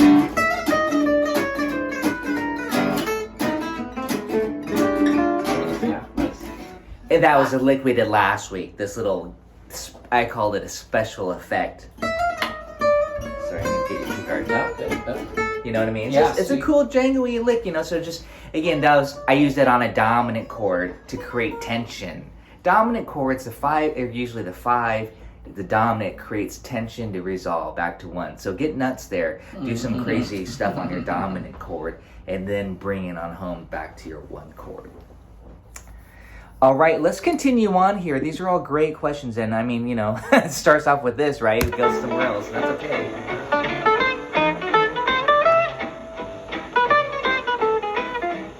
There's some use of chromaticism. Again, just connecting the dots a little bit from this note to that note, the flat 7 to the 5th. I think he's already thinking the E7 chord early there. He's anticipating.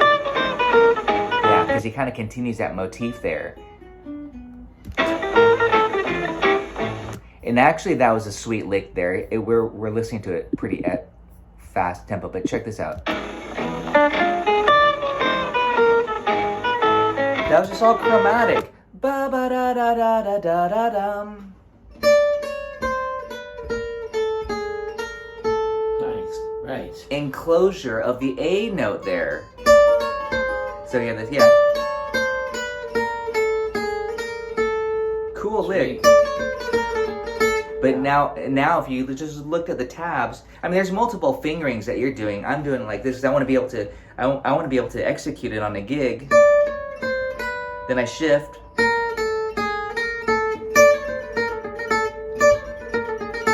And it becomes a little exercise too. I do things a lot laterally like this, you know, going that way. So work out some of these phrases. Maybe you don't want to shift. You could just cross strings.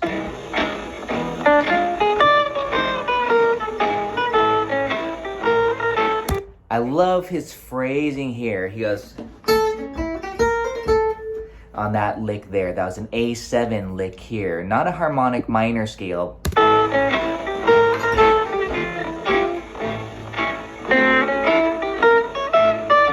And there's is that I'm hoping I'm gonna make sure, hold on a second. Yeah, this is interesting again that he's targeting. He's kind of like on, and there's, you know, he's not textbook by any means. This is what makes Django so unique and special. I'm thinking he's still on the A7 chord for that lick, and then he resolves it. So even though the chord is on, this is quite interesting. Even though the chord is D minor, play just a D minor, just like this. Keep the beat. Thank you. I'm gonna play A7 against it. And then I'm going to resolve it.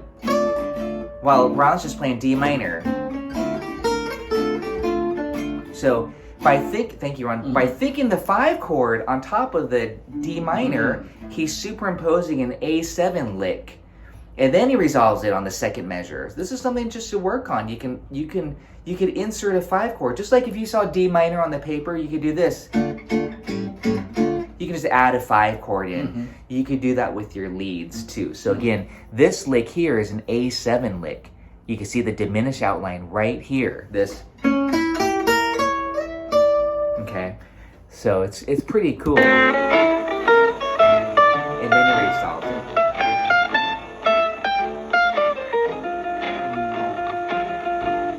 I love that triplet. Do do do do do do do do do do do do do. You know. So, beautiful phrase here on the F major, on the 4 chord here. Let's listen to that again.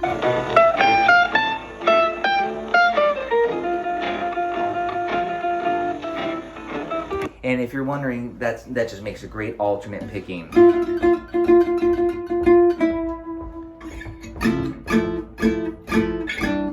Great. Sorry, it's on F minor chord. So, you know, again, if you need to work that, practice that lick in time. It's a technique.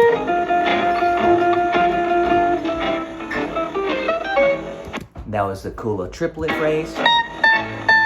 Beautiful syncopation and anticipation.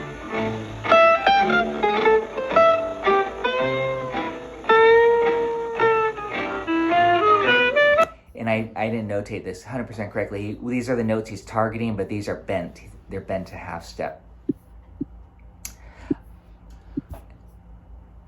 So he cannot really play wrong note. I'm going to demonstrate that. It's how you play it and how you commit to it. But Ron's going to play a beautiful C major chord, or C major 7. With some swing, yeah.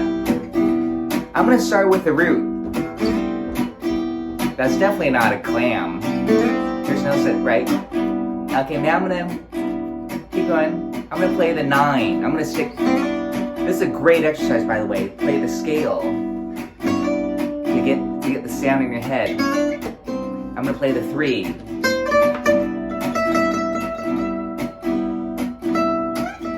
The 4, the sus 4. Is that a clam? It's a little bit of a tension note. It's the sus, it usually wants to go to the 3. I'm going to play the 5. I'm just demonstrating all the chord tones of the scale and the 6. Django, go. And of course the major 7. And the root. A good exercise. Keep going, Ron. Flat 9. I want to.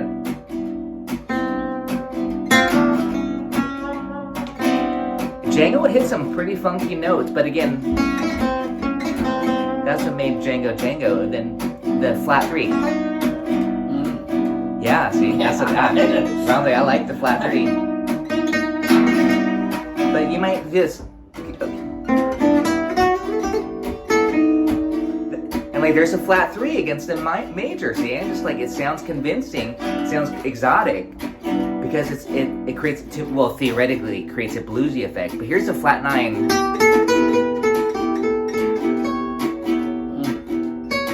So again, it's theoretically not correct.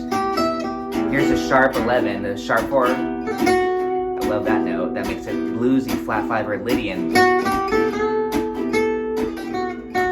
Now I'm really gonna make it not a clam by leaning into that note over and over.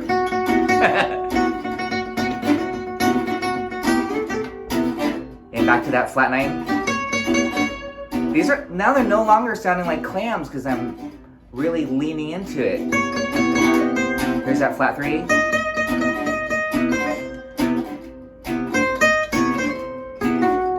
And here's a sharp 5. G sharp. That sounds great in passing, like this.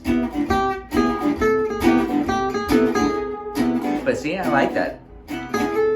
But one more note we haven't hit yet out of 12 notes. It's a flat 7. Notice how I'm hitting it.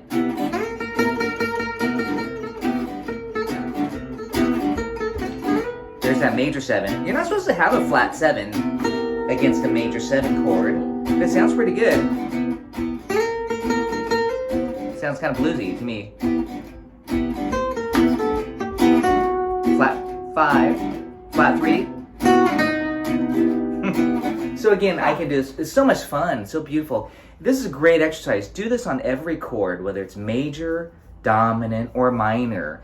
Just you have 12 notes to really experiment with and get those colors. I started off with that demonstration by staying on the major scale, you know, and really just playing each one of those has its own flavor. And then it's going to be diatonic and inside sounding. And then you get the notes that are not in the scale, and that's where you can have those possibilities of creating those cool dissonances. So if you want to have a little bit of your own style and bring out some unique flavors, shoot for those notes, you know, play a lick that's inside meaning in the key and the scale, and then land on a note and play it like you mean it. That's what I think Django really did quite a bit, and have these unique character tones that made it Django.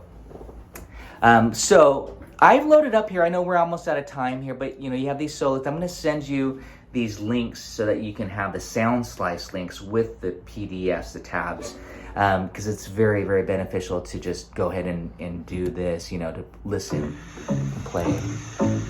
Hopefully you all know this tune, Blue Drag, great tune. Play this one. Yeah.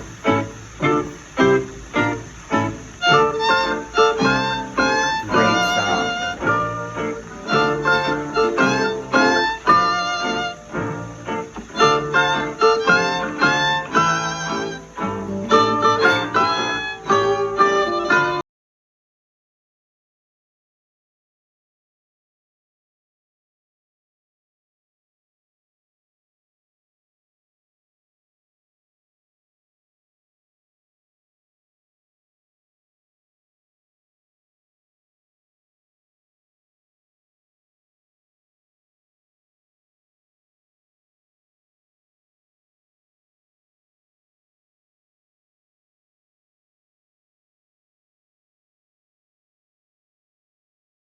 He's really outlining those chords, by the way, and you heard the arpeggio. He's really, he targeted each chord. He really brought out the flavor of the progression. And he's playing a lot on one string, which is a very lyrical flavor. That's, you can see a lot of that, at least that's how I notated it, so.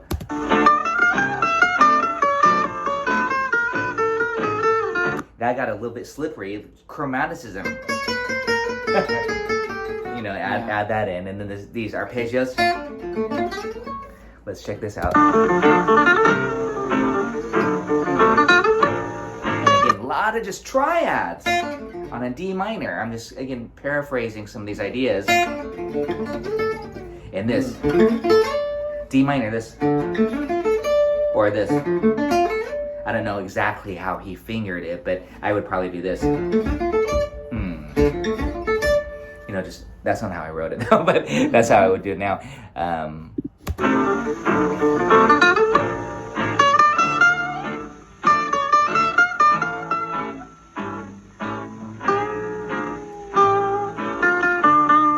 And yes, blues licks. Yeah, Django played a lot of bluesy licks. So embrace those blues licks. Yeah, this lick. 3, 4. And then he busts into this double time lick here on the B section.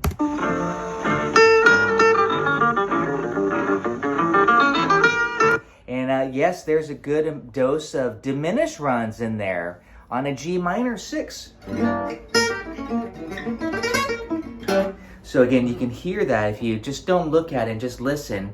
The chord is G. Well, some people play diminished, but he was thinking just a diminished run on A7.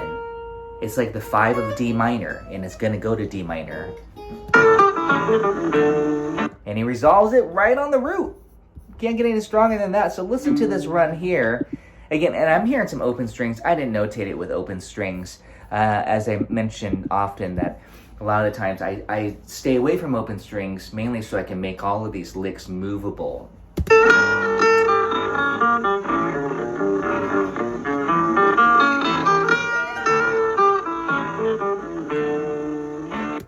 So again, right on the root, beautiful sense of targeting and shape to his line. Again, I'm just demonstrating some different aesthetics of this solo.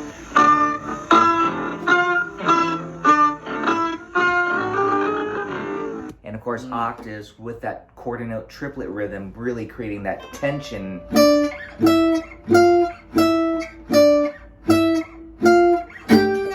some tremolo picking. Listen to that a little bit quicker here. I know we're almost coming out of time here, but check it out, this B section phrase here at real tempo.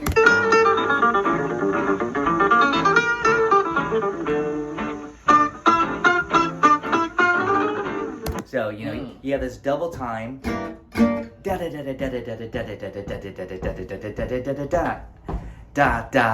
da da da. So again, I'm just thinking rhythmically. I'm getting the vibes from Django. Maybe not that fast, but G minor, 6, D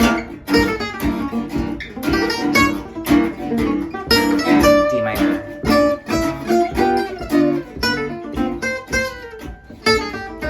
Again, yeah, thank you. So I'm just getting inspired by Django's phrasing there, that intensity of that double time. Double time means basically 16th notes. 1E and a 2E and a 3E and a 4E and I've got a lot of cool little hacks and tricks that I like to do for playing 16th notes, if some of you might have seen it, besides just diminished runs. It's a lot of these fillers that you can do chromatically.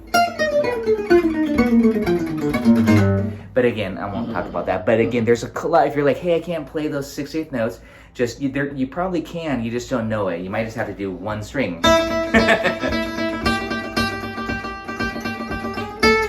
I'm going to demonstrate that. Just one note with 16th notes, and then G minor to D minor. 1, 2, 3, 4.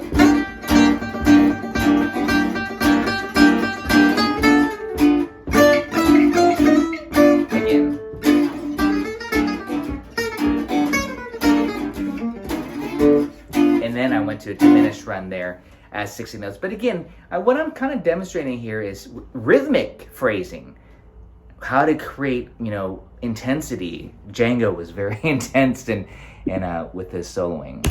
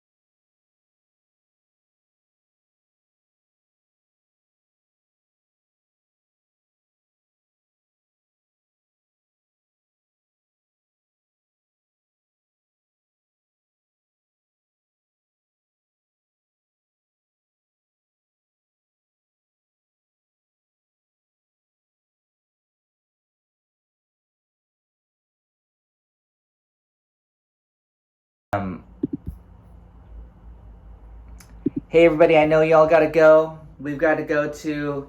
Thanks again so much for joining on this term. Thanks Ron, thanks for all of you for joining in. I'll see you soon.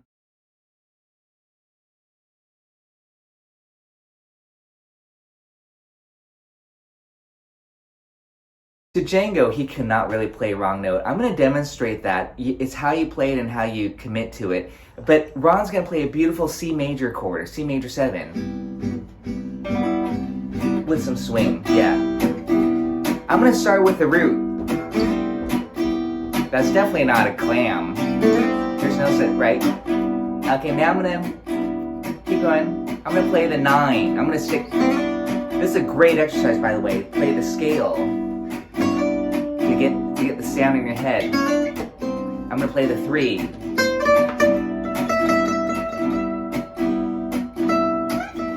The 4, the sus 4. Is that a clam? It's a little bit of a tension note. It's the sus, it usually wants to go to the 3. I'm going to play the 5. I'm just demonstrating all the chord tones of the scale and the 6. Django go. And of course the major 7. And the root. A good exercise. Keep going, Ron. Flat 9. I want to...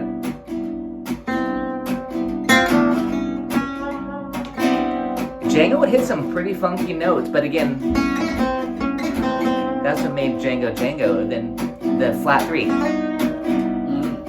Yeah, see, that's what happened. Probably I like the flat 3. But you might just... And like there's a flat 3 against the major, see? And just like it sounds convincing, it sounds exotic. because it creates theoretically creates a bluesy effect. But here's a flat 9.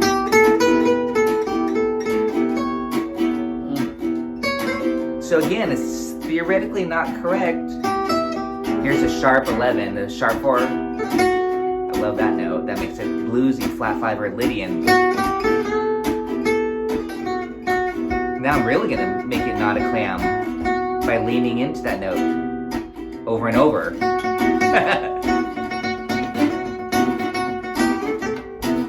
And back to that flat 9. They're no longer sounding like clams because I'm really leaning into it. Here's that flat 3.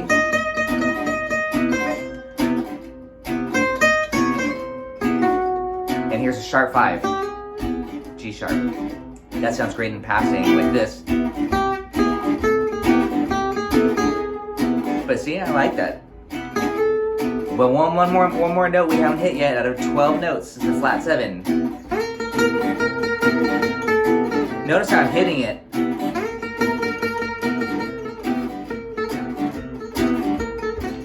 There's that major 7. You're not supposed to have a flat 7 against a major 7 chord, but it sounds pretty good. It sounds kind of bluesy to me. Flat 5, flat 3. So again, I can do this. It's so much fun, so beautiful. This is a great exercise. Do this on every chord, whether it's major, dominant, or minor. Just you have 12 notes to really experiment with and get those colors. I started off with that demonstration by staying on the major scale, you know, and really just playing each one of those has its own flavor. And then it's going to be diatonic and inside sounding. And then you get the notes that are not in the scale. And that's where you can have those possibilities of creating those cool dissonances. So if you want to have a little bit of your own style and bring out some unique flavors, shoot for those notes, you know, play a lick that's inside, meaning in the key and the scale, and then land on a note and play it like you mean it. That's what I think Django really did quite a bit and have these unique character tones that made it Django. So I've loaded up here. I know we're almost out of time here, but you know, you have these solos. I'm going to send you these links so that you can have the sound slice links with the PDFs, the tabs, because it's very, very beneficial to just go ahead and do this, you know, to listen and play. Hopefully you all know this tune, Blue Drag, great tune. Play this one. Yeah.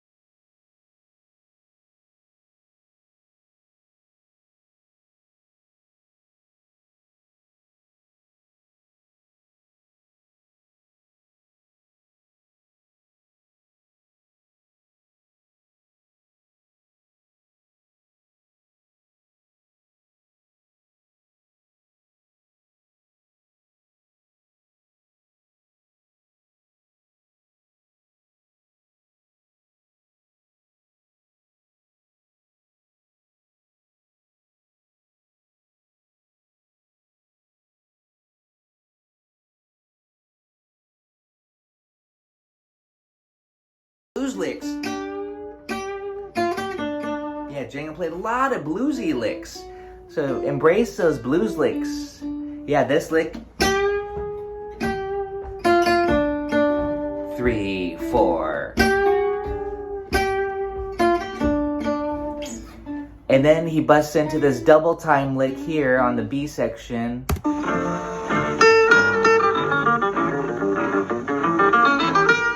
And yes, there's a good dose of diminished runs in there on a G minor 6. So again, you can hear that if you just don't look at it and just listen. The chord is G. Well, some people play diminished, but he was thinking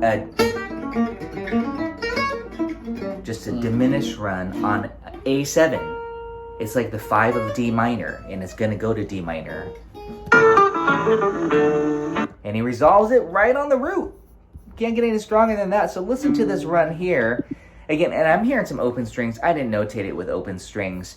As I mentioned often, that a lot of the times I stay away from open strings, mainly so I can make all of these licks movable.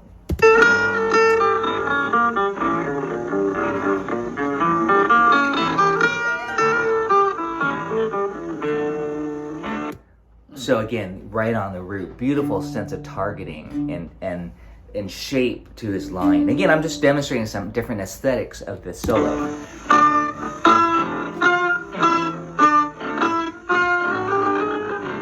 And of course, octaves with that quarter note triplet rhythm, really creating that tension. And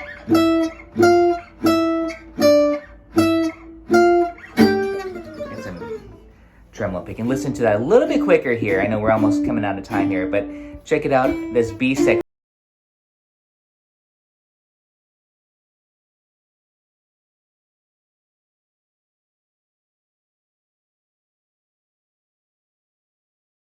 Double time. Da da da da da da da da da da da da. So again, I'm just thinking rhythmically. I'm getting the vibes from Django. Maybe not that fast, but G minor 6. D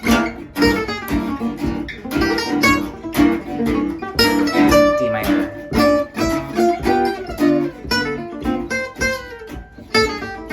Again, yeah, thank you. So I'm just getting inspired by Django's phrasing there, that intensity of that double time. Double time means basically 16th notes. 1 EN, a 2 EN, a 3 EN, a 4 EN. And I've got a lot of cool little hacks and tricks that I like to do for playing 16th notes, if some of you might have seen it, besides just diminished runs. It's a lot of these fillers that you can do chromatically. But again, I won't talk about that. But again, there's a lot. If you're like, hey, I can't play those 16th notes, just you probably can. You just don't know it. You might just have to do one string.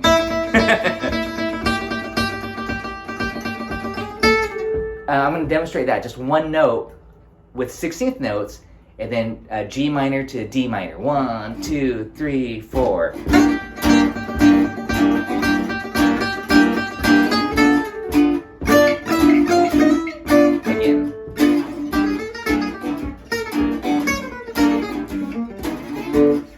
Then I went to a diminished run there as 16 notes. But again, what I'm kind of demonstrating here is rhythmic phrasing. How to create, intensity. Django was very intense and with his soloing.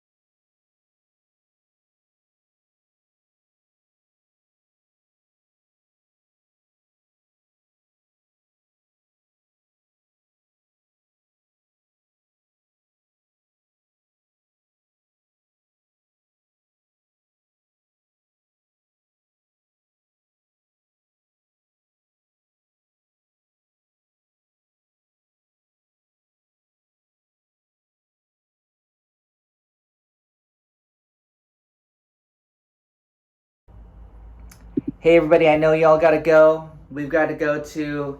Thanks again so much for joining on this term. Thanks Ron, thanks for all of you for joining in. I'll see you soon.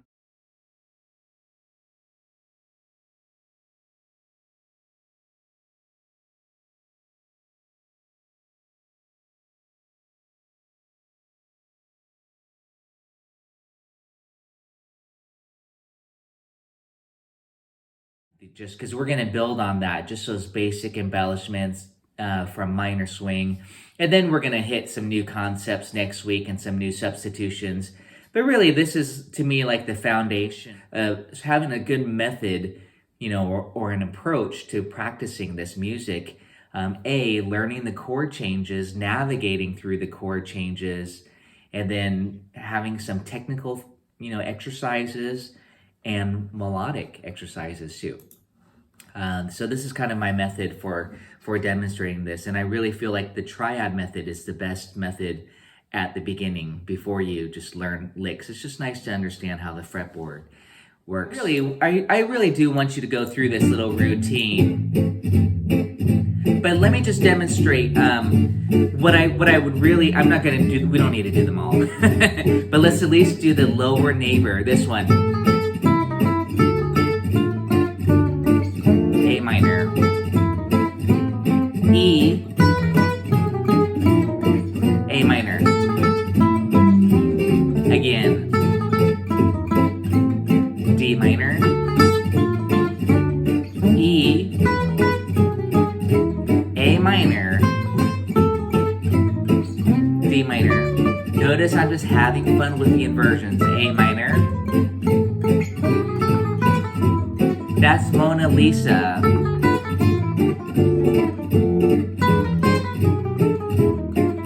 minor.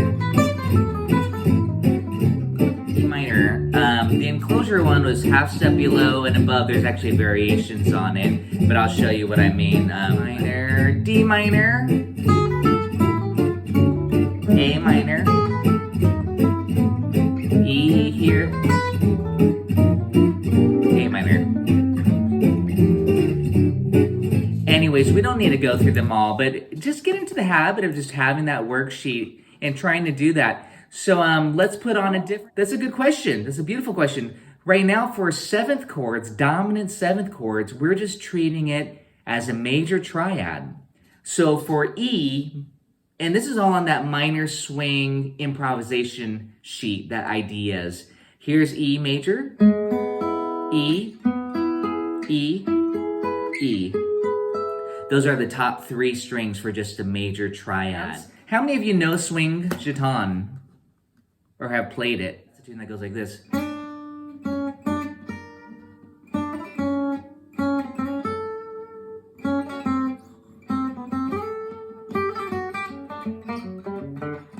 Beautiful, beautiful song.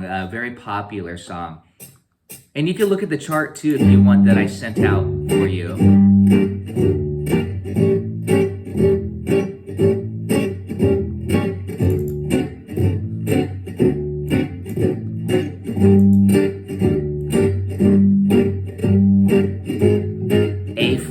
And that's going to be treated as a major or sixth, G minor. I'm going to just talk through it. A major, okay. D major. We're not substituting right now. G minor, triad. A major, okay. This is the triad study. D major, G minor. So check it out, A flat major, back to G minor. I'm just mapping out my shapes. A, we got a little quick change, D, G minor. I'm not even gonna worry about that quick D. And that's the top, G minor. This is the first thing I'm doing right now. It's just what I call face value. You see D7, you play D, G minor. And I'm just sticking to this one inversion. A flat major. The chord is playing 6 actually. G minor. Okay, can you all do this? A major. This is not written, but this is now what I'm hoping that you can do D major triad, G minor, A7 is A major.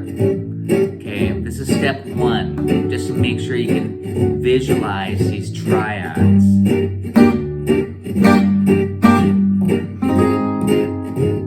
A flat, back to G minor. And finally, the last four, quick change, and G minor. Here we go, just chord tones. A major, D major,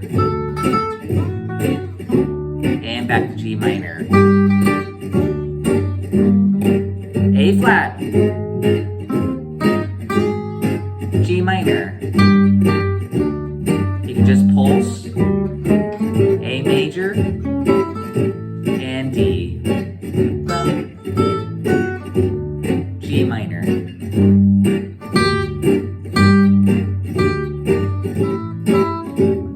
That was A. Back to D. You can just stay on the top three strings. A flat, you can strike the chord, G minor. A to D, D, G minor. Now the lower neighbor, A, D major, G minor. Here comes that A flat major, G minor, A major, D, G minor.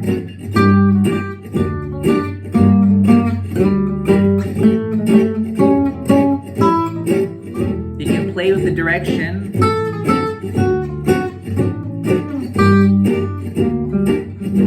A flat.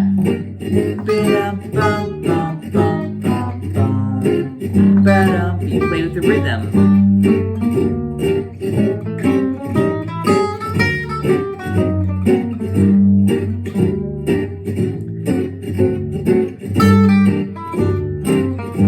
That's the upper neighbor.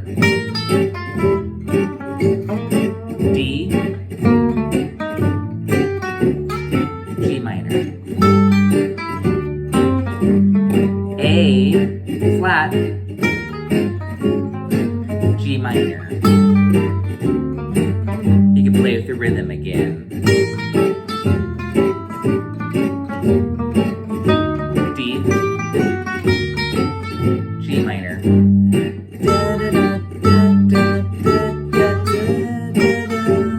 You can sing what you play. Leave space.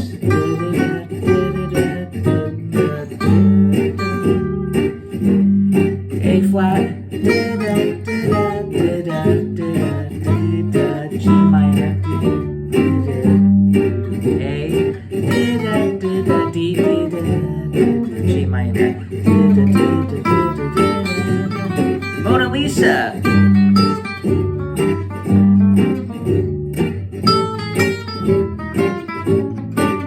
D. I guess I am going through a lot of them right now.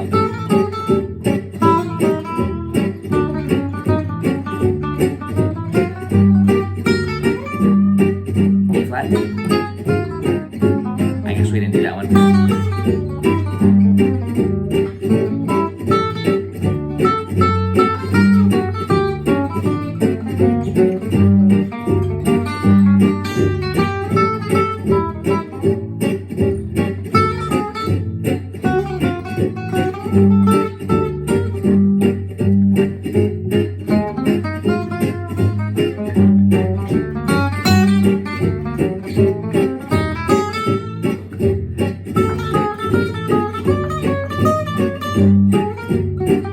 Again, now it's going to go into a different position, but that's the next step is that I mentioned is make sure that you can use these as exercises to work and learn your triads. That's where exclusively I was just staying in G minor, but the next G minor would be here. Then the A could be here. D, G minor. You get the idea. Is anyone confused about worksheet? But this is a great chance to just master those triad shapes. John's question on the A7, D7. Yes, I was doing, thank you. I was doing those half steps above and below. It's actually, I was always doing half steps below for these exercises. That's what I call the lower neighbor tone, the approach note. It's the above note that you have options on the major, I mean, really even on a major chord. I'm always surprised like Django would hang on a flat 9 on a major chord. I'm like, really? But it's, you know, you can do that type of thing. So these are just some suggestions that I wrote out here. Probably my go-to lick or go-to sound.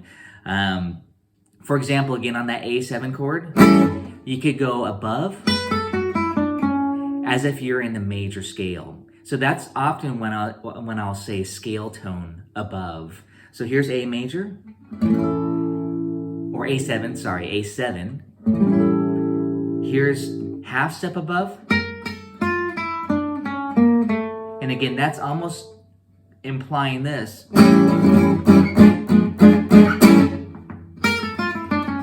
That's pretty dark and very gypsy jazz. For a minor key song, that's my go-to embellishment, I'll say, or ornamentation is half step above. So that's why, again, you'll notice this A triad shape. This, you'll notice I do this.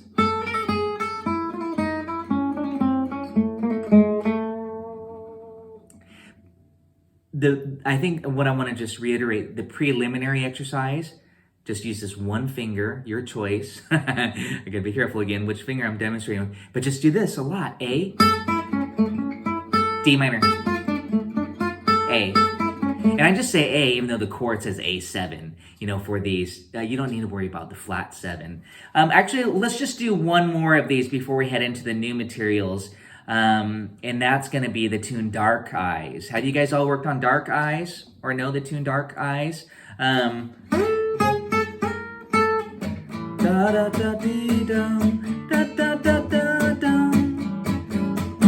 To me, it's the second most important tune next to Minor Swing as far as a minor key gypsy jazz song. Definitely very popular. So hopefully, again, you'll just kind of make note, hey, this is a tune I should be working on. And when you look at the form of it, it actually is just a 16-bar form, just like Minor Swing. It's just like, so it's the same length. Let me load it up here on YouTube, and then I wanted to get it again so that you can see the chords go by and try this out. But there's 4 chords. Dark Eyes is a great one. You have A7, D minor. It goes back to A7. Then it goes to B flat major 6 or B flat 7, but B flat major.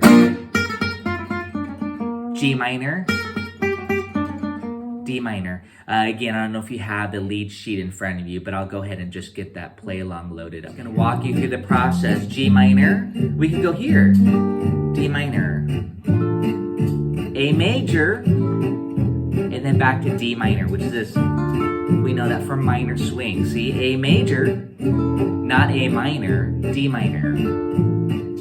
A major, B flat major. For G minor, go here. Just like you did on A minor for Minor Swing. D minor, A, and D minor. Let's do the lower neighbor tone, this one. D minor, A, B flat,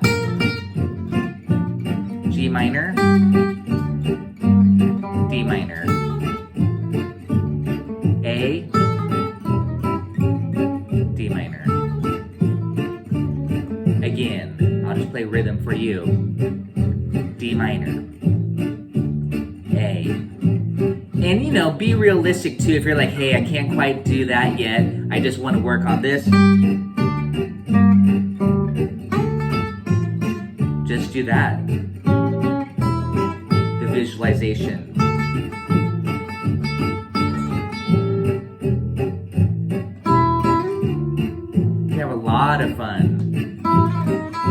have to overplay. G minor, D minor, A,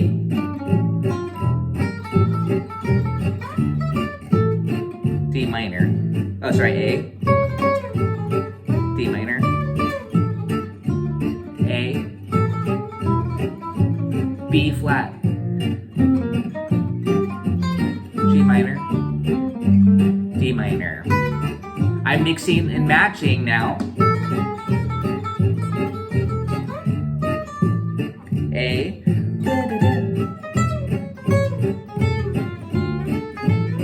I'm just staying on one string. Keep going, you guys. Just have fun with it. Try to look at the screen. B flat. I know this is new for many of you. G minor.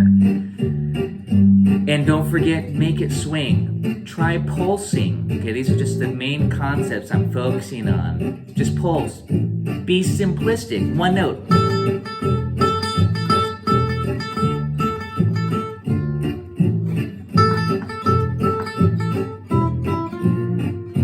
G minor.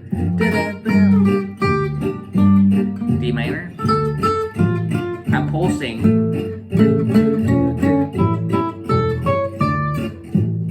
Get rhythmic.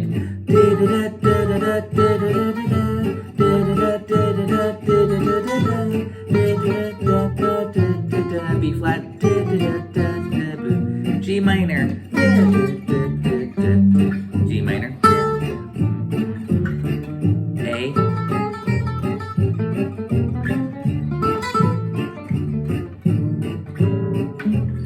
Etc. You know, you get the fancier ones too. This.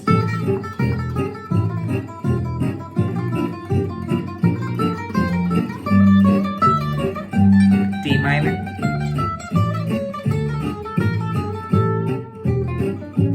And there I did run the scale, the harmonic minor scale. How you guys doing on that? Good?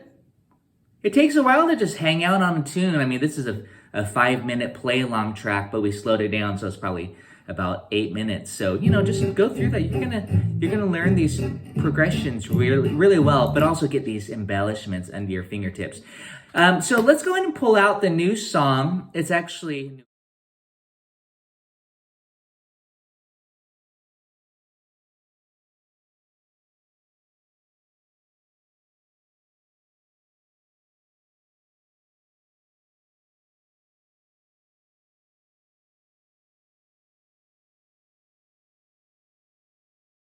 in the Gypsy jazz stylings, which is more swing music. And if you notice, I'm kind of sticking to songs that have 2-bar phrases before, like I call it the harmonic rhythm, as the template, kind of minor swing, dark eyes, in this case, Bossa Dorado, 2-bar, or exactly like you could simplify it to 2-bar phrases. And I think that's actually very important in concept, so you don't have to worry. Even if you see a quick change, you could just think 2 bars instead of 1 to the 5. Just think the 5 chord.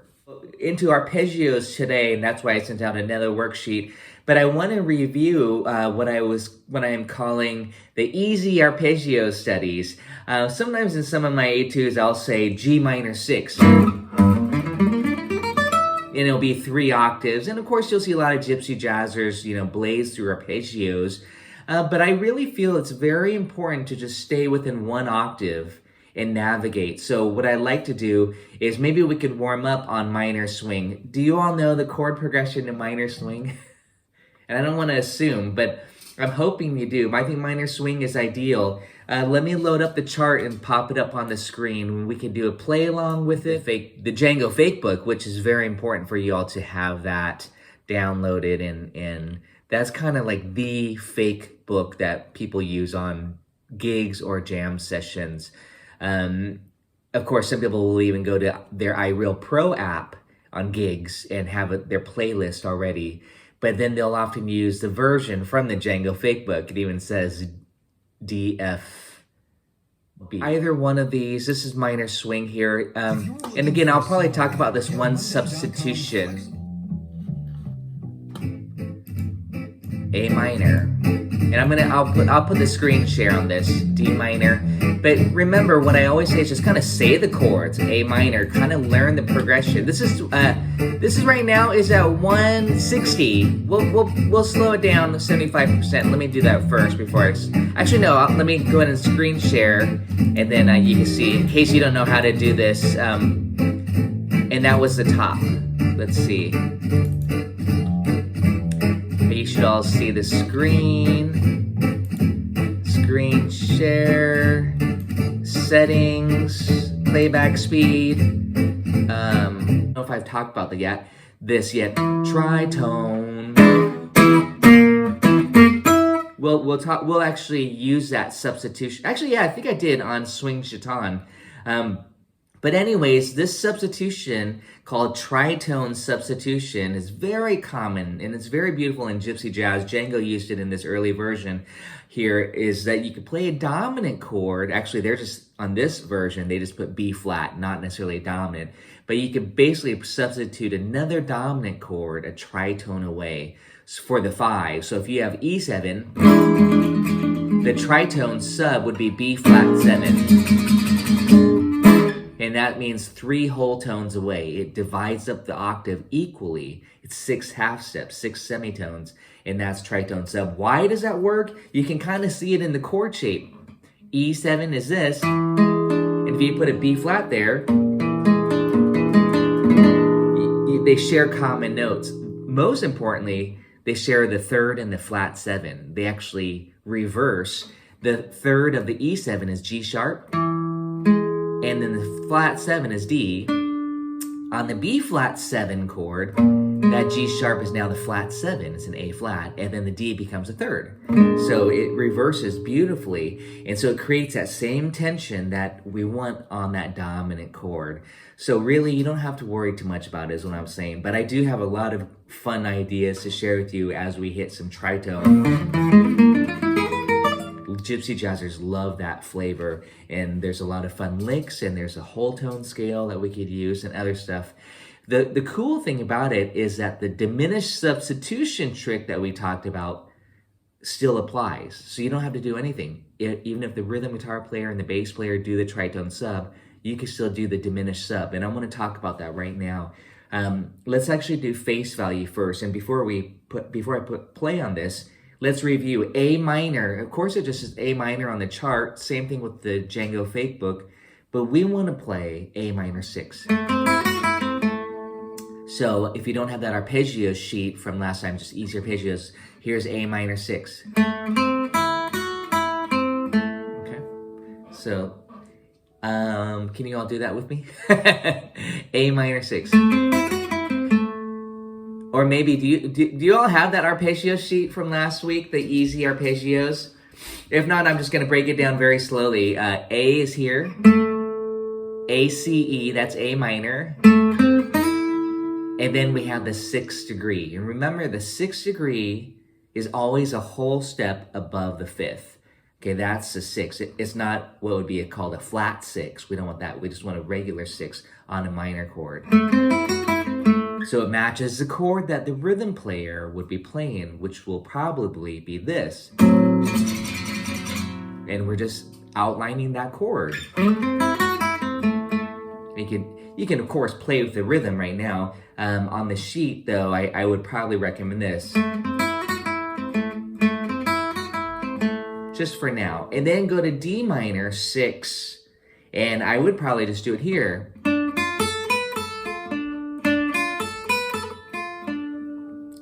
And you might say, hey, I want to go up here.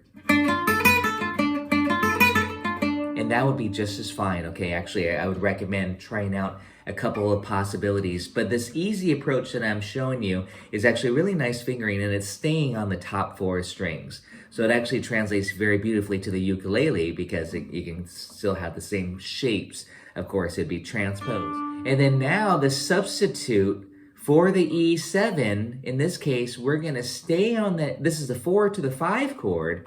Here's the substitution trick. Turn that 4 chord, which was D minor, in the key of A minor, it's a 4. E7 is the 5. Turn the D minor to diminished. Here's what it sounds like with that E in the bass, so you could hear it. That creates an E7 flat 9. And of course, that's where you can slide around every 3 frets, especially as you learn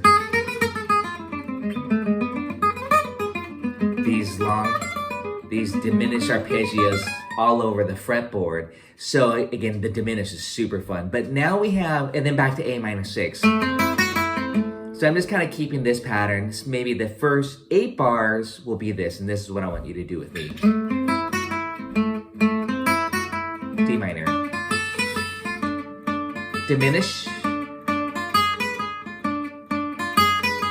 A minor. D minor. A minor. Now for this E7, if you're wondering, hey, can I just turn that A into diminished? No, that doesn't fit the E7 chord. You want to go down a half step from the A root, which is G sharp. That's what I was referring to as the leading tone. So it's just another way to think about it. When you have the 5 chord, and you know you're in the key of A minor in this case, take your root A and go down a half step to G sharp, which we just often call the leading tone, and do your dim. And then back to A minor.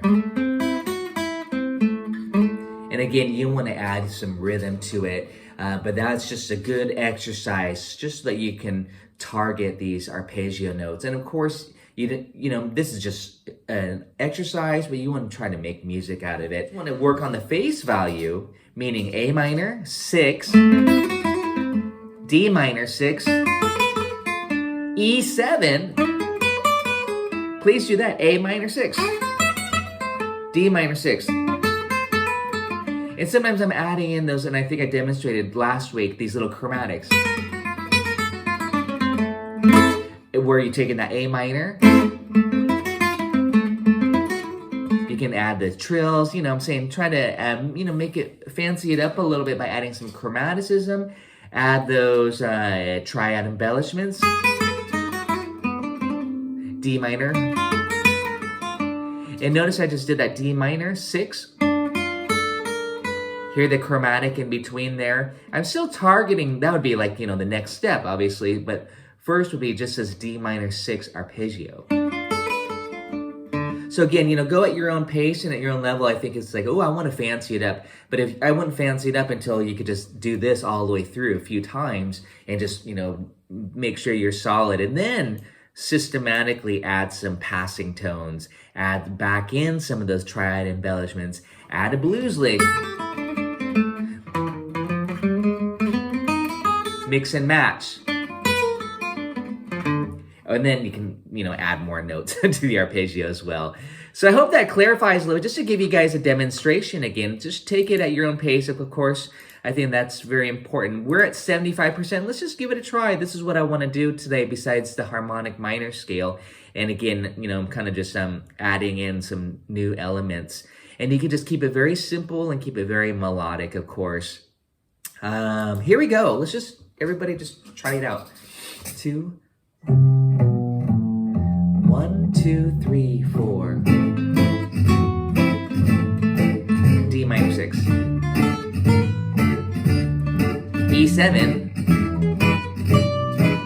I did face value there, A minor 6. D minor 6. A minor 6. E7 face value. A minor.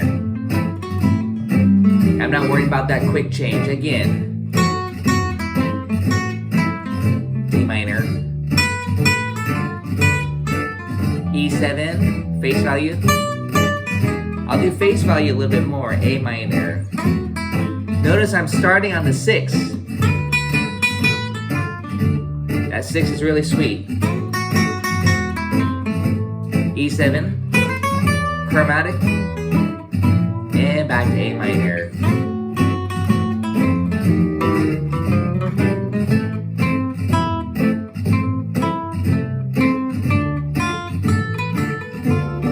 Leave some space, let it breathe.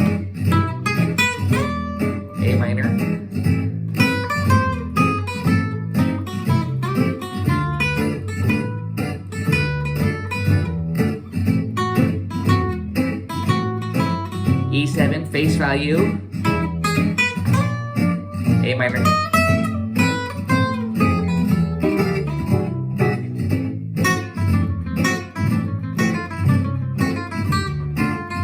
I'm adding some triplets. And then here's a diminish. And now it's D diminish, A minor 6. D minor. A minor. G sharp dim. And A minor. Keep going. I'm gonna go up here.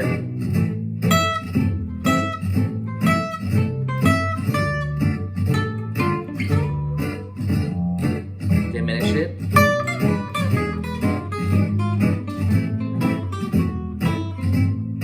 D minor 6. Triplet, triplet, triplet, triplet. I'm going to talk more about those triplets. G sharp, dim,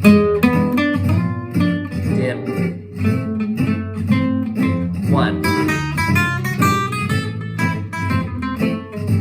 Little embellishments. Diminish it, D diminished. A minor.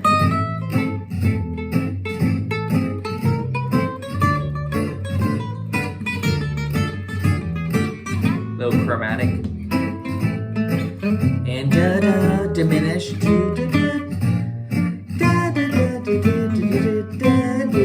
And if I don't want to think, get bluesy.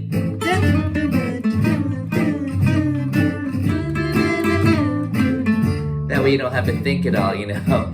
But you'll get these patterns.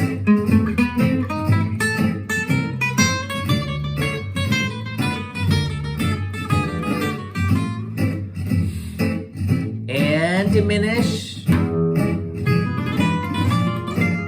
A minor.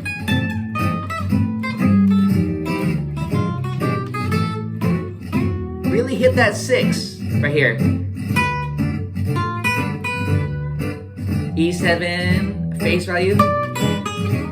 A minor hit the 6. D minor hit the 6 triplets. 6 triplets. G sharp dim. Chromatic.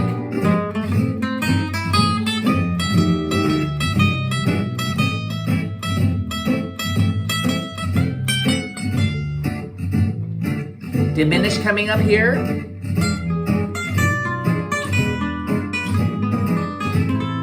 And those are those inversions. D minor inversions. A minor. Diminish.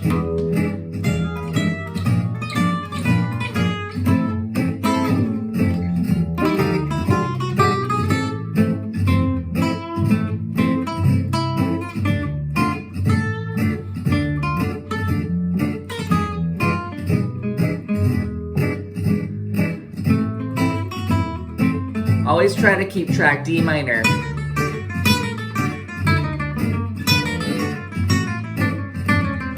A minor. Diminish. Now I'm on 6.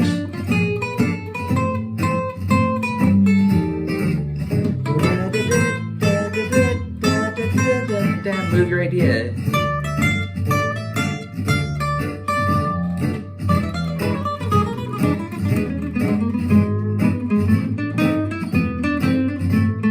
Blues licks.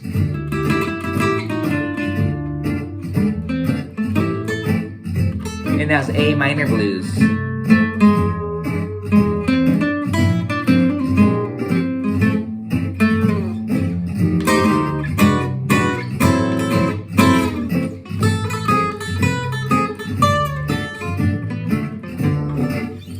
And you guys get the idea. It's pretty fun again. But again, I'm just hoping that you turn on a song that you like. You like Dark Eyes? Do the same thing on Dark Eyes. Swing your tone, or maybe a major key song. We did exactly like you last week. But you know, just try to stay within your comfort zone as far as choosing your songs. Don't do anything too fast or too many chord changes. All of Me is a great song. it's got a lot of chord changes, but it's still in that 2-bar kind of format, if you know what I mean. And we could discuss that, because there's actually the tricky thing with all of me is the use of substitutions, because it's I don't know, kind of is all over the place, but you'll get the patterns for that. So are there any questions on that at all, on what we just did?